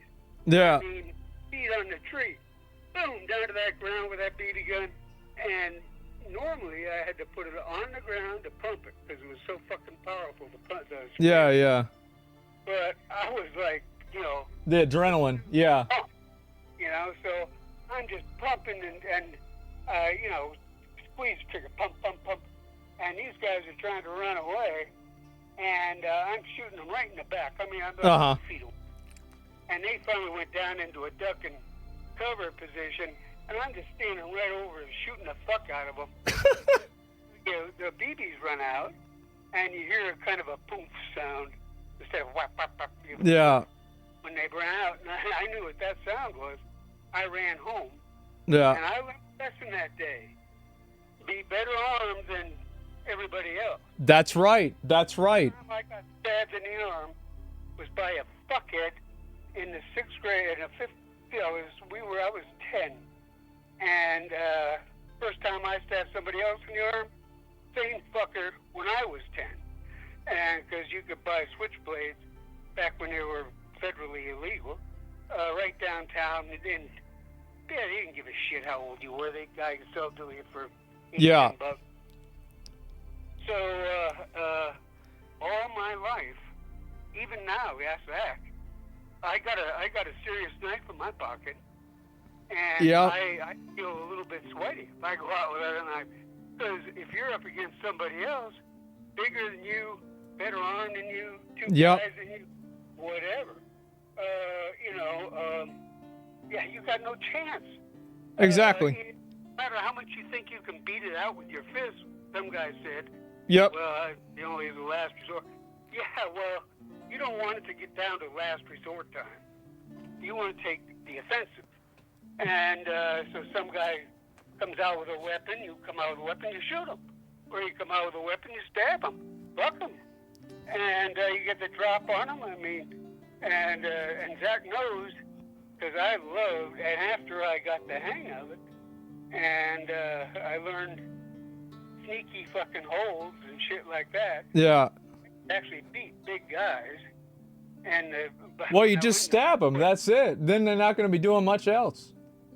Or you do shit like drop to the ground, kick their legs out. Yeah. I get it. Well, I got to get started at this game. I got to get. Anyway, bottom line, if even if you don't carry a gun or something, you gotta either and you stay out of it, or if you walk around like that, you're just unarmed.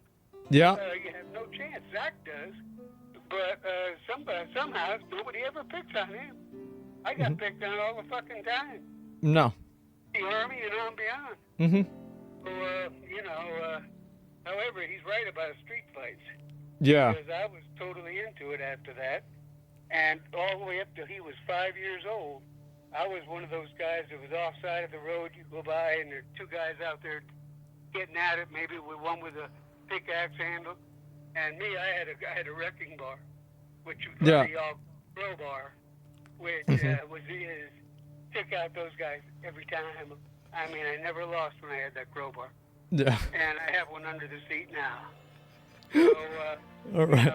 And I'm 77 fucking years old. I've been doing this now for 67 years, and I'm here. Yeah. A lot of tonight. Yeah. And even though my neck's fucked up, I got all kinds of fucking shit wrong with me, I'm still standing. All right. I only quit because of this asshole, because the doc told me if I took one more hit in the head or something, I'd be crippled or dead. And so I couldn't see lying there in bed and explaining to Zach, well, Pa can't throw the football to you anymore because it was more important to get off the side of the road with some other asshole like Pa and duke it out. So I quit. And that's the only time I quit. So anyway, that's it, guys. All right. Shit. I mean, it's a tough world, and you didn't seem like it where you live, probably, doesn't it here? Everything's fine here. But that's not the way the world is. All right. Go ask those people over in the Mideast. Yeah, no, it's a PvP server over there. Look, I gotta get started. I got. Okay. Yeah. Okay.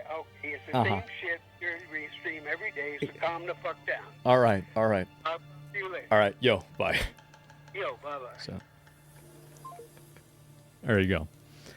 Yeah, he was real into that. Yep, absolutely. Moral of the story, you get into a knife fight in your living room, you better have a crowbar? Yeah, something like that, right? Absolutely. Calm down, sure.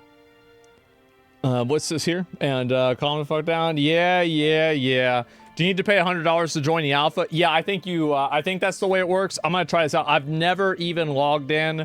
I've never opened this shit. I have no idea what to expect. This game, obviously, I've been ready. Let me just open it up. Let's just see what happens.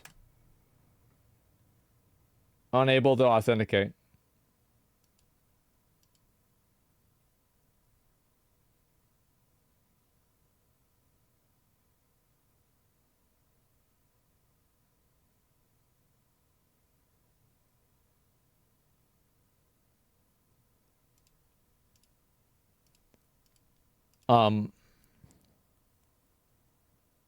You're on an old version relaunch. Okay. Let me go ahead and do that real quick. Okay. Let me go ahead and close it and make sure I close the task manager. Since somebody was showing or saying that like there was some sort of issue with like Quinn showing something, I'm gonna be a little bit more careful, okay? Just to make sure I don't accidentally show something. Okay, so we'll go ahead and reopen the Intrepid launcher. Okay. And log in.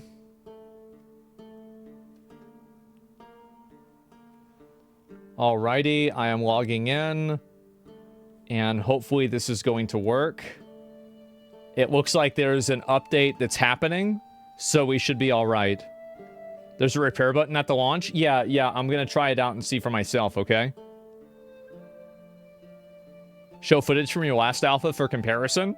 I probably should at some point. Right now, I'm just going to focus on playing this.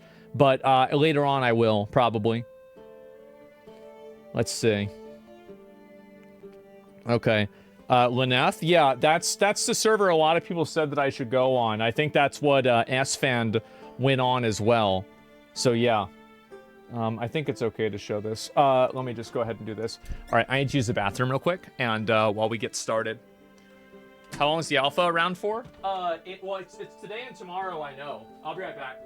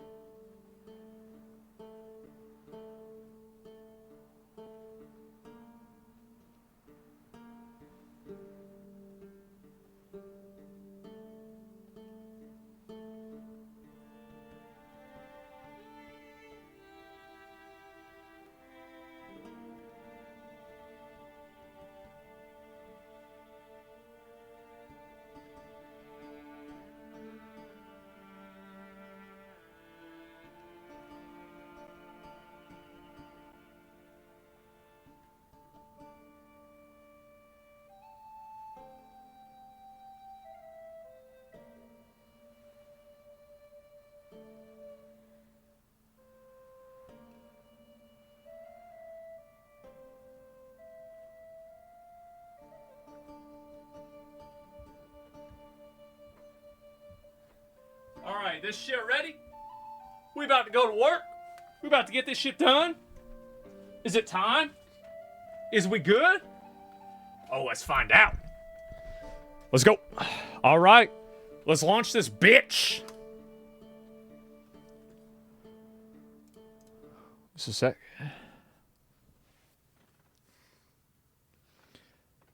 Yeah, I mean, the guild in Alpha 1. I know. I gotta figure this shit out, right? I mean, I haven't played it at all. This is my first time. This is the first time. How many years has it been now? It's been like 3-4 years since I started covering. Oh my god. Warning, known bad CPU.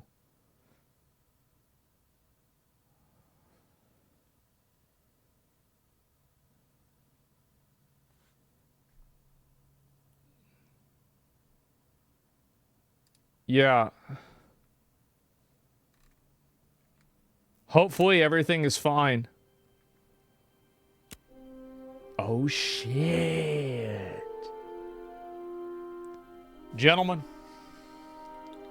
it has been 4 long years.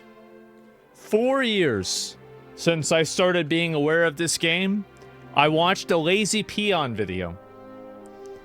Made me aware of Asses of Creation. It looked like an incredible game. 4 years later, the open beta that has been promised for years has finally come. Well, closed beta, to be fair, but the non-NDA beta. It's time. Oh boy, it's an alpha. Yep, the game is an alpha. It's not ready. There's no, oh, well, it's about ready to start. All right, we're going to go and play a character on there. That's the server a lot of people wanted me to go on, which is Lenneth. It's alpha asses. Create character. Okay, race. Okay, so Kevlar. Elf. Troll. Okay, got it. I think we're gonna go with Kevlar. Yeah, let's go with that. And then, obviously, gonna go with a guy. Big surprise here. Okay, archetype. And you have Bard. Virtual virtuosos, of course, right? Bards do bard things. Not too big of a surprise there. Cleric. We're obviously not going to go with Cleric. That's for fucking, that's for girls. And so, let's go ahead and we'll look at Fighter. This is obviously what we're going to go with, but we'll look at all of them. This is the strength combat, everything like that. Not even a possibility. And Sven plays Cleric? Yeah, I know that. And he'll probably be playing a DPS Cleric. And it'll probably be, again, just like classic WoW probably, right? And Mage, okay? Pretty simple, obviously. We all know what mages are. Ranger, let's go ahead and take a look at this. Ooh, he's got those shoulders from like a Night Stalker armor set in WoW. And then Tank.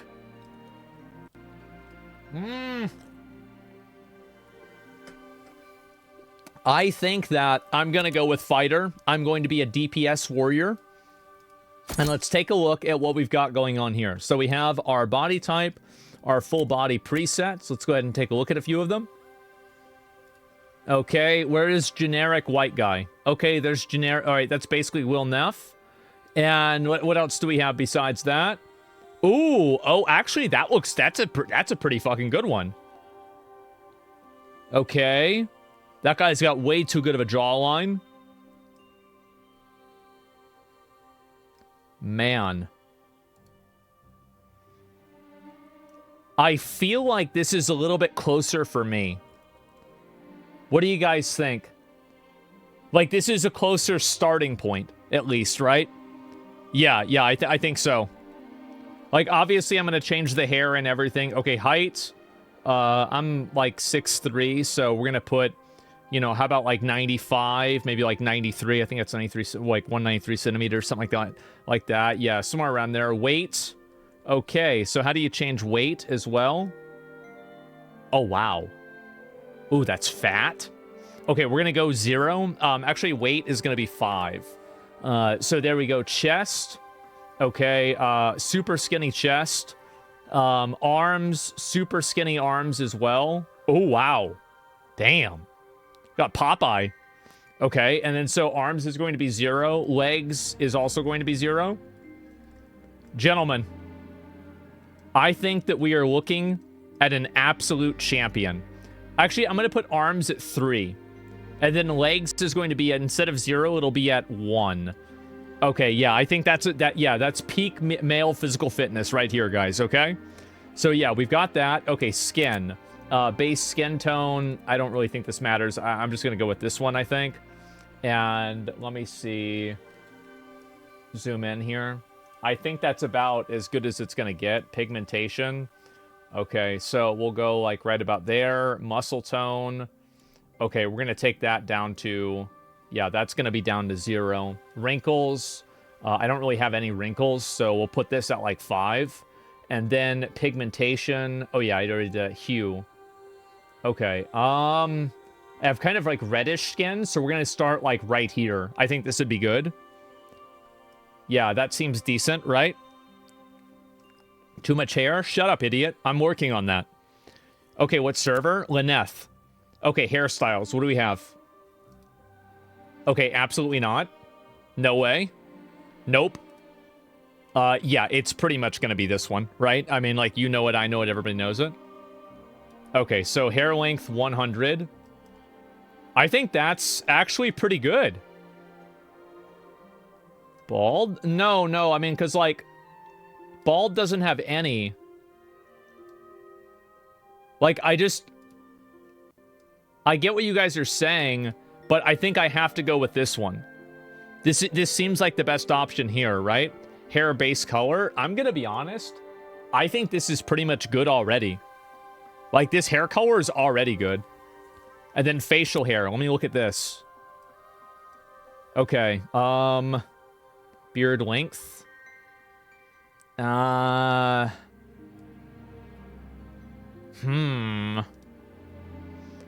think we start with this and then we just tone it down. Okay, maybe like to right there. And then cheek hairstyle. Oh, wow, that's even longer? Oh my god. Yeah.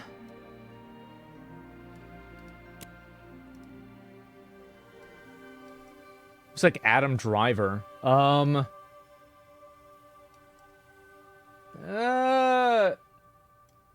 That's okay. What do you guys think? You guys like this?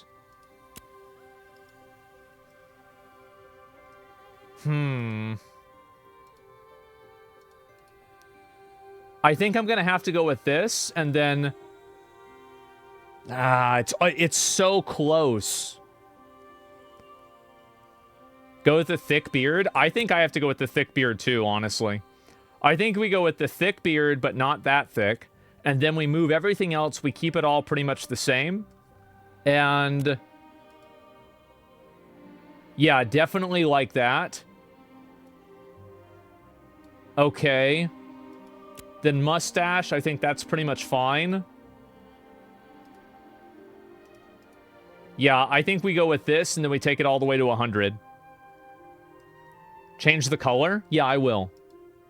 Okay, beard color, it's not gray. That's not till next year. And... there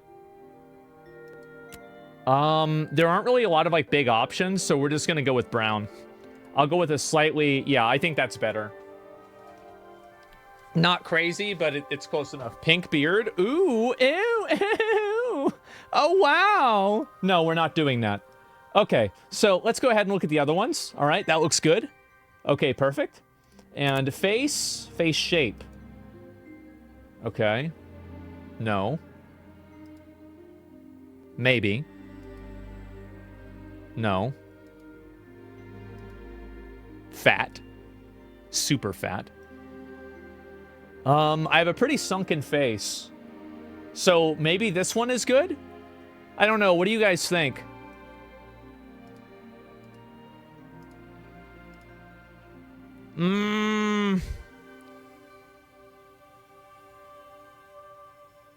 Maybe? Use sculpt? Oh, God. Okay. Okay. Actually, I'm gonna be honest. Like, that's pretty good. Yeah, that's actually pretty decent. Okay. And then cheeks. Oh my... wait. Oh my god. I can do all this? Holy fuck.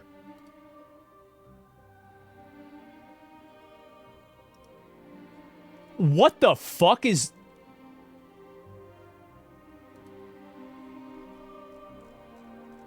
oh, wow. Okay, I guess probably about, like, right there. It seems decent. Yeah, this is a lot, bro. Like, hairline option? No, there's no hairline option. Yeah, see, you guys can't do it. Y'all trying to start trouble. Nope. Where's my drink? There it is.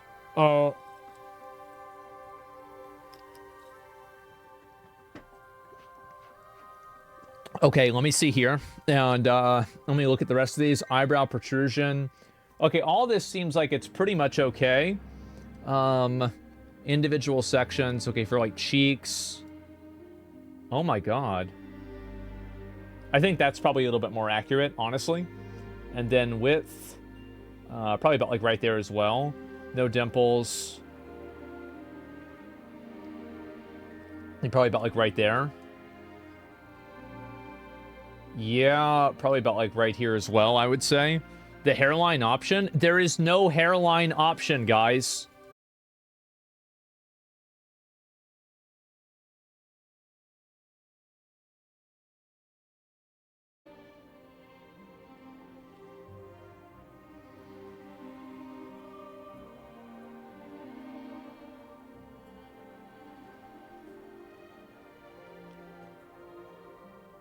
Are we back?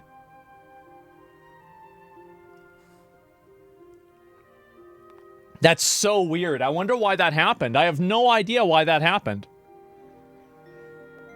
Yeah, okay, what the fuck? Alright, well, let me look at the rest of these. Yeah, sorry about that, guys. I don't know what the fuck it was. My internet just randomly decided to stop working.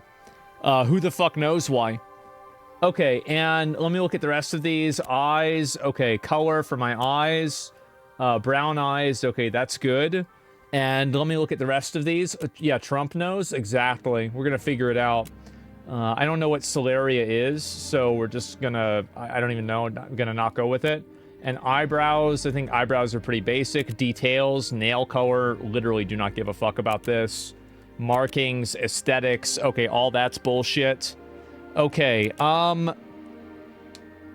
so, I think we've pretty much covered it, right, guys?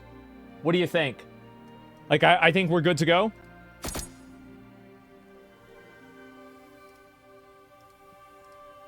Yeah, some of this stuff isn't fixed and everything, so yeah, I think that we are good to go. Alright, and now I have to come up with my name. And his name is... Okay. Alrighty. Gentlemen.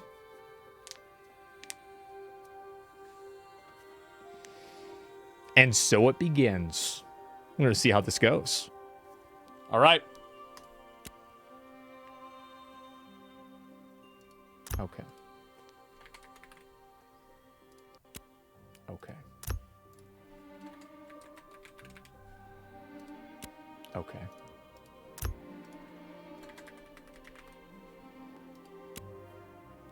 All right. We're ready. Gentlemen, is it time? I believe it is indeed time.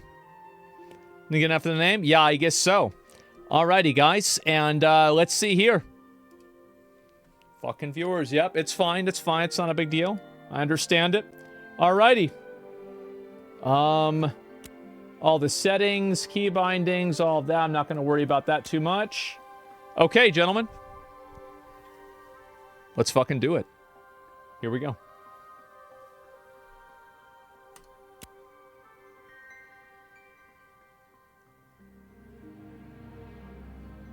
Oh.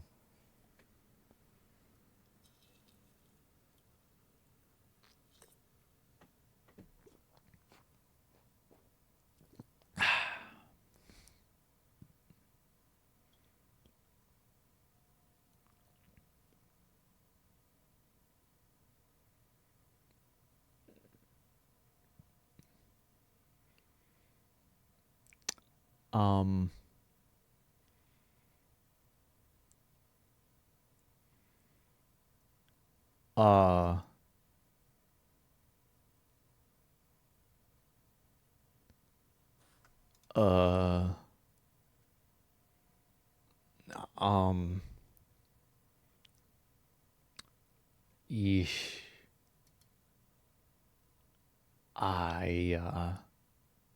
It's kind of awkward.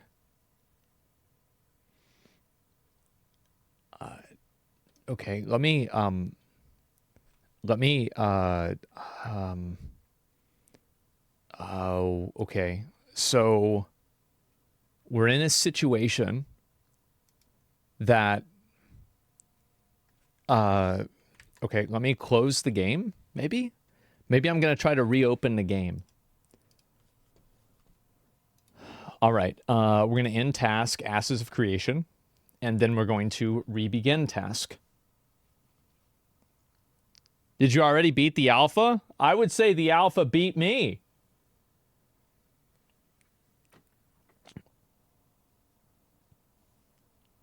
Uh-oh. Uh-oh.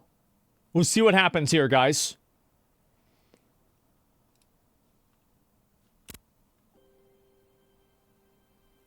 At least I have my character, though.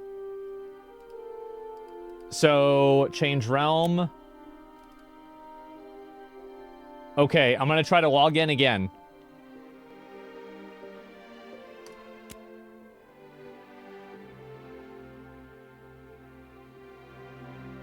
Here we go. Oh, oh, oh, oh, oh.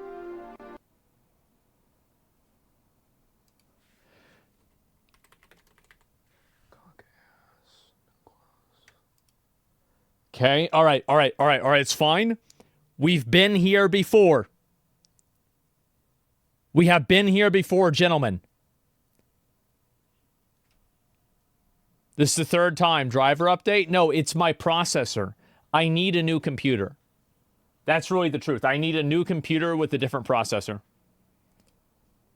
And until I get a new computer with a different processor, this problem will keep happening. Okay. All right, let's go again. Server's just full. Give me a minute. Come on. Come on, bitch.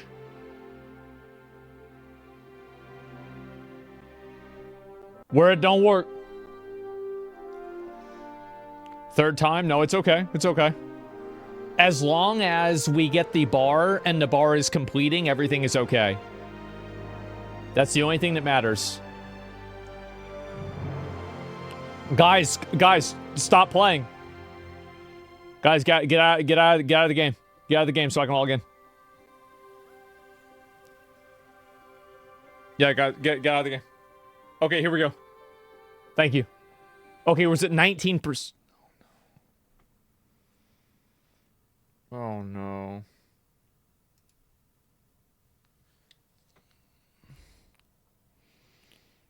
Oh no.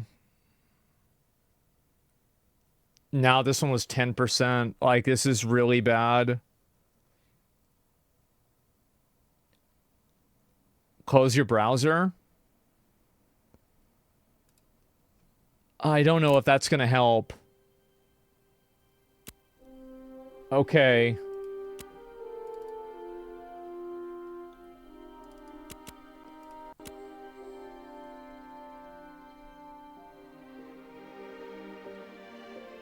All right, let me see if I can try it again.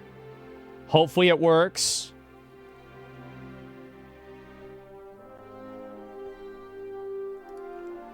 Your CPU is going to keep losing. Yeah, I know, man. Like, it's... We'll see what happens. Okay, 19%. Guys. I actually don't know what to do.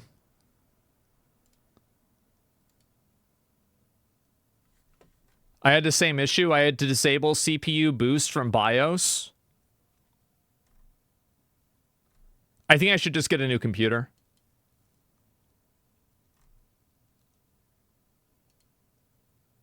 Yeah, I think I just have to get a new computer. That's the only way I can solve this. I don't know how to... I don't know what else to do.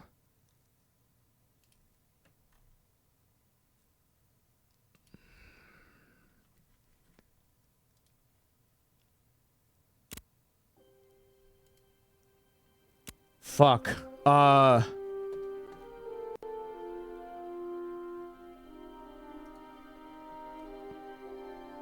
AMD this time? No, it's just like one type of processor. I mean, It just happens with all these other games. I'm just trying to think what I can do. Lower graphics to minimum before loading game. I didn't even know how to do that.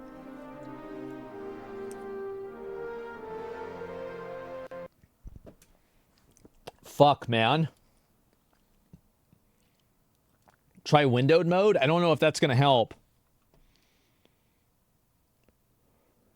Oh, Jesus. Had the same problem? Yeah, I don't know what to do. And also, I don't know... The thing is, guys, to keep in mind is that I can't parse out who knows what they're talking about and who doesn't know what they're talking about. So I know that some of you guys might think like, oh, why isn't he listening to me? It's because like there's not like an asterisk next to your name that says like actually knows what the hell they're talking about. So I can't really do much about that. Let me see here. Downclock the CPU. Let me see how this works.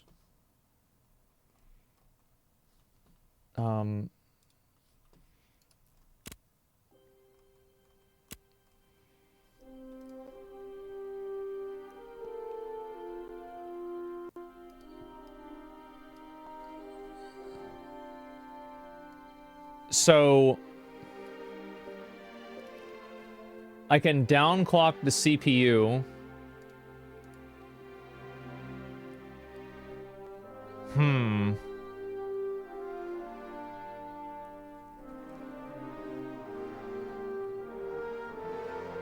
I'm trying to think about what to do here.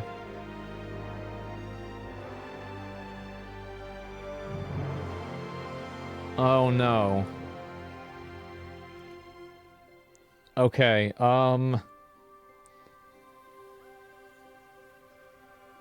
available downloads.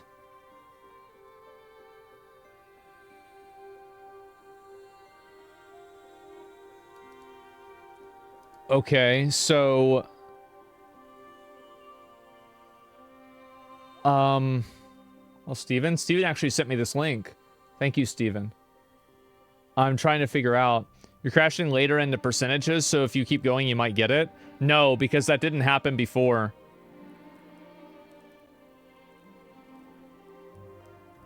Guys, I'm just trying to think. Let me see. How far do I get with this one? I got to 25%.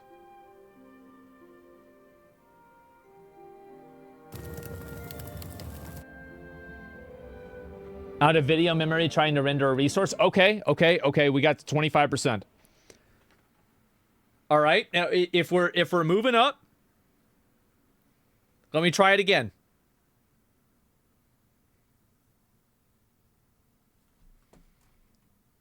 Logically, maybe lowering graphics will require less shaders to load. I'm not sure. I don't want to change anything right now.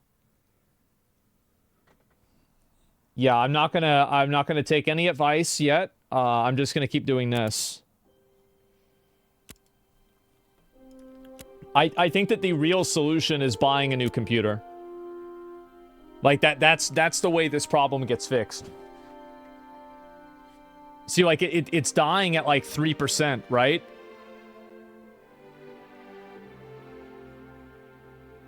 A BIOS update is simple? I don't think a BIOS update is simple. I think...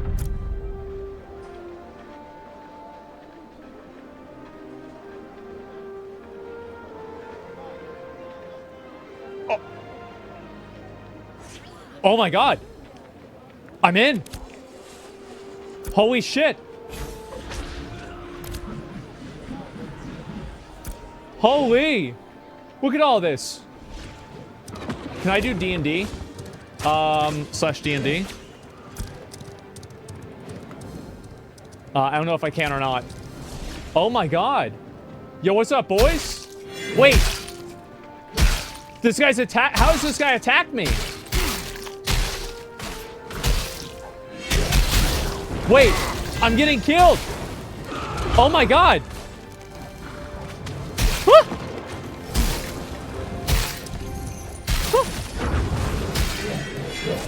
I survived.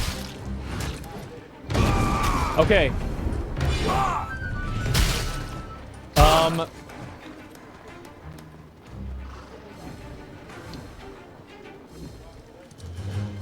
First assassination attempt. Okay. And so these guys just died. Oh shit. Okay, what the hell is going on? All right, what do I do? Okay, let me go outside. I want to go outside. I'm running away. I have to run away. Oh shit.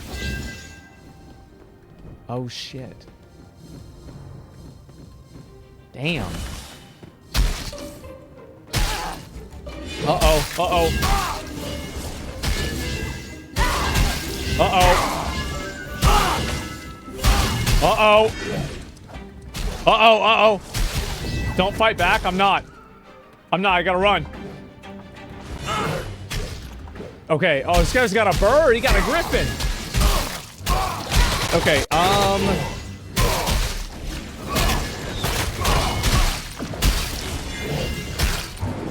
man, this area looks really cool. I'm gonna be honest.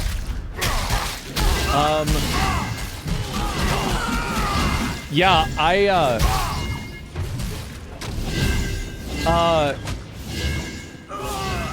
okay, well, okay, let me see what we got going on over here. All right, so here's like some like basic mobs. All right. Can I attack? Okay, good, I can.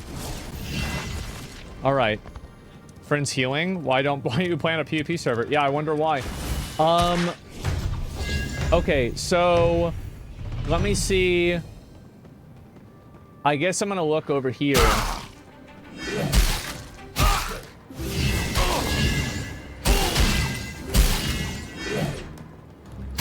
Oh god, I don't think I can play the game. Yeah, I'm gonna be. I won't even be able to play the game if this happens. Okay, well, can I go to this? Trade? No, that's not it. Okay,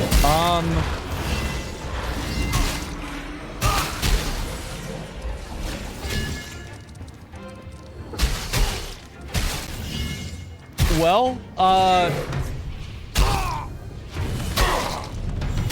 maybe I should try to level up off stream or something so I can get more of this, so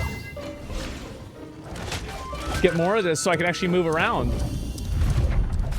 Okay, so all right.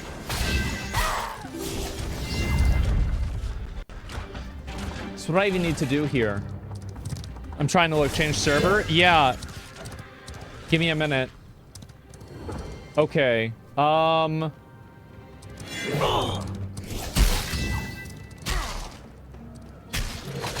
Maybe I need to, oh man. Okay, shit on? Yeah, I guess so. You got deleted? Yeah, he finally died. Okay. Where's the starter quest guy? Yeah, yeah, what the hell do I do?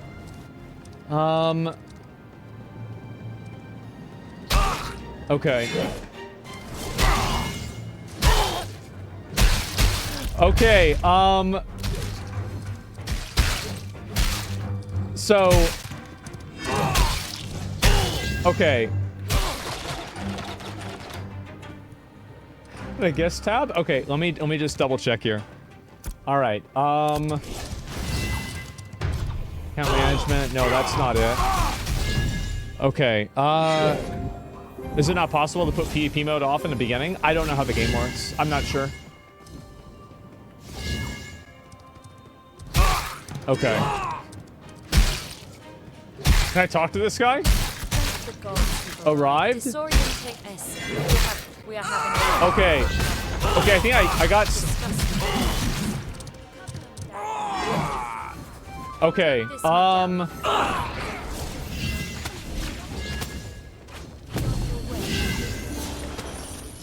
so... Okay, I'm like rooted. Interact. Something feels wrong with my body. What if the sickness Okay, I don't know what to do. I feel like I can't really do anything, right? I mean, I think somehow I got a sword? Like, I'm not even really sure. Well,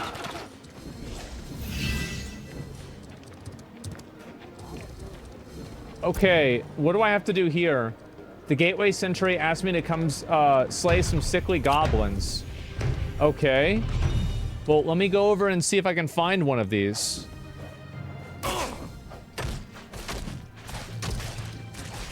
Okay. Where are the goblins? I'm trying to see if I can find... Okay, there's one. All right, let me see if I can kill this guy. Okay. Okay.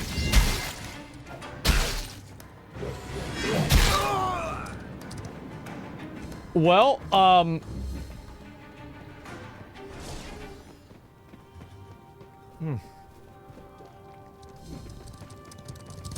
Did I not get credit? Oh, I don't think I did, no. Okay, I'll try to do it again. They took your kill? Yeah, I know. Okay, so... What are we gonna do here? Alright, I'm gonna see if I can go after this guy here.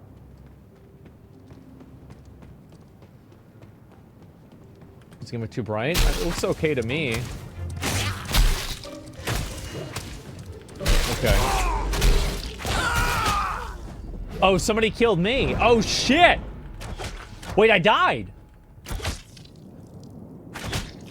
Oh, shit, I lost experience, too. Okay, well...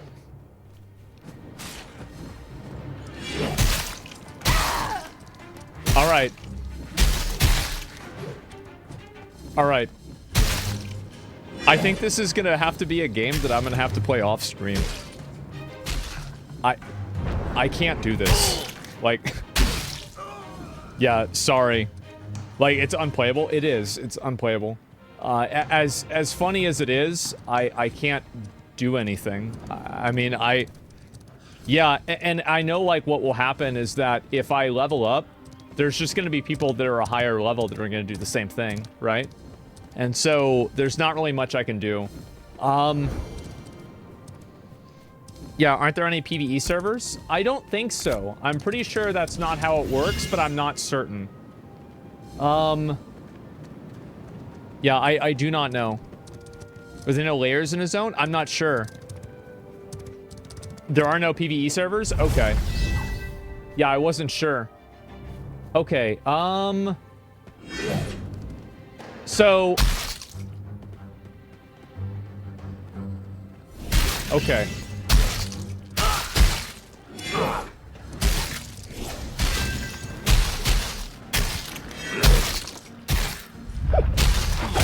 I'm level 1!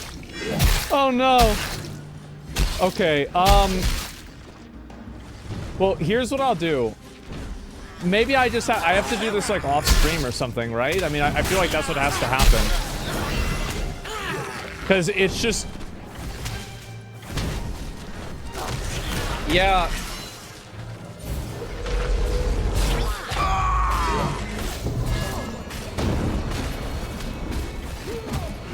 Okay. What happens when I revive when the time expires? Okay. Yeah. All right. Well, here's the thing. Well, this is fun. You know, we had a good time. I think I probably have to level up or do this off stream or something because there's just so many people trying to attack me.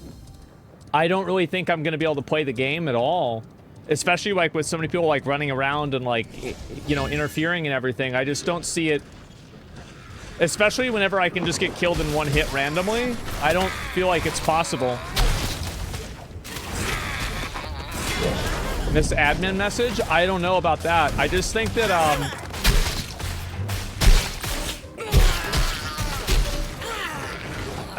there's just gonna be so many people following me around, I just can't do anything. So, even whenever I kill mobs, like, I can't do anything.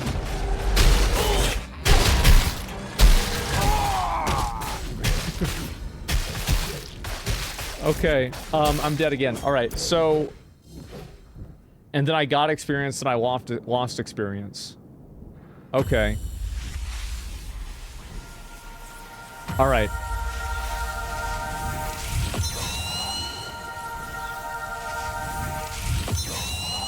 Well, we had a good time. It was a good time, guys. All right. Well, I guess I'm gonna have to probably play this off stream maybe and try it out then and do that. And yeah, resurrect rejected. No. I actually, did I get a resurrection? I don't even know. So is this like a big zone? Like, can I leave this area entirely at all or no? Or is it like locked in for the alpha? I don't know how big is the alpha? Oh my god, this is massive.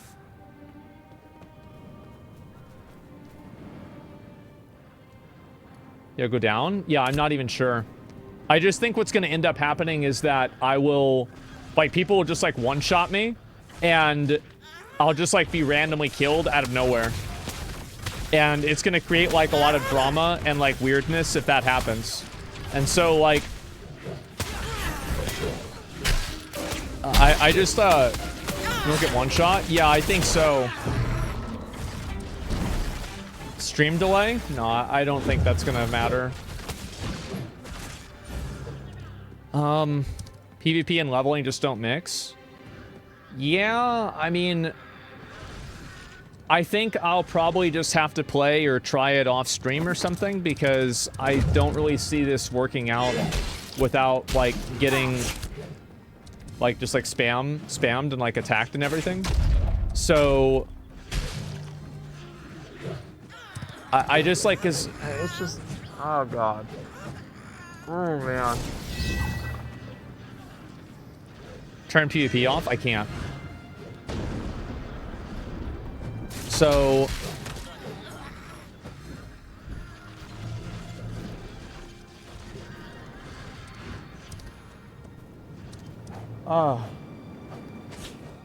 miss a dev message. I just like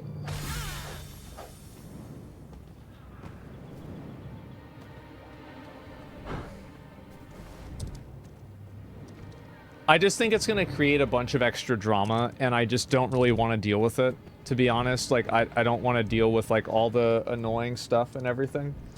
Like as funny as it is, it's just probably a little bit too there's like just too much going on, and it's like, if the thing is that if people are gonna get banned, it's not gonna stop people from doing it, number one, because they'll just do it anyway, and it gets old really fast. And there's also like people following me around, and then it's gonna create a lot of drama when I'm like, when other people get banned for me, like for attacking me, and they're gonna be like, oh well, that's not fair, it's preferential treatment, and it's just gonna create a lot of like tension and drama.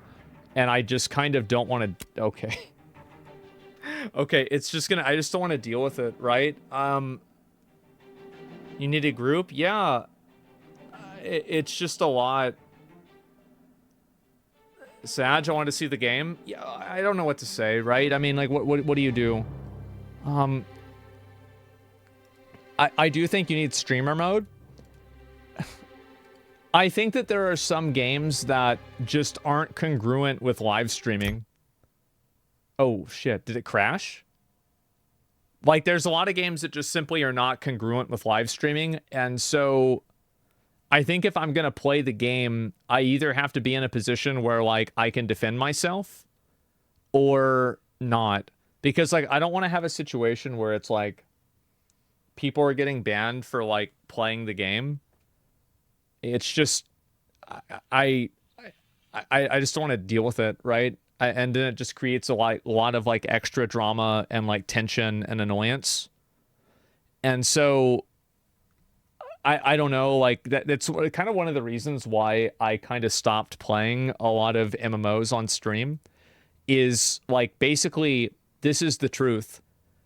There are enough people that are watching the stream that they're getting the reaction that they want. I mean, I'm not stupid, right? This is what they want. You know what I mean? And so I don't like, I don't want to like play into it. I don't want to play this game, right? It's just weird. And you have to 5 or 10 minute delay. No, I don't want to, like, if I have to play a game with a 5 or 10 minute delay, I would just not play the game, right? And so like, I don't want to, like, I don't want to play the game and then like now everybody has to like have like special rules around like playing with me or whatever. You quitting is giving them what they want. My goal is not to, I'm not even thinking, like, why would I think about what they want? It has nothing to do with them or anything like that. What are you talking about? Like, I hate this. Yeah. And so I think that they definitely should have like a way, like, you know, how like WoW has like contested zones. So get all the grifters banned, griefers banned. Yeah, but like it's like I understand that like my presence in the game is going to cause like a lot of friction and it's going to create a lot of drama for the game, because if I keep playing the game and then people are getting banned for griefing me, then it's going to create a discourse about like, well, can we not attack streamers? That's not fair. It's like, I want to be able to play the game. Like why is he special? And then that's going to create another whole issue, unnecessary hard optics. Yeah, and it makes the game look bad. And then griefing's not allowed in any MMO. Yeah, but like at the same time, it's like a safe zone. So I'm just not, I don't want to create this much drama and tension and problems just by being in the game, right? Because like the problem is like I have like I don't know, it's the ego thing, right? Like I have like so many viewers that anywhere I go reaches like a critical mass of like, if I do something like this didn't happen in Throne of Liberty, to be fair, right? But that was like some like Korean game, but that was it. And so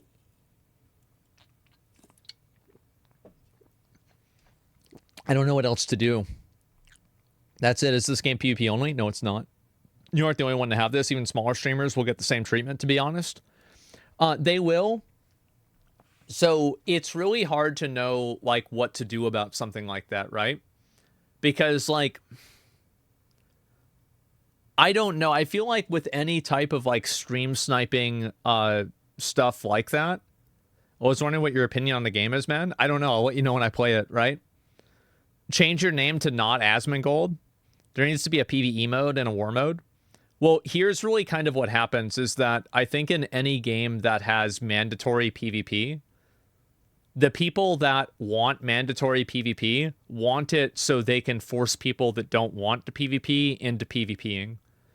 And I think that if you make a system that's built around making people do something that they don't want to do, you're going to make those people stop playing the game. So I'm not saying that they should do PvE servers, because like I'm just a streamer. Like my experience as a player is extremely circumstantial. I don't think that a developer should really make the game streamer proof, because it's just such an extreme circumstance, right? So I think for me, like, I don't want to come into the game and get preferential treatment and then get the developers, like, get everybody in the community mad at the developers and like create some like streamer drama thing. I also think that like killing people in the starting zone as soon as they log in, that probably shouldn't be possible. You shouldn't be able to do that, right?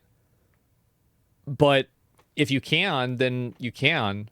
And so that's it. And so like I don't want to go and be like, oh, I want special treatment and everything. Like the fact is, like, there's a lot of other games. It's not preferential. Attacking players in the starting zone isn't allowed here, just like it isn't allowed in EVE Online.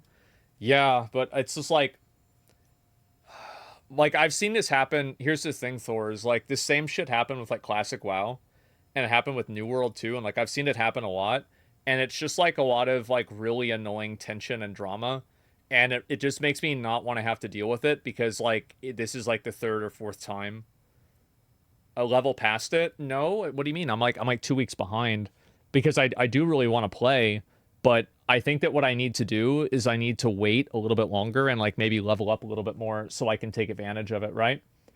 So I think that really, I mean, the development team, and this is also like, I want to keep in mind that like my experience will not be unique. And what I mean by that is that nothing to worry about it on your end. Yeah, attacking at level 1 isn't allowed for anyone. Same rule for every player. Yeah, I mean, and it seems so reasonable, right? And like, you're totally right. Of course, that makes sense. Apparently, they don't have some of the tech that they're going to have when the game comes out. And then I'm going to try it at that point, recorded at least. Yeah, no, I appreciate it, Thor. Thanks, man. And so I shouldn't be able to PvP anyone under level 10. I don't know really what the power scaling is, so it's going to be really hard for me to say. So the people don't realize they're ruining their own game by being toxic. I don't want to... Yeah, the problem isn't that it's allowed or not. The problem is that it's possible. Yeah, because like if I was an angry boy, I would troll like new players too. And I think also like if people end up getting in trouble, it's going to create this narrative, and I really think it's going to happen where it's going to be like, because you guys, you know, like this unfortunately is not my first rodeo. Eve handled this by splitting the new player base off and instancing it. My guess is they'll do the same or similar eventually. Absolutely. Like, and like, you know, like a lot of games have like, especially like the super new player experience is like an instanced version, right? So like, Throne of Liberty has that. You have like that with WoW, with Exile's Reach. Like Final Fantasy, like kind of has that, not really. So yeah, no, that's it. A bad game design? No, it's not bad game design. I don't think so at all. I think the truth is that the game just right now, it's an alpha, man. It's a fucking alpha. Yeah, train them up, fight them up later for good fights. Yeah, exactly. Yeah, it's an alpha. And so I don't see any problem with it at all. But I think that also if I'm able to try it and everything and play, like, yeah, I'll figure it out. And maybe I can get a little bit higher level and go from there. So it's not the game's fault. No, well, I think every player behavior is exactly, what do you call it? Every type of player behavior is 100% like controllable, but don't you think you'll have a bad experience for streamers that could affect their ability to expand the reach on the game? So I don't really know, like, can you record it with your cam on? I think I'm going to probably try to like play and figure out what's going on and then get a better idea of it and then try it later. That way I like really know what's going on. You seem upset that we're disappointed? No, I know that you guys are disappointed and it's a problem and everything, but I'm really not, I'm not upset about this at all. Like, it's just, this is just the way the games are, right? It's just, yeah, it's just the way the games are. And so like, I'm not mad. It's just, that's, look, I mean, here's the thing. I was 16 once. No, I would absolutely be doing this, right? I would absolutely be doing this. So I'm not angry about this at all. It's fine. So yeah. And why can't people just be normal? This is normal. It's an MMO. It's an online video game that you're looking at normal right here. And so here's really the way that I see it. I don't think that I can play like an open world PvP MMO like this on stream because there's just so many people that watch. That's literally it. Now, I will try to play this game again. I don't want you guys to get it twisted. I am going to try to play it again, but I just want to get a little bit farther so I can make a little bit more progress by myself so I can understand what the game is.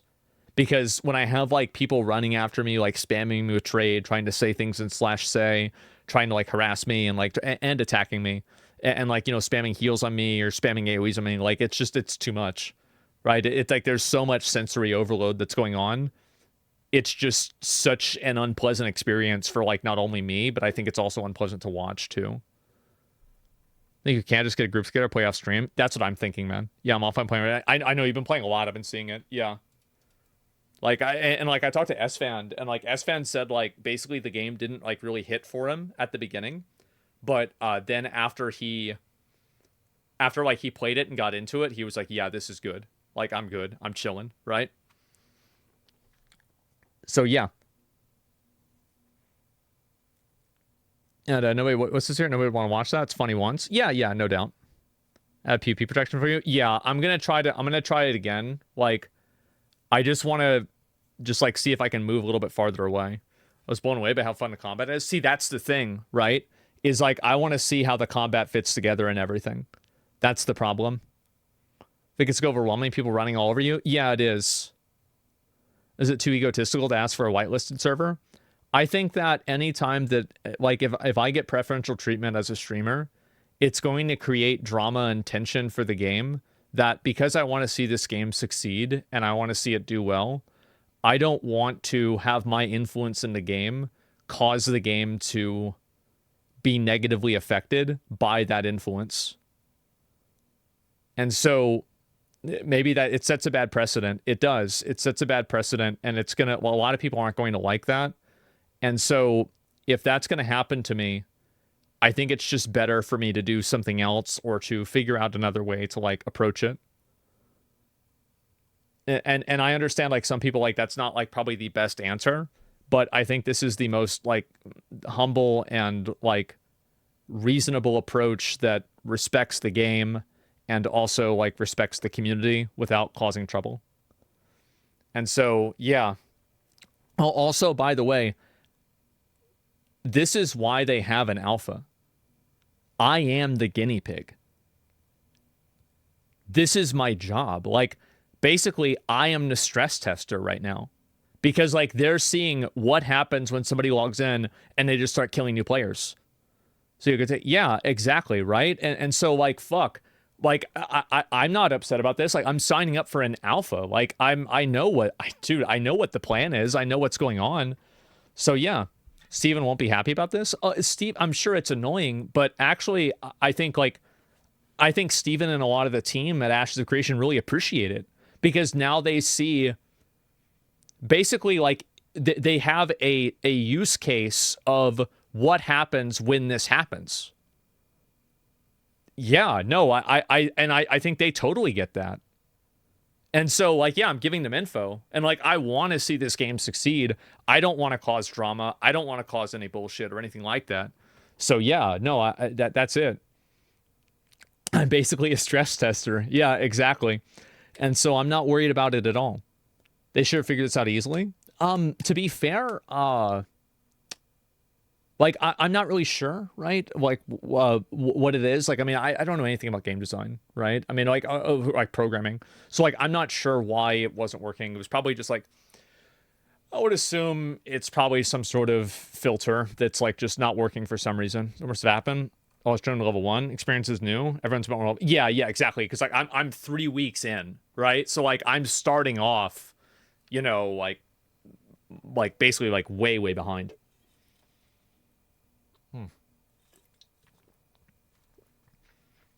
The story put me off watching that.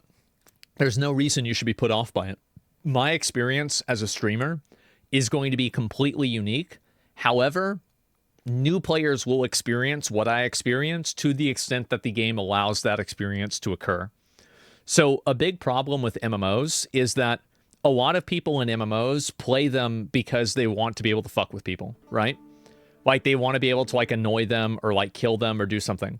Like, and also, like, I'm not even saying this is a bad thing. I'm not saying that these people are horrible or anything like that. I'm just saying, like, this is, you know, it is what it is. And so because of that, I think what ends up happening is that those people, they're going to go after a streamer or whatever. And when they have that happen, that is just a microcosm of what the average player is going to experience. Because, like, for example, like, the annoyance that I experienced in Classic WoW is something that everybody experienced as well. And that server disparity caused all of this PvP servers to go one-sided, right? Except for like maybe a couple. Like Robulus, I think there's like one other one that didn't.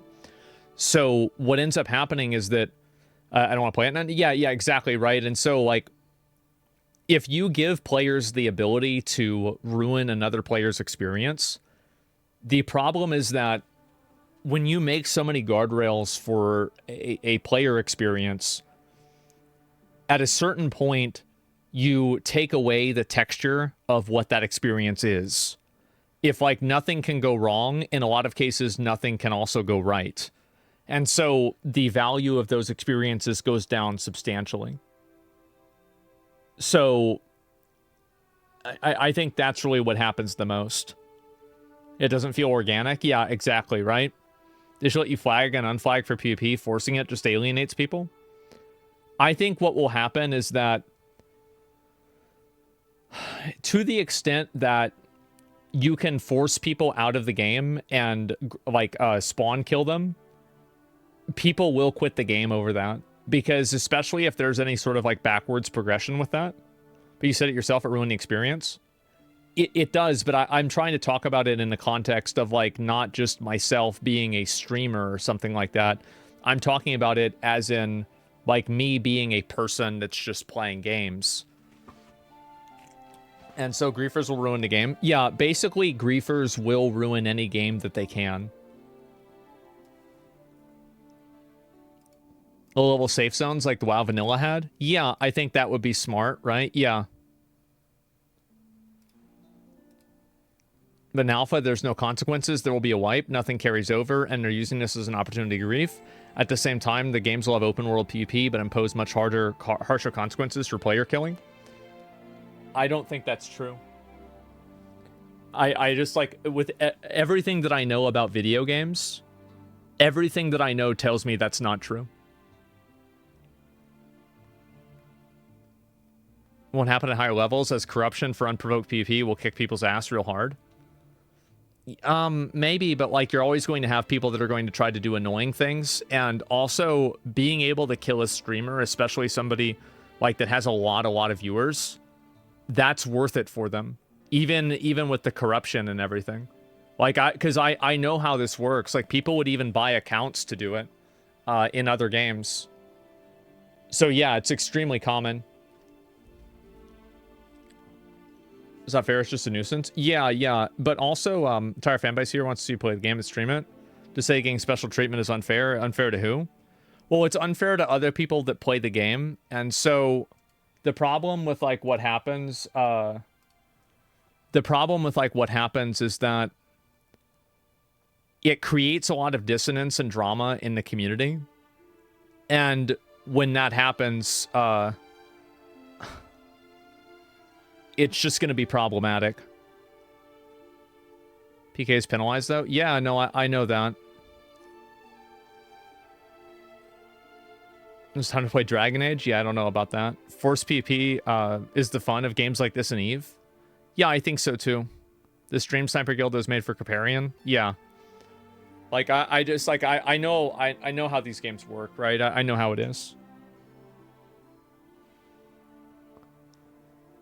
But, yeah.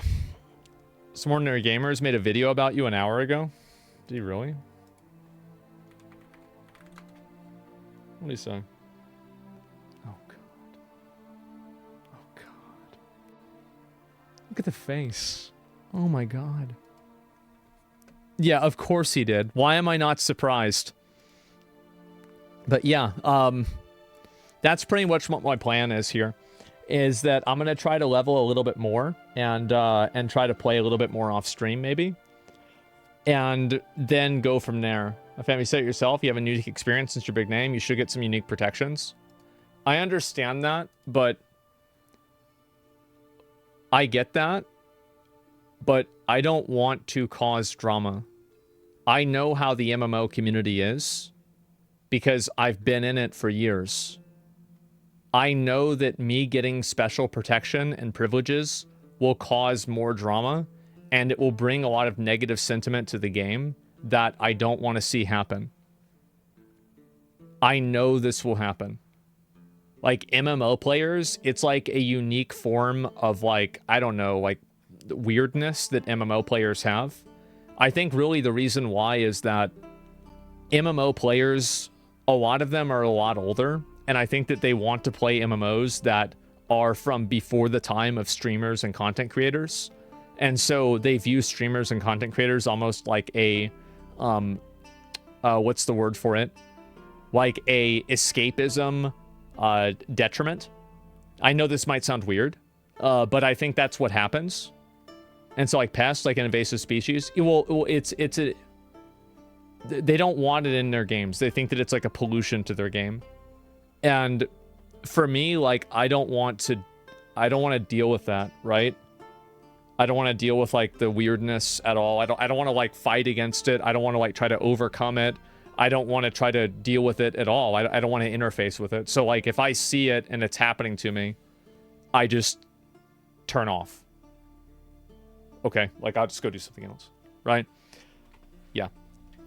And I know that like some people might find that disappointing, but I've had to deal with it a lot in many other games. And so that experience that I've had, you know, it was very unpleasant. And so, yeah. If it has anything, I don't know really. I'll read a few more comments. Life is hard. They should get a helmet. Yeah, sure. It happens the same effect till he hits level 6. Oh, okay. Well, the problem is that the moment that I would hit level 6, then as soon as I had that happen, immediately I would, what do you call it? Immediately it would happen again, right? Like the moment that I get to that level, I'm just going to get attacked again. So, like, whether this problem happens like 1 hour into the game or 5 hours into the game, it's really all the same. So, yeah. The thousands of protesters and the immigrants in New York. I saw a little bit about that. Yeah, I was going to watch it. I just didn't get a chance to do it.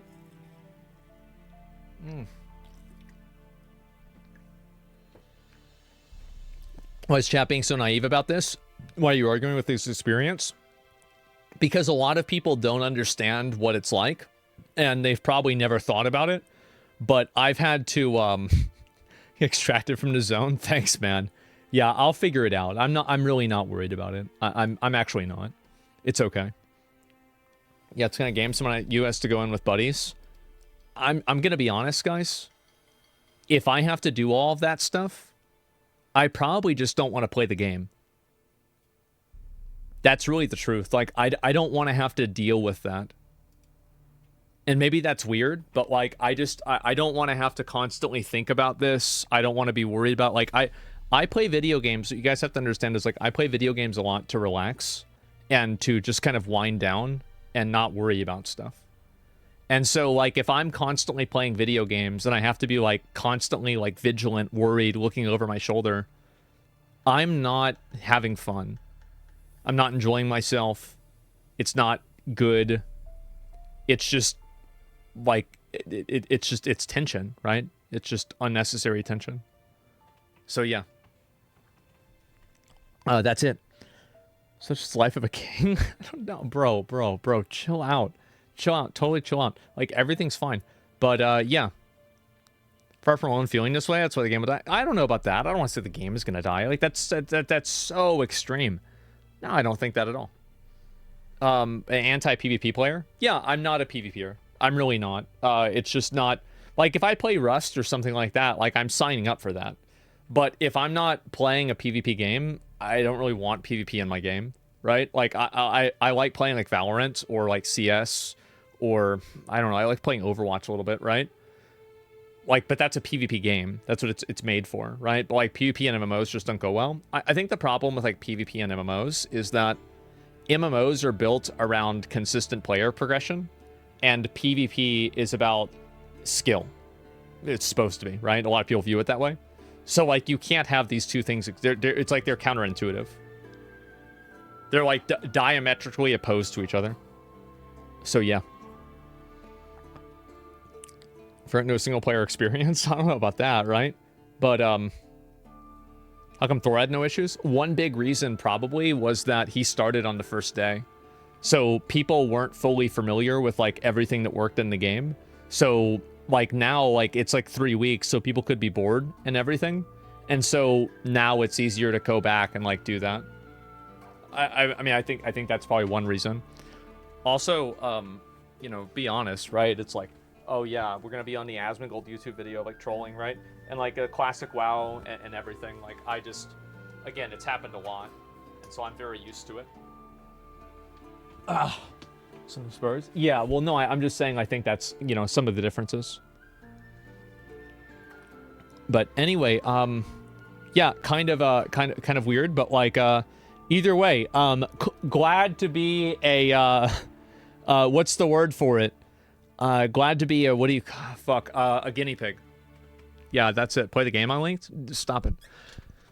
But yeah, I'll hang out for like 20 minutes or so, and then stress tester, sacrificial lamb. Yeah, exactly. I'm gonna try and get ahead a little bit more, and I will try, guys. I'm going to try to play the game again tomorrow. Okay, I want to try, but I just like there's so much going on. I just want to get a little bit farther away from it because it's just there's no way I can focus or know what's going on. Progression and PvP don't conflict with one another in MMO, as you're suggesting. Ashes is a pretty rough penalty system in place, so we're likely not going to see players getting ganked for having their progression curbed. I think that the reward for killing a streamer, especially a streamer with a lot of viewers, will outweigh the penalty that the game has. Like, that's really the truth. Massive cope there. Yeah, I've streamed for a long time, and I know what happens. I know how people behave. I know player behavior, unfortunately, right? And that's why, like, I just don't want to deal with it. And bring back hardware bans and IP bans? No, I'm not. Yeah, you can straight up lose your gear. Yeah, but people, like, there's a million ways you can get around any restriction. And people that are smart and dedicated will do that. Yeah. IP bans hurt a game? Yeah, sure. So many gifts become on Steam. PvP is an integral part of the game. If you can't stand the idea of people attacking you without your consent and that would upset you, this probably isn't the game for you. There's no way to be safe. Yeah, exactly. And I'll be totally honest. If I can be attacked and people can, like, do that to me in my game, I'm going to hate it. Straight up. Like, I will hate it. I will hate the game. Because I don't like playing games like that. They're not fun or annoying. Who wouldn't? Yeah, exactly. Like, that's why I don't play any always-on PvP games. I used to when I was younger, but, like, I don't really want to anymore.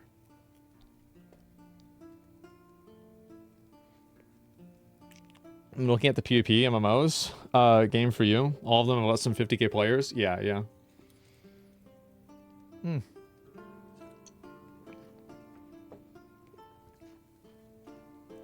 Like the face of MMOs. If the MMO is not for you, it will fail. That's not true. Also, like, I've been playing a lot of games recently. I haven't really been as focused on MMOs. You are right. There's already a drama thread about you. Let me see. Is it on Ash's creation subreddit? Let me see. I'm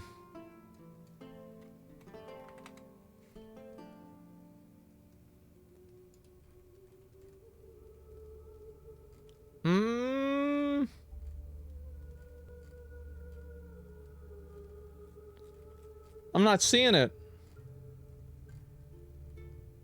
No, there's nothing going on here. Go to new. Okay.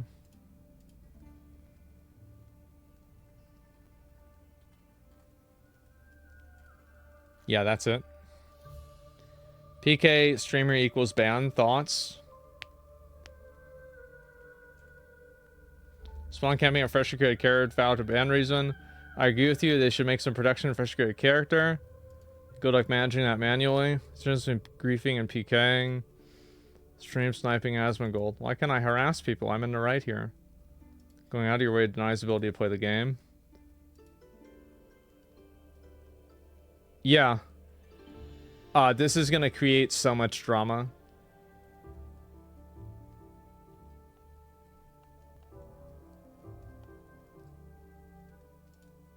Yeah, it's just gonna create a bunch of drama.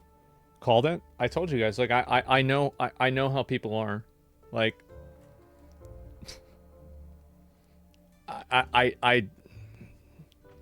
yeah. Amy, actually, we're right. Of course. Players want to have complete freedom to play how they want, but they want to have zero accountability. Yeah, of course. Drama already, yeah, level 1 already creating drama. Yeah, there you go. That's so stupid. That's just how people are, man. Like, I'm not mad about it. It's totally okay. I'm not upset or anything. Like, I'm an alpha tester, right? And I think my experience is going to teach them a lot of what they need to do. And I'm glad that I was able to have it because I want to see the game succeed. I want to see it do well. So I'm not upset or anything. It's fine. Everything's totally fine. And I'll probably play a little bit off stream today. And then maybe tomorrow I'll try to log back in again and see if I can play the game a little bit more. You looking forward to it? Well, I mean, there's a lot of things that I look forward to. Like, I remember I was looking forward to... What was the game that I looked forward to a lot, then it was really bad? Oh, God. What was that? Oh, fuck. I don't remember.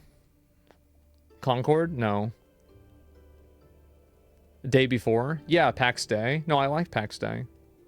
Throne Liberty? No, I always thought Throne Liberty was going to be bad. To be honest with you, I did because I watched Canon play it. Every WoW expansion? Yeah, that's what I meant. Lords of the Fallen, that's what it was. Yes. I was so mad. Oh my god. They apparently fixed that game a lot. And then Bleak Faith was the same thing. But I actually really came around to Bleak Faith. I thought it was really good. Like, not really good, but I think it was like the game did a few things really well. And I was really impressed by it. Did you watch people play Fear and Hunger? No, I think I saw like, what do you call it? Like, I think it was like Emmy playing the second one. I don't know. Have any seen any updates for Bloodborne? Yeah, Bleak Faith had some banger music. Yeah, it was really weird. Like, that game was like super weird. It was like the, it was like this game that was like bad in like 5 ways or like 20 ways, but it was like S tier in like 3 ways. And it made it very compelling to me and very interesting. Mike Pompeo and Nikki Haley out.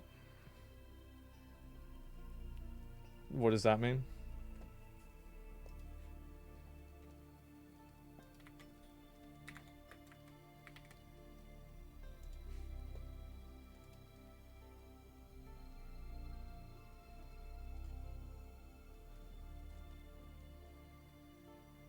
Trump tweet.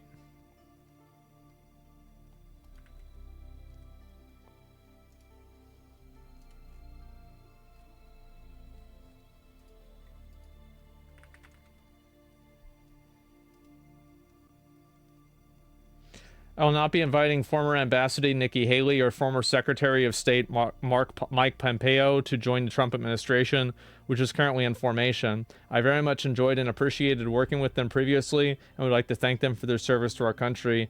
Make America great again.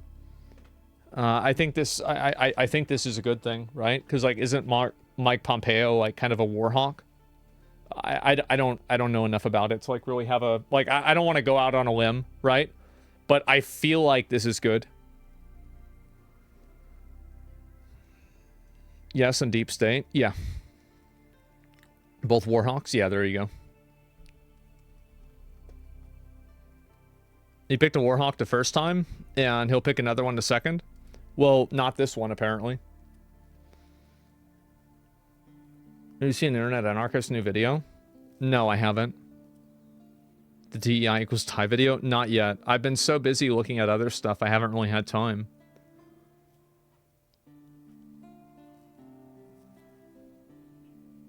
His other pick answers to Pompeo, apparently? I don't know. I guess we'll have to wait and find out. I'm sure there's always going to be some interplay with, like, people in Washington, right? Just because there's only so many of them.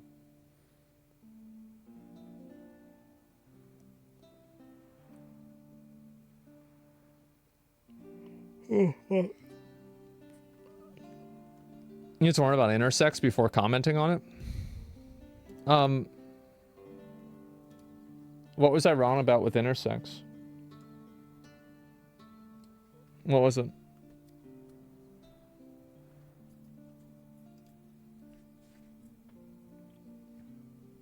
I'm confused.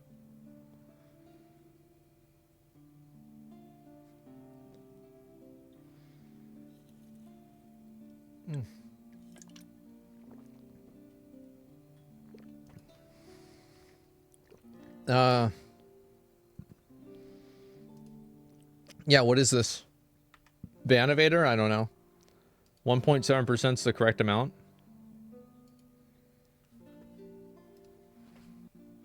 What percentage of people intersex?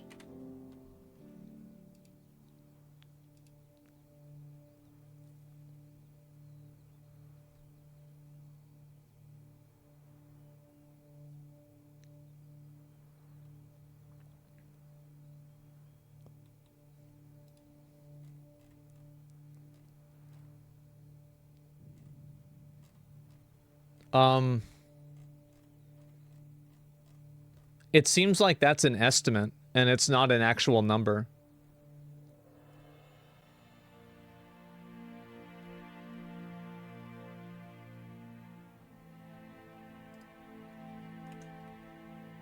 Just a second. No.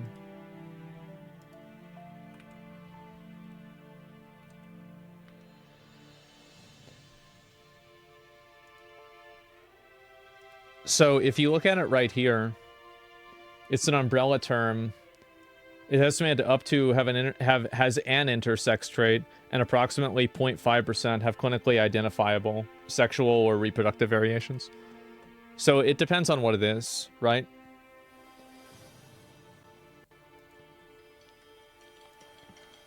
So it's a very, very low percentage of people.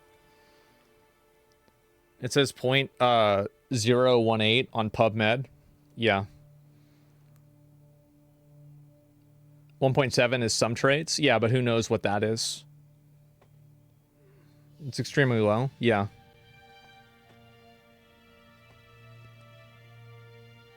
The Ashes of Creation work? It did. It worked real well. It worked really well as a PvP game. Massachusetts Health, it's only 0.018. Yeah. I don't know. Guys with long hair is 1.7%. Is that it? Is being flat an intersex trait? That should be. But yeah, honestly, you know, it's been really good. Like, it's been good, like, streaming recently. Like, I've been enjoying it. I'm gonna really look forward to, like, whenever I can have, like, that next game that I can start playing and, like, really grind. Because I feel like that's really where I'm missing out on right now, is I don't have, like, that game that I can, like, really grind and, like, play a lot.